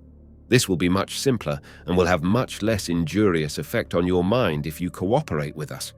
At the same time, I have been asked to remind you that resistance is absolutely useless, and if you attempt it, you will only be treated with force rather than with courtesy." Bart sat facing them, shaking with humiliation. The thought of resistance flashed through his mind. Maybe he should make them fight for what they got. At least they'd see that all humans weren't like the Mentorians, to sit quietly and let themselves be brainwashed without a word of protest. He started to spring up, and the hands of his guards tightened, swift and strong, even before his muscles had fully tightened. Bart's head dropped. Cold common sense doused over his brave thoughts. He was uncountable, millions of light years from his own people. He was absolutely alone. Bravery would mean nothing. Submission would mean nothing. Would he be more of a man somehow if he let his mind be wrecked? "All right," he muttered.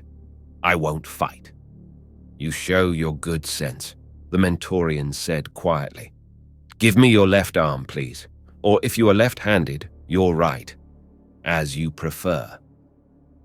Deftly, almost painlessly, a needle slid into his arm, giving in. A dizzying welter of thoughts spun suddenly in his mind.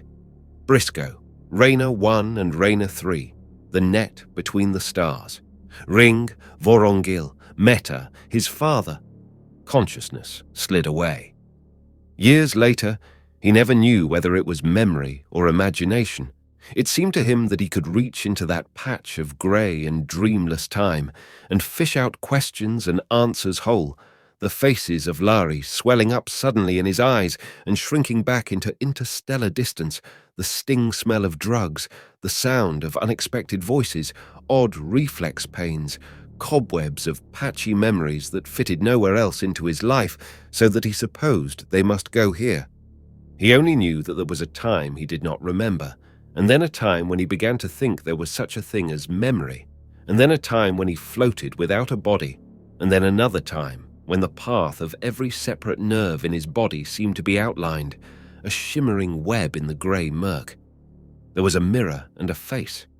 There were blotchy worms of light like the star trails of peaking warp drive through the viewport, colours shifting and receding, a green star, the red eye of Antares. Then the peak point faded, his mind began to decelerate, an angle slowly down and down into the field of awareness, and he became fuzzily aware that he was lying full length on a sort of couch. He shook his head groggily. It hurt. He sat up. That hurt too. A hand closed gently around his elbow, and he felt the cold edge of a cup against his sore mouth. "Take a sip of this."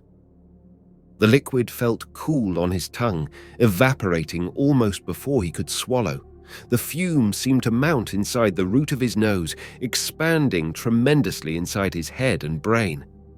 Abruptly, his head was clear, the last traces of grey fuzz gone. "When you feel able," the Mentorian said courteously, "the High Council will see you." Bart blinked. As if exploring a sore tooth with his tongue, his mind sought for memories, but they all seemed clear, marshalled in line. The details, clear and unblurred, of his voyage here, his humiliation and resentment against the Lhari. They could have changed my thinking, my attitudes.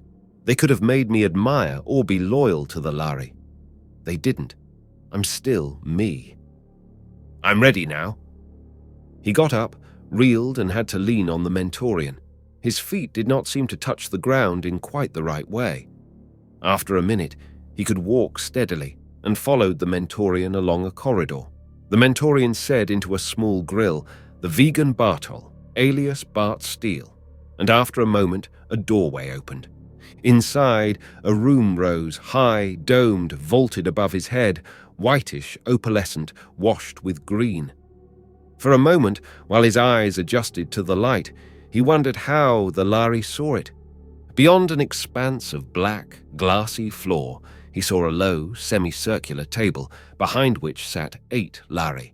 All wore pale robes with high collars that rose stiffly behind their domed heads. All were old, their faces lined with many wrinkles, and 7 of the 8 were as bald as the hull of the Swiftwing. Under their eyes he hesitated. Then, unexpectedly, pride stiffened his back. They should have done a better job of brainwashing if they expected him to skulk in like a scared rabbit. He held his head high and moved across the floor step by steady step, trying not to limp or display that he felt tired or sore. "You're human. Act proud of it." No one moved until he stood before the semicircle of ancients. Then, the youngest, the only one of the 8 with some trace of feathery crest on his high grey head, said, "Captain Vorongil, you identify this person?" "I do," Vorongil said, and Bart saw him seated before the High Council. To Bart, the Lhari captain seemed a familiar, almost a friendly face. "Well, Bart Steele, alias Bartol, son of Berehun," said one old Lhari. "What have you to say for yourself?" Bart stood silent, not moving. What could he say that would not reveal how desperately alone, how young and foolish and frightened he felt? All his brave resolutions seemed to drain away before their old, gnomish faces. Here, he'd been thinking of himself as a brave spy, a gallant fighter in humanity's cause and what not. Now, he saw himself for what he was, a reckless boy, meddling in affairs too big for him. He lowered his eyes. "We have read the transcript of your knowledge," said the old Lhari. "There is little in it that we do not know. We are not, of course, concerned with human conspiracies unless they endanger Lhari lives. The Antares authorities will deal with the man Montano for an unauthorized landing on Lillis in violation of Federation treaty." He smiled, his gnome's face breaking into a million tiny cracks like a piece of grey-glazed pottery. "Bartol, or whatever you call yourself, you're a brave young man. I suppose you are afraid we will block your memories or your ability to speak of them." Bart nodded, gulping. Did the old Lhari read his mind? "A year ago we might have done so. Captain Vorongil, you will be interested to know that we have discussed this in council, and your recommendations have been taken. The secret that humans can endure star drive has outlived its usefulness. For good or ill, it is secret no longer. We cannot possibly eliminate all the old records or the enterprising people who hunt them out. The captain who had David Briscoe killed, under the mistaken notion that this would excuse his own negligence in letting Briscoe stow away on his ship, is undergoing psychotherapy and may eventually recover. As for the rest, Bart Steele, you know nothing that is a danger to us. You do not know the coordinates of our world, or even in which galaxy it is located. You do not know where we secure the catalyst your people seek. In fact, you know nothing that is not soon to become common knowledge. In view of that, we have decided not to interfere with your memories. Talk as much as you like," added another of the ancients, "and may your memories of this voyage help in understanding between the Lhari and other human races. Good fortune to you." And he was smiling. "There is another side to this," said a third, more sternly and gravely. "You have broken a treaty between Lhari and man. We have dealt with you as the laws required. Now your own people must do so. You must return with the Swiftwing to the planet where the violation originated." He consulted a memorandum. Procyon Alpha. There you and the man Raynor 3 will face charges of unlawful conspiracy to board a Lhari ship in violation of intergalactic trade treaties. Captain Vorongil, will you be responsible for him? So I've lost, Bart thought drearily. I didn't even learn anything important enough for them to suppress. There was a strange wounded pride in this. After all his trouble, he was being treated like a little boy who has used a great deal of enterprise and intelligence to rob a cookie cupboard, and for his pains is sent home with the stolen cookie in his hand. Vorongil touched his arm. Come, Bartol, he said gently. I'm taking you back to the Swiftwing. I don't have to treat you like a prisoner, do I? Numbly, Bart gave what the old Lhari asked, his word of honor not to attempt escape. Escape? Where to?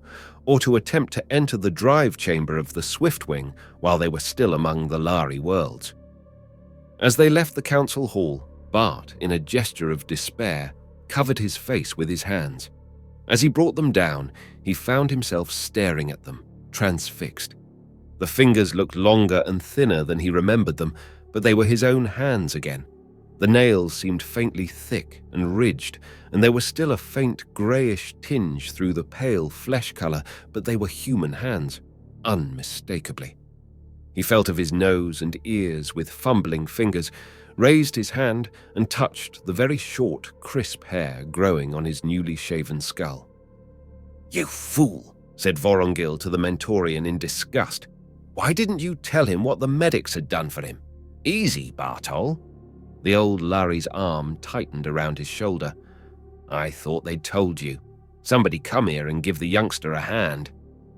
Later, in the small cabin, it had been Rugel's, which was to be his prison during the return voyage of the Swiftwing, he had a chance to study his familiar strange face. He had thought that only a short time, an hour or so, had elapsed between the time he was drugged and the time they took him before the council. Later, from what he learned about the dispatch schedules of the Swiftwing, he realized that he had been kept under sedation for nearly 3 weeks while his face and hands healed. As Raynor 3 had warned, the change was not altogether reversible. Studying his face in the mirror, he could still see a hint of something thin, strange, alien in the set of his features, the nose and chin somewhat too pointed elfin to be human. His hands would always be too long, too narrow, too supple. For the rest, he looked grim, older. He could never go back to what he had been before he became a Lhari. It had left its mark on him forever. Before the Swiftwing lifted, outbound, Vorongil came to his cabin. "You've seen very little of our world," he said diffidently. "I have permission for you to visit the city before we leave Council Spaceport." "You think you can trust me?" Bart asked bitterly. Vorongil said gravely without humor, "The question does not arise. You do not know the coordinates of this world and have no way of finding them. Within those limitations, you are an honored guest here, and if it will give you any pleasure, you're welcome to see as much of Council Planet as time permits." It seemed, through Vorongil's kindness, that the old Lhari sensed his bitter defeat. Nothing was to be gained by sulking in his cabin, a prisoner. He had an opportunity which no human, except the Mentorians, had ever had, which perhaps no human would ever have again.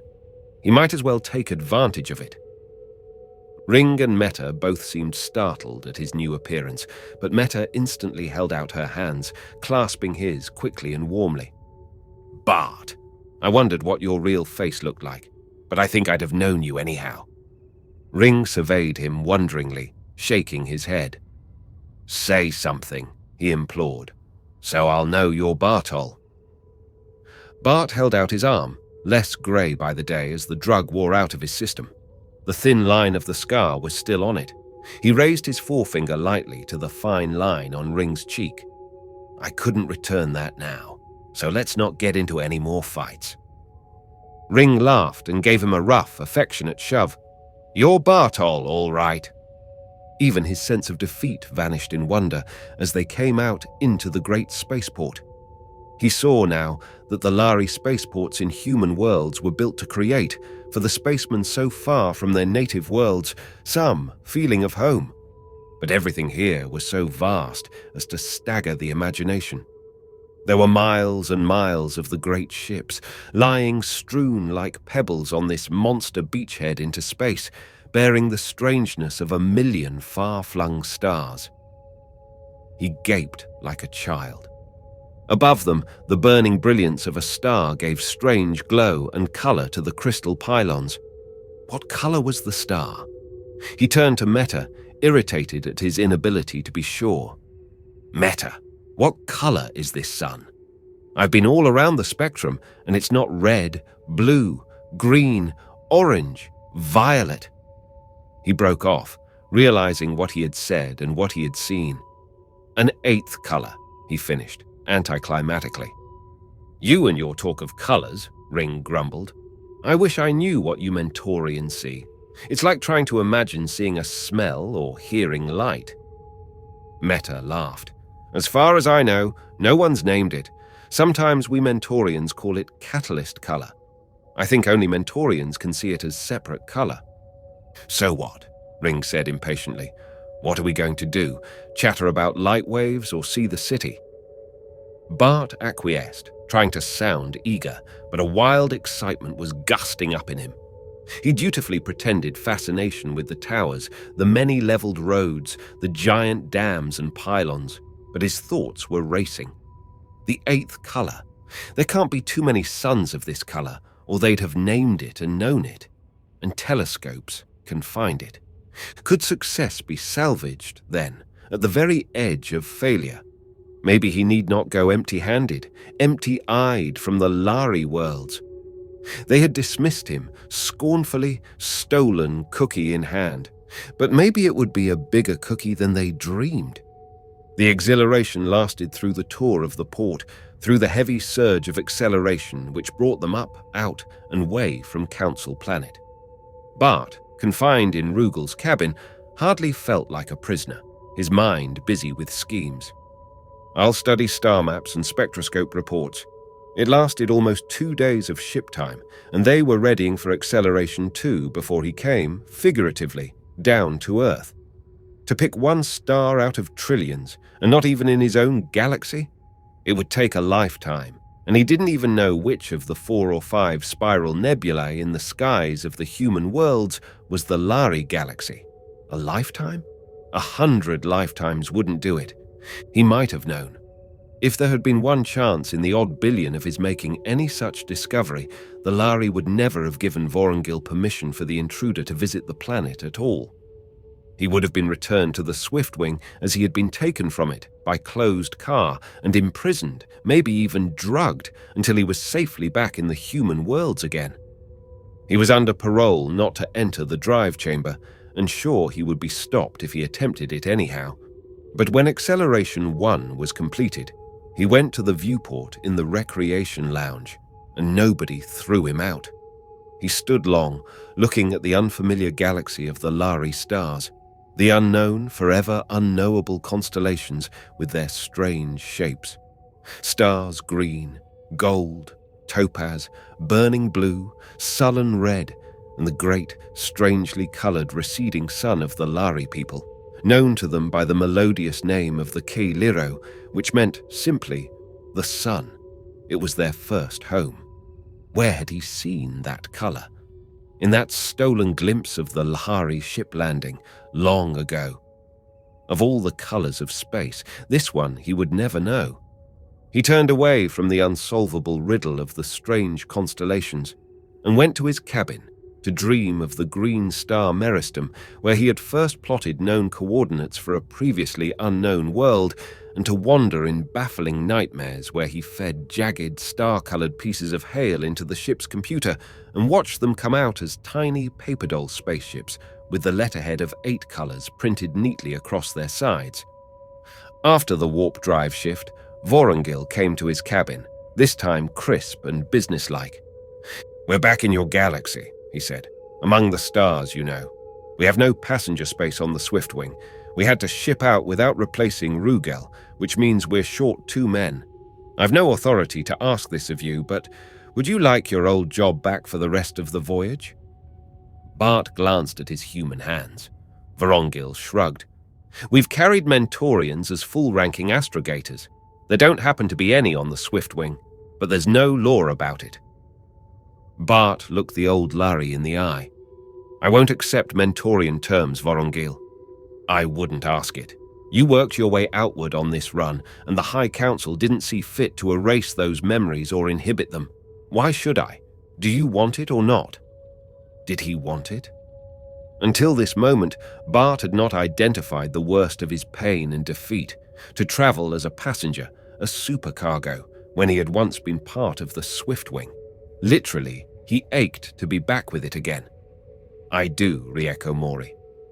"Very well," Vorongil rapped. "See that you turn out next watch." He spun round and walked out. His tone was no longer gently indulgent, but sharp and distant. Bart, at first surprised, suddenly understood. Not now a prisoner, a passenger, a guest on the Swiftwing.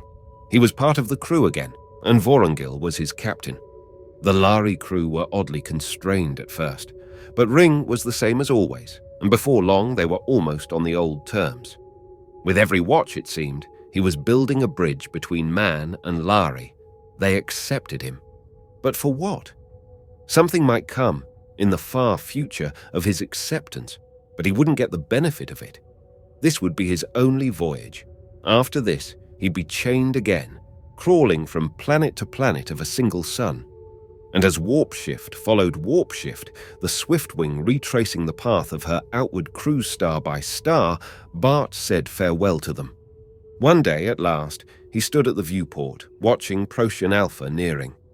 A year ago, frightened, terribly alone, still unsteady on his new Lhari muscles and terrified by the monsters that were his shipmates, he had watched these planets spinning away. Poor old Rugal, poor old Baldy. Behind him, Meta came into the lounge. "Bart." He turned to face her. "It won't be much longer, Meta. Tomorrow, I'll find out what the Federation is going to do to me. Conspiracy unlawfully to board, and all the rest of it. Even if I don't go to a prison planet, I'll spend the rest of my life chained down to Vega." "It doesn't have to be that way." "What other choice is there?" he demanded. "You're half Mentorian," she said, raising her eager face. "Oh, Bart, you love it so. You know you can't bear to give it up. Stay with us. Please stay." Before answering, he looked out the viewport a last time. The clouds of cosmic dust swirled and foamed around the familiar jewels of his own sky. Blue, beloved Vega, burning in the heart of the lyre, home. When would he go home? He had no home now. Yet his father had left him Vega Interplanet, as well as 8 colors and a quest to the stars.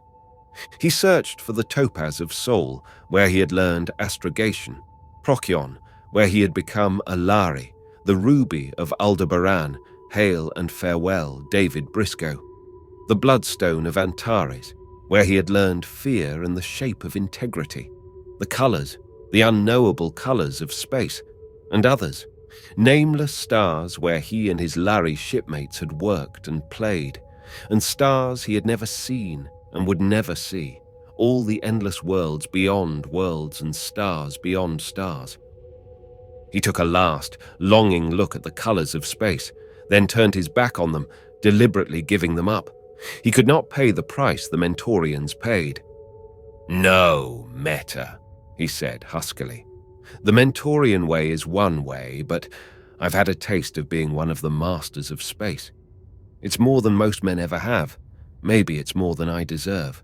But I can't settle for anything less, not even if it means losing you." He shut his eyes and stood, head bowed. When he looked up again, he was alone with the stars beyond the viewport, and the lounge was empty. Chapter 14. The low rainbow building of 8 colors near the spaceport of Procyon Alpha had not changed, and when Bart went in, as he had done a year ago, it seemed that the same varnished girl was sitting before the same glass desk, neon-edged and brittle, with the same chrome-tinged hair and blue fingernails. She looked at Bart in his Lhari clothing, at Meta in her Mentorian robe and cloak, at Ring, and her unruffled dignity did not turn a hair. "May I help you?" she inquired, still not caring. "I want to see Rayner 1. "On what business, please?" "Tell him," said Bart with immense satisfaction, "that his boss is here, Bart Steele, and wants to see him right away." It had a sort of disrupting effect. She seemed to go blurred at the edges. After a minute, blinking carefully, she spoke into the vision screen and reported numbly, "Go on up, Mr. Steele." He wasn't expecting a welcome. He said so as the elevator rose.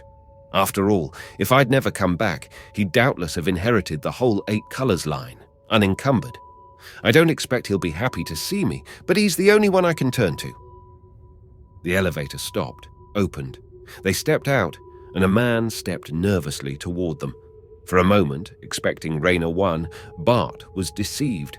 Then, as the man's face spread in a smile of welcome, he stopped in incredulous delight.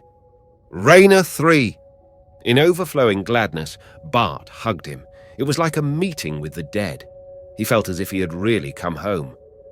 But you remember me?" he exclaimed, backing away in amazement. Slowly, the man nodded. His eyes were grave. "Yes. I decided it wasn't worth it, Bart, to go on losing everything that meant anything to me. Even if it meant I had to give up the stars, never travel again except as a passenger. I couldn't go on being afraid to remember, never knowing the consequences or responsibilities of what I'd done." His sad smile was strangely beautiful. "The multi-phase sailed without me. I've been here, hoping against hope that someday I'd know the rest." Associations clicked into place in Bart's mind. The multi-phase. So Rayner 3 was the Mentorian who had smuggled David Briscoe off the ship, and whose memories, wrung out by the Lhari captain of that ship, had touched off so many deaths. But he had paid for that, paid many times over. And now must he pay for this too? Rayner 1 strode toward them. "So it's really you. I thought it might be a trap, but 3 wouldn't listen. Word came from Antares that Montano had been arrested and his ship confiscated for illegal landing on lillis. I thought you were probably dead." "We sent a boy to do a man's job," Rayner 3 said, "and he came back a man. But tell me." He looked curiously at Ring and Meta. Bart introduced them, adding, "I came for help, really.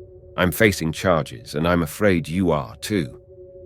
Rayner 1 said harshly, "A trap. After all, 3. He trapped you, and he's led the Lhari to you." "No," Rayner 3 said. "Or he wouldn't be walking around free and unguarded, and with all his memories intact. Tell me about it, Bart." And when Bart had given a quick narration of the Lhari judgment, he nodded, slowly. "That's all we ever wanted. Don't think you failed, Bart. The horrible part was only the way they were trying to keep it secret." Ring interrupted, "Do not judge the Lhari by them, Rayner 3. And Rayner 3 said in good Lhari, "I don't, Feathertop. Rayners have been working with Lhari since the days of Raisin of Nedrus. But I wanted an open, official statement of Lhari policy, not secret murders by fanatics. I had confidence in the Lhari as a people, but not in individuals. What good did it do to know that the Lhari Council in another galaxy would have condemned the murders and manhunts when they were going on in this one day after day? Don't you see, Bart, he continued, you didn't fail. Not if we're going to have the publicity of a test case, publicly heard. That means the Lhari are prepared to admit before our whole galaxy that humans can survive warp drive without cold sleep. That's all David Briscoe was trying to prove, or your father either. May they rest in peace. So whatever happens, we've won. If you two idealists will give me a minute for cold realities, Rayner 1 said, there's this, among other things. Bart's not yet of legal age. You may not know this, Bart, but your father appointed me your legal guardian. When I turned you over to 3, I'm afraid I assumed legal responsibility for all the consequences. I ought to have kept you under my own supervision.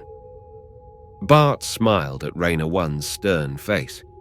I crossed 2 galaxies and faced the Lhari High Council without you to hold my hand. I can face the Trade Federation. Naturally, I will be responsible for your defense, Raynor 1 said stiffly.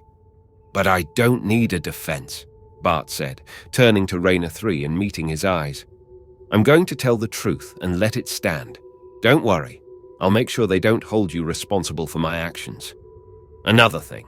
Some lunatic from Capella arrived here and all but accused me of having you murdered. Do you know a Tommy Kendron? Do I know him? Bart interrupted with a joyful yell. Tommy's here. Quick, where do I get in touch with him?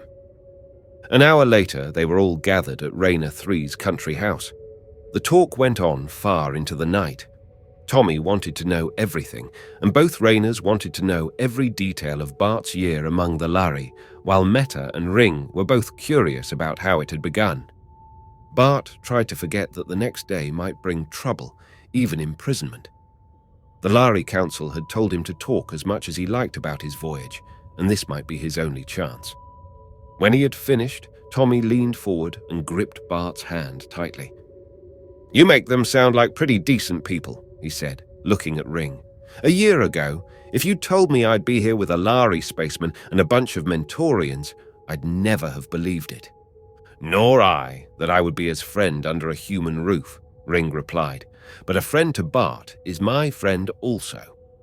He touched the faint, discolored scars on his brow, saying softly, But for Bart, I would not be here to greet anyone, man or Lhari, as friend. So, said Tommy triumphantly, you haven't failed, even if you didn't discover the secret of the 8th color. But a sudden, blinding light burst over Bart as Ring moved his hand to the scars. Once again, he searched a cave beneath a green star, where Ring lay unconscious and bleeding, and played his Lhari light fearfully over a waterfall of colored minerals. And there was one whose color he could not identify. Red, blue, violet, green, none of these. The color of an unknown star in an unknown galaxy, the shimmer of a landing Lhari ship, the color of an unknown element in an unknown fuel.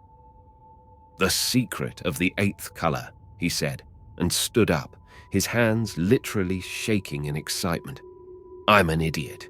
No, don't ask me any questions. I could still be wrong. But even if I go to a prison planet, the 8th color isn't a secret anymore. When the others had gone back to the city, he sat with Raynor 3 in the room where the latter had told him of his father's death, where he had first seen his terrifying Larry face. They spoke little, but Raynor 3 finally asked, Were you serious about not wanting a defense, Bart? I was. All I want is a chance to tell my own story in my own way, where everyone will hear me. Raynor 3 looked at him curiously. There's something you're not telling, Bart. Want to tell me? Bart hesitated, then held out his hand and clasped his kinsman's. Thanks, but no. Raynor 3 saw his hesitation and chuckled. All right, son. Forget I asked. You've grown up. It was good to sleep in a soft, human-type bed again, to eat breakfast and shave and dress in ordinary human clothing again.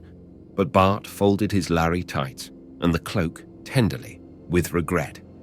They were the memory of an experience no one else would ever have. Raynor 3 let him take the controls as they flew back to the spaceport city, and a little before noon, they entered the great crystal pylon that was the headquarters of the Federation Trade Bureau on Procyon Alpha.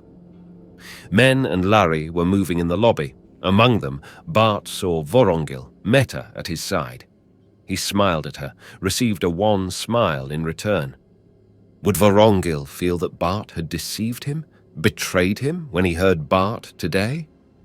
In the hearing room, 4 white-crested Lhari sat across from 4 dignified, well-dressed men, representatives of the Federation of Intergalactic Trade. The space beyond was wholly filled with people, crowded together and carrying stereo cameras, intercom equipment, the creepy peepee of the on-the-spot space commentator. Mr. Steele, we had hoped to make this a quiet hearing without undue publicity, but we cannot deny the news media the privilege of covering it unless you wish to claim the right to privacy. No, indeed, Bart said clearly. I want them all to hear what I'm going to say. Raynor 1 came up to the bench. Bart, as your guardian, I advise against it.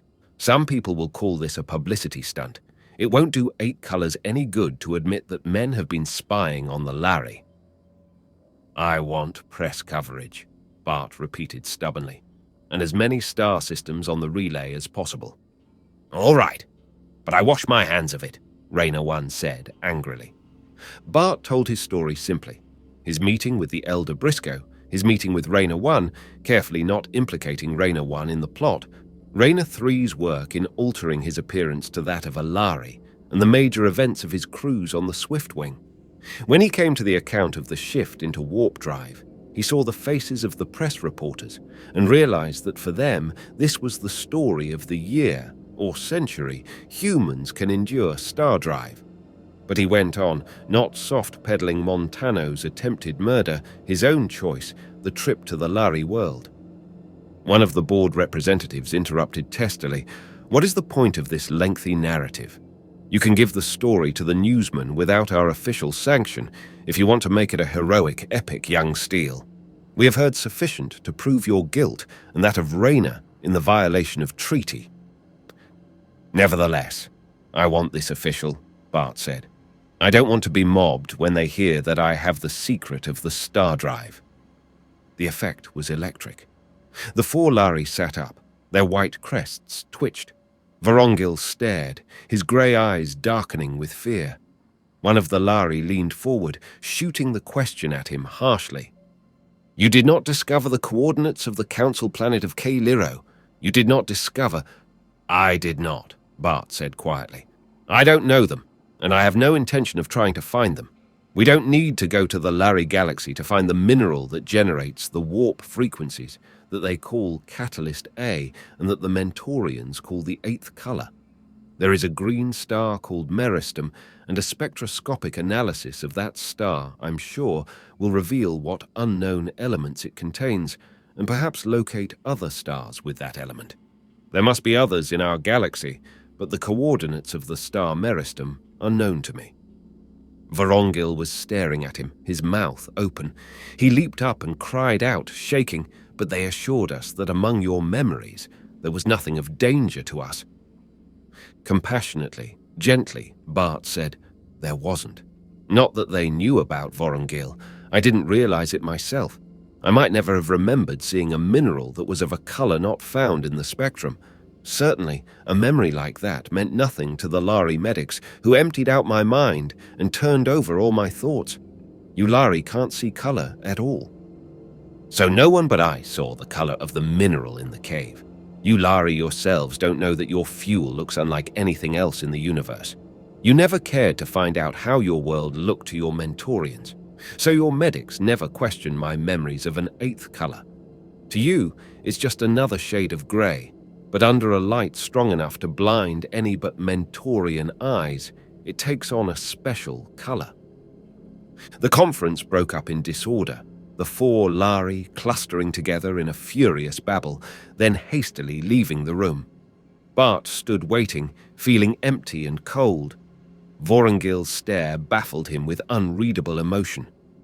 "You fool! You unspeakable young idiot!" Raynor. One groaned. "Why did you blurt it out like that before every news media in the galaxy? Why, we could have had a monopoly on the star drive, 8 colors and Vega interplanet."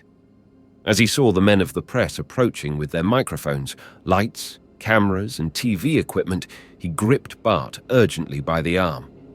"We can still salvage something. Don't talk anymore. Refer them to me. Say I'm your guardian and your business manager. You can still make something of this." "That's just what I don't want to do," Bart replied, and broke away from him to approach the newsman. "Yes, certainly. I'll answer all your questions, gentlemen." Raynor 1 flung up his hands in despair, but over their shoulder he saw the glowing face of Meta and smiled. She, at least, would understand. So would Raynor 3. A page boy touched Bart on the arm. "Mr. Steele," he said, "you are to appear immediately before the World Council." He was to be asked one question again and again in the days that followed, but his real answer was to Meta and Raynor 3. looking quietly past Raina 1 and speaking to the news cameras that would carry his words all over the galaxy to men and Lhari. Why didn't I keep it for myself? Because there are always men like Montano, who in their mistaken pride will murder and steal for such things. I want this knowledge to be open to all men, to be used for their benefit. There has been too much secrecy already. I want all men to have the stars. He had to tell his story again and again to the hastily summoned representatives of the Galactic Federation. At one point, the delegate from his home star of Vega actually rose and shouted to him, "This is treason. You betrayed your homeworld and the whole human race. Don't you know the Lhari may fight a war over this?" Bart remembered Vorongil's silent, sad confession of the Lhari fears. "No," he said gently. "No. There won't be any war unless we start one. The Lhari won't start any war. Believe me." But inwardly, he sweated. What would the Lhari do? They had to wait for representatives of the Lhari Council to make the journey from their home galaxy. Meanwhile, they kept Bart in protective custody. There was, of course, no question of sending him to a prison planet.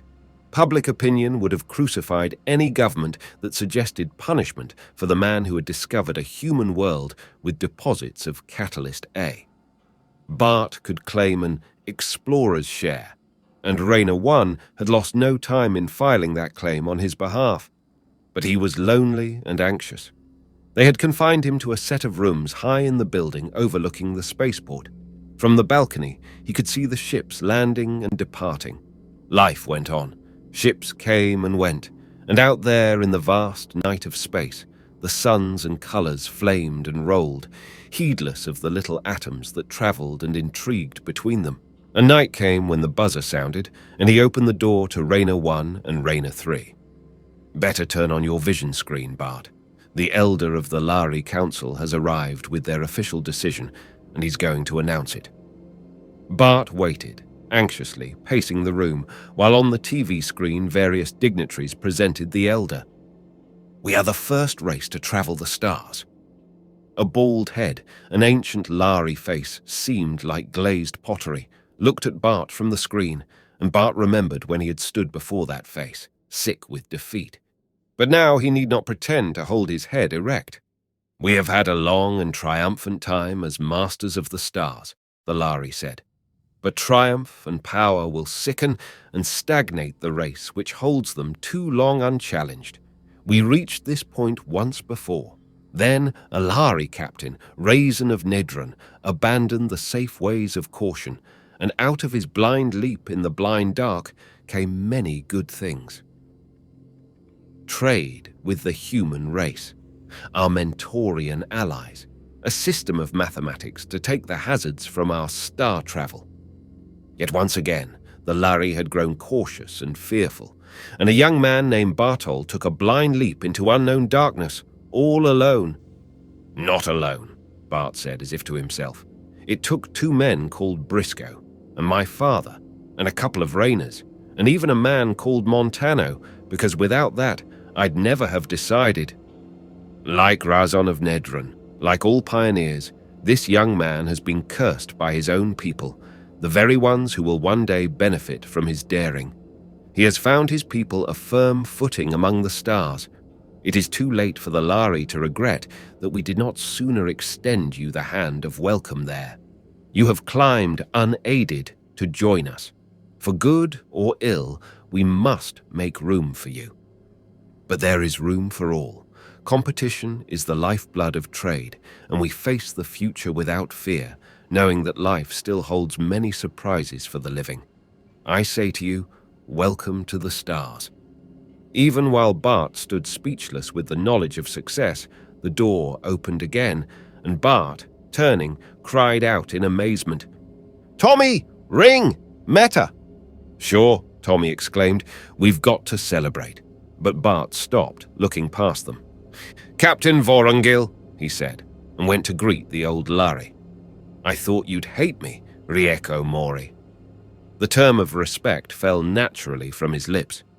"I did, for a time," Vorongil said quietly, "but I remembered the day we stood on Lillis, by the monument. and that you risked, perhaps your life, certainly your eyesight, to save us from death. So when the elder asked for my estimate of your people, I gave it. I thought it sounded like you." Bart felt that his happiness was complete. "And now," Ring cried, "let's celebrate. Meta, you haven't even told him that he's free." But while the party got rolling, Bart wondered, free for what? And after a little while, he went out on the balcony and stood looking down at the spaceport, where the Swiftwing lay in shadow, huge, beloved, renounced. "What now, Bartol?" Vorongil's quiet voice asked from his elbow. "You're famous, notorious. You're going to be rich and a celebrity." "I was wishing I could get away until the excitement dies down." "Well," said Vorongil, "why don't you? The Swiftwing ship's out tonight, Bartol, for Antares and beyond. It will be a couple of years before your 8 colors can be made over into an interstellar line, and as Rainer 1 has said to me several times, he'll have to handle all those details, for you're not of age yet. I've been thinking. Now that we Lhari must share space with your people, you'll need experienced men for your ships. Unless we all want the disasters born of trial and error, we Lhari had better help you train your men quickly and well. I want you to go back on the Swiftwing with me, not an apprentice, but representative of 8 colors, to act as liaison between men and Lhari, at least until your own affairs claim your attention." Behind them on the balcony, Tommy appeared, making signals to Bart. "Say yes! Say yes, Bart! I did!" Bart's eyes suddenly filled. Out of defeat, he had won success beyond his greatest hopes, but he did not feel all glad. He felt only a heavy responsibility. Whether good or bad came of the gift he had snatched from the stars would rest in large measure on his own shoulders. He was going back to space to learn the responsibility that went with it. "I accept," he said gravely. "Oh, boy." Tommy dragged Ring into a sort of war dance of exuberant celebration, pointing at the flaring glow of the spaceport gates. "Here, by grace of the Lhari, stands the doorway to all the stars," he quoted. "Well, maybe you were here first, but look out, we're coming." A doorway to the stars. Bart had crossed that doorway once, frightened and alone. Dad, if you could only know. The first interstellar ship of 8 colors was to bear the name Bart Steele, but that was years in the future. Now, looking at the Swiftwing, at Ring and Tommy, at Rainer 3 and Vorongil, who would all be his shipmates in the new world they were building, he felt suddenly very lonely again. "Come in, Bart. It's your party," Meta said softly, and he felt her hand lying in his. He looked down at the pretty Mentorian girl. She would be with him too, and suddenly he knew he would never be lonely again. His arm around Meta, his friends, Man and Lhari, at his shoulder, he went back to the celebration, to plan for the first intergalactic voyage to the stars. Hey, sci-fi horror fans, it's Theodore. That concludes The Colors of Space. If you enjoyed this story, make sure to give it a thumbs up. A huge shout-out goes to our official members of the channel. We appreciate you all. Craving for another classic sci-fi tale? Click that video on your screen. Until next time, everyone. And remember, stay cosmic